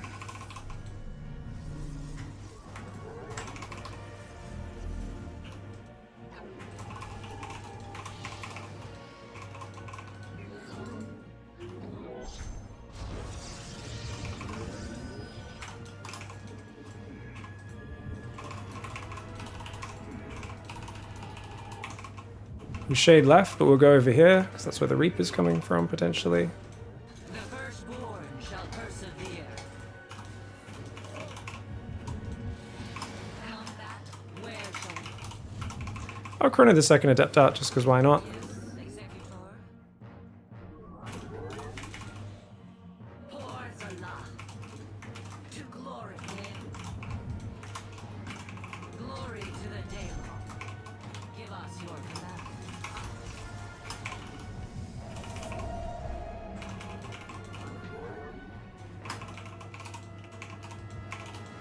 We serve with... I have met the enemy.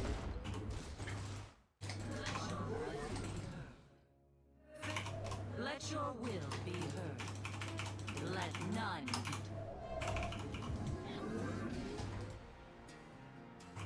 be. Orbitals finished. Third, fourth, fifth. Twilight. Glorious combat is upon us.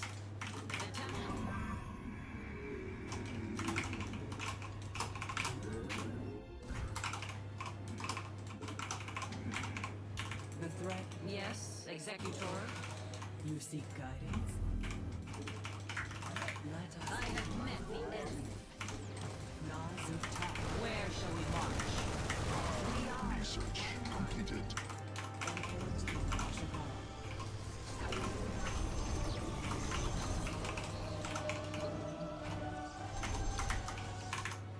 We interpret. It is destiny. Let your will. An omen, a window is short. I am here in the shadows.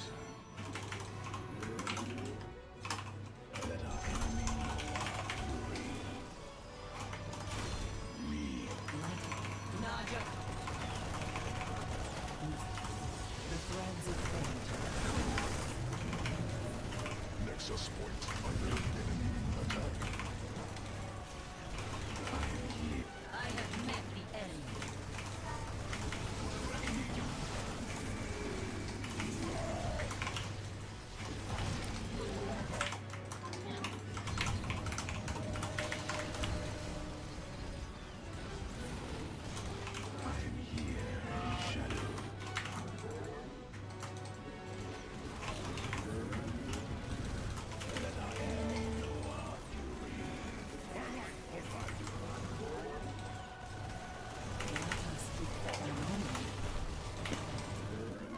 New technology researched.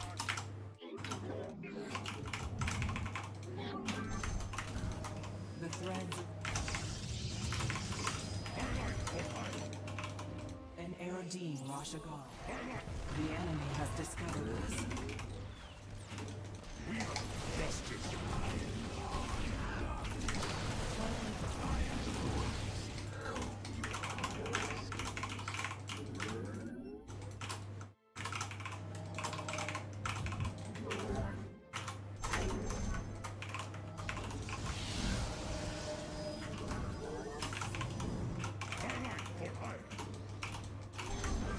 We state thy bidding.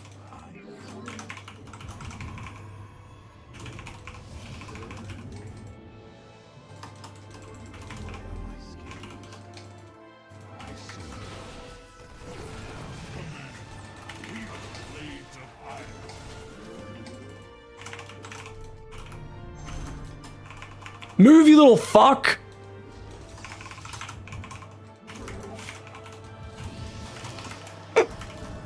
You guys saw that, right?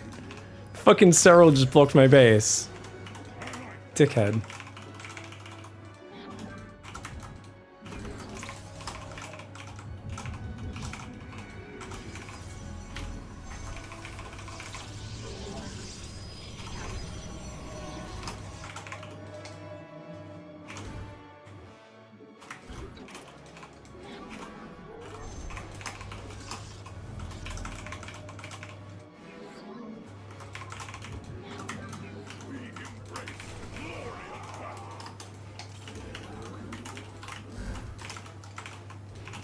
Enemy assaulting.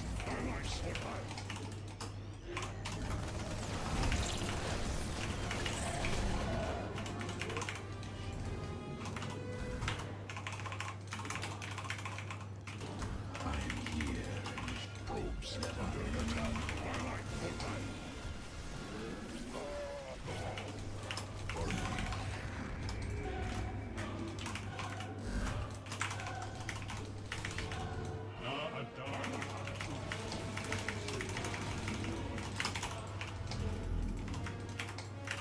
Justice be done.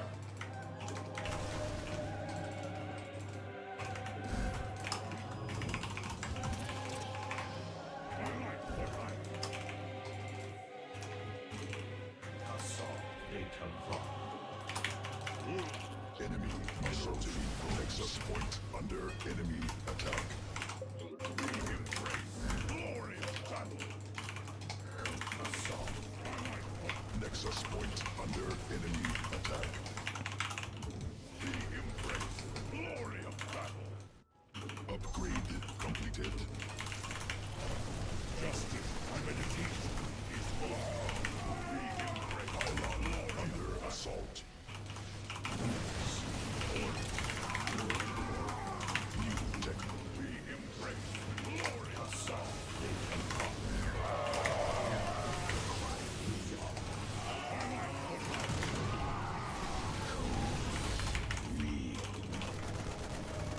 My job you require. We embrace glory of battle. Mineral cluster assault. They confirm.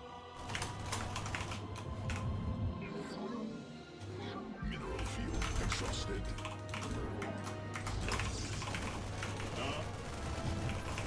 Research completed. There is strength.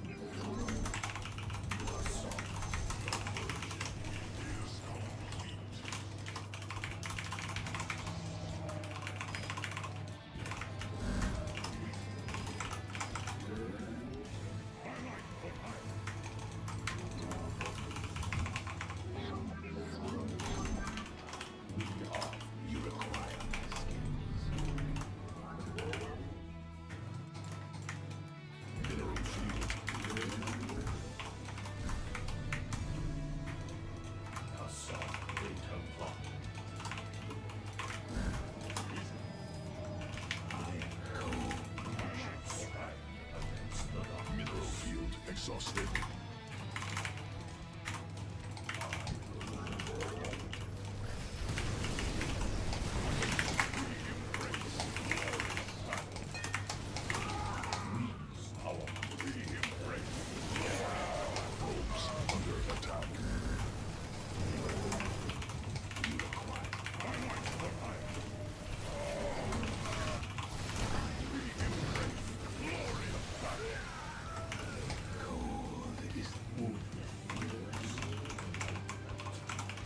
Do we have upgrades?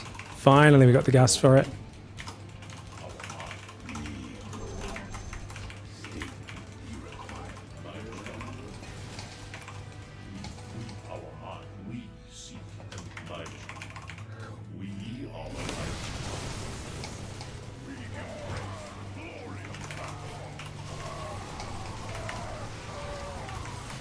Got him. We've got him kind of pinned there. We're back up to 5 bases.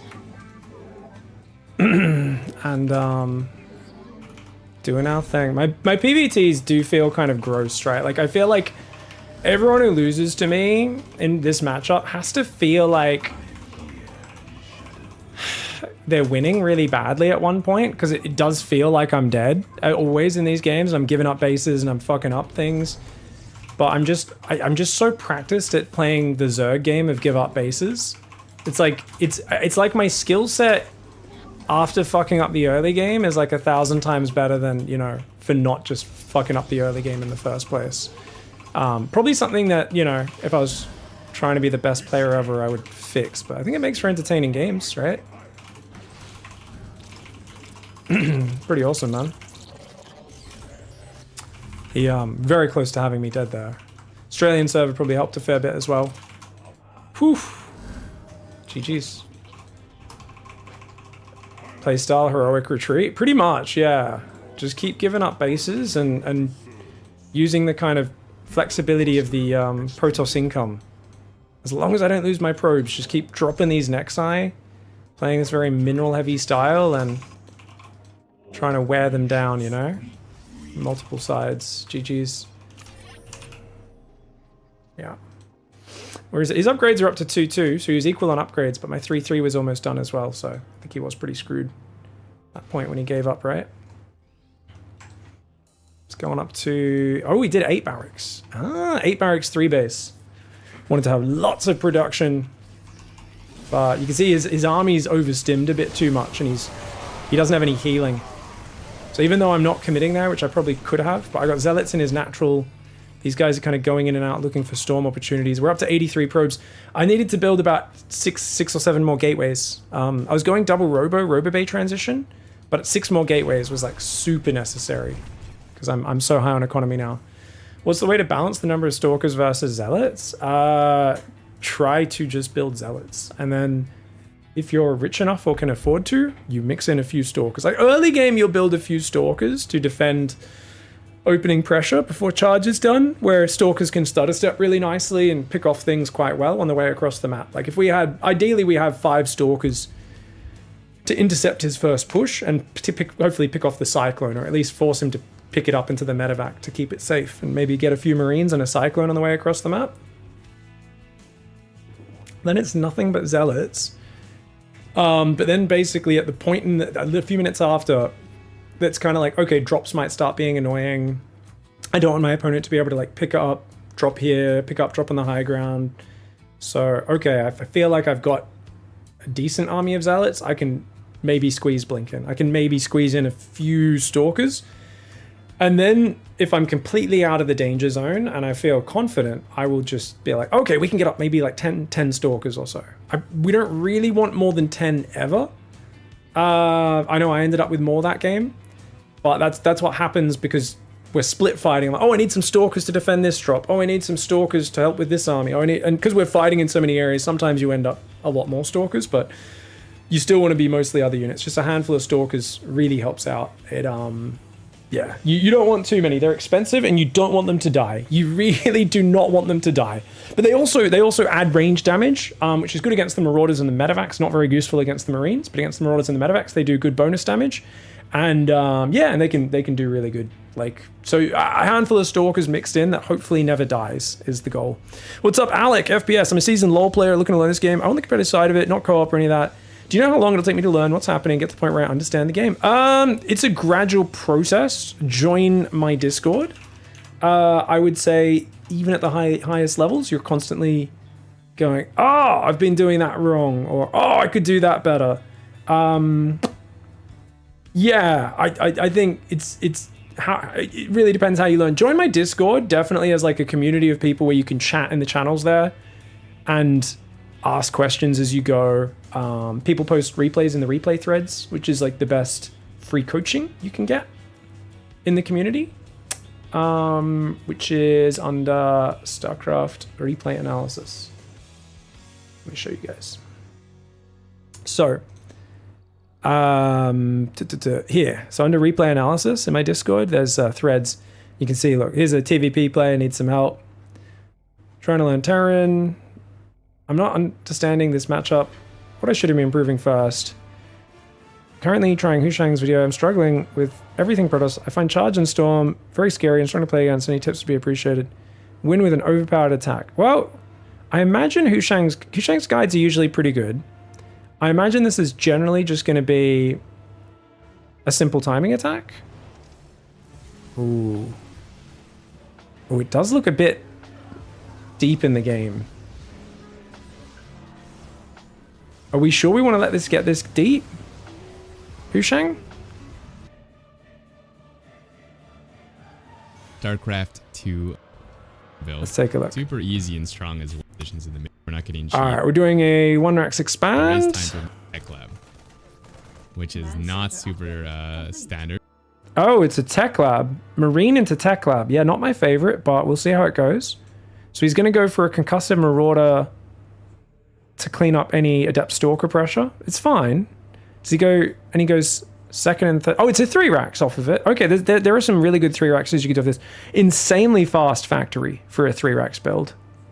That's an insanely fast factory. I don't think you ever need a factory that early with a 3-Rax. I often say with a 3-Rax, a 420 factory is early enough. Now, to be fair, my 3-Rax, I like to go for an early engineering bay. If you're not doing that, and he's not, can you afford it? The problem is the Marauder costs a lot at the start as well. I don't know. And this might be good. This might be good. I'm sure it's not terrible. He's surely mapped it out. It's pretty tight as a new player, where I think most new players are going to fuck up pretty badly trying to get a factory that early. And we're still getting an engineering bay with it. So this is just a macro build, is it? But we've got Marauders so that we can skimp on tanks and bunkers. Are we not hitting a timing with our initial 3-Rax bio move out? Okay, so he moves out at about 5 minutes. We can take a look at it. Interesting. Yeah, but you know, I'm trying to get to the point where I know what's going on and be able to make basic macro decisions.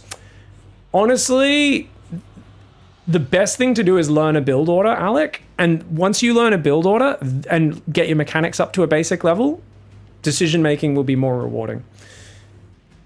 Because it's a strategy game. People think StarCraft, oh, I should get straight into the decision making. And you can do that, but if you're like a competitive gamer, which it sounds like you are, like what level were you in League of Legends? You say seasoned. I guess seasoned doesn't necessarily mean high level. It depends on how much you want to climb.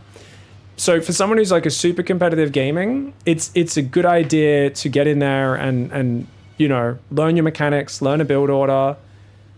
StarCraft absolutely has strategy in it, but it's strategy that's underneath a physical layer of muscle memory, pattern recognition. I mean, a lot of strategy is pattern recognition, to be fair.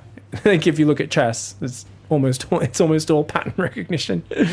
But yeah, it's underneath that layer of mechanics and stuff like that. So you've got to be, I've been Masters in GM in League, level 10 in Face. Yeah. So as a competitive gamer, you just want to start following builds and don't obsess over them too much in terms of, oh, but I died to this, what do I do? Just as those questions arise, just go, okay, rewind the replay. What do I think I should have done against this thing? And you want to try and learn to understand, like, okay, how can I scout these things from my opponent? What's the best response? What units counter what units? And that's why being in my Discord, so you can just ask questions as you go. You're like, guys, I just died to BCs for the first time. Battle cruisers. Fuck, man. What am I... I tried to build some Vikings, but it felt like I couldn't do anything. Like, you know, whatever it is, just that way you can just ask as you go, and you'll figure things out pretty quickly. I'd say if you want to play reactively with a lot of more decision making in terms of adapting around your opponent's build, Zerg and Protoss are going to be friendlier for that. And they're also a little less mechanical. Whereas if you want to play Terran and you want to play bio infantry, biological units, which is the standard meta way to play, it's very, very mechanical and much, much higher level before you get to clever build adjustments and things. Terran is more about just picking clever builds for the meta you're in and what build will beat this opponent.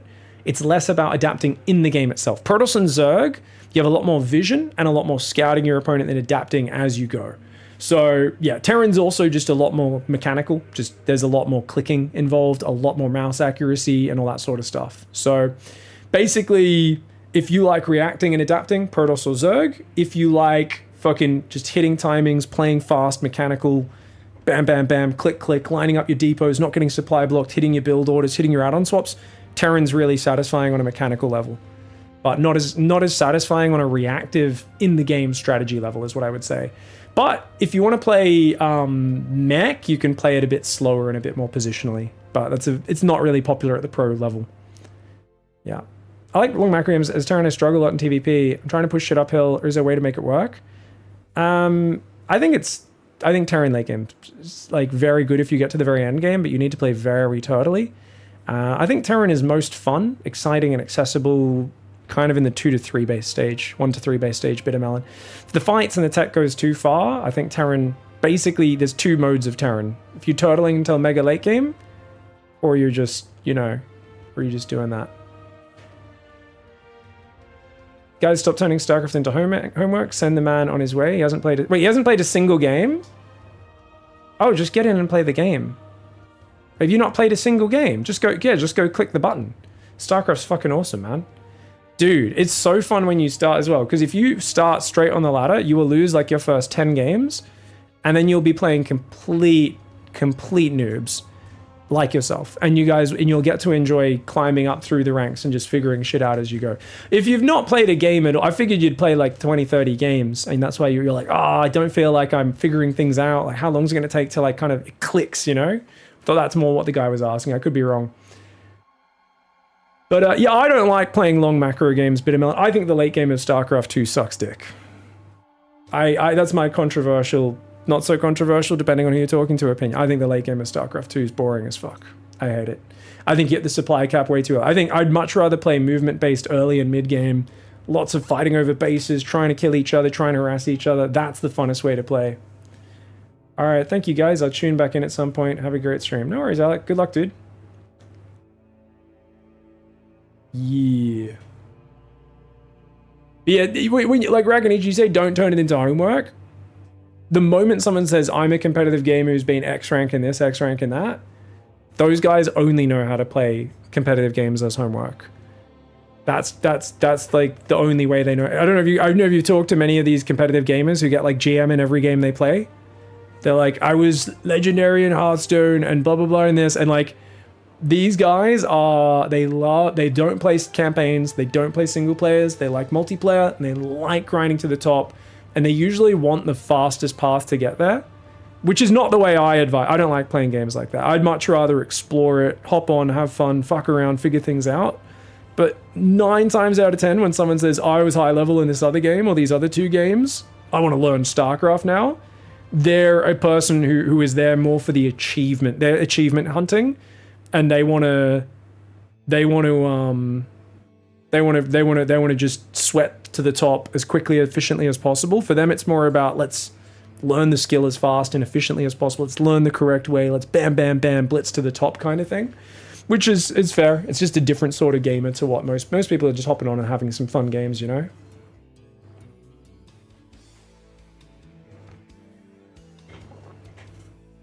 Oh, thank you, Darklings, with the raid. That's so funny. I was saying just before how I fucking freaked out. I was like, what the fuck? Is Pigasaur today? Am I confused? Did I somehow miss my own tournament? And then I realized he was just casting the other one. The one from a few weeks ago. Nice. All right, guys, what are we doing? I might finish the stream there. We've had a good 5-hour stream. We got some good ladder games in. We cast some games, including some SERRAL point of view. Awesome. I've got a bunch of work to do off stream, guys, so I'm going to be mature and I'm going to finish the stream now. I got videos to edit. We'll be back tomorrow with Pigasaur, and I'll see you guys later. Thanks. I've also got a lot of distance to catch up on after being sick for a week, guys. We're about 40 Ks behind, which means we've got a lot of running to do in the next 13 days. So, got to hit that 300-kilometer goal. Getting sick be damned. Should be fun. Couple of half marathons should catch us up pretty quick. See you guys in tomorrow. We'll send you to someone else. Sorry, I fucking haven't picked who to raid yet, have I? Jeez. Patches. Sure. There we go. He's a bronze level grandmaster gamer. That's what he says. Bronze level. Oh, he's playing weird custom maps. Hey, what the fuck is? Oh, is this the micro one? Oh, you can get a mothership. This is Uber Arena, right, guys? Oh, Uber Arena? Is that what it's called? I forget what it's called. I think it's Uber Arena. This map is so much fun. It's like multiplayer micro map. And I think you can only have 2 units at a time. And it like, you can keep, and you pick each time. And you build up money based on what you can kill. Oh, this is amazing. Sick. This is a fun map. All right, have a good night. Bye-bye, guys. Laters. Killed his own mothership to deny the resource gain for the opponents. Yeah, it's all about unit counters and micro. It's a very fun map.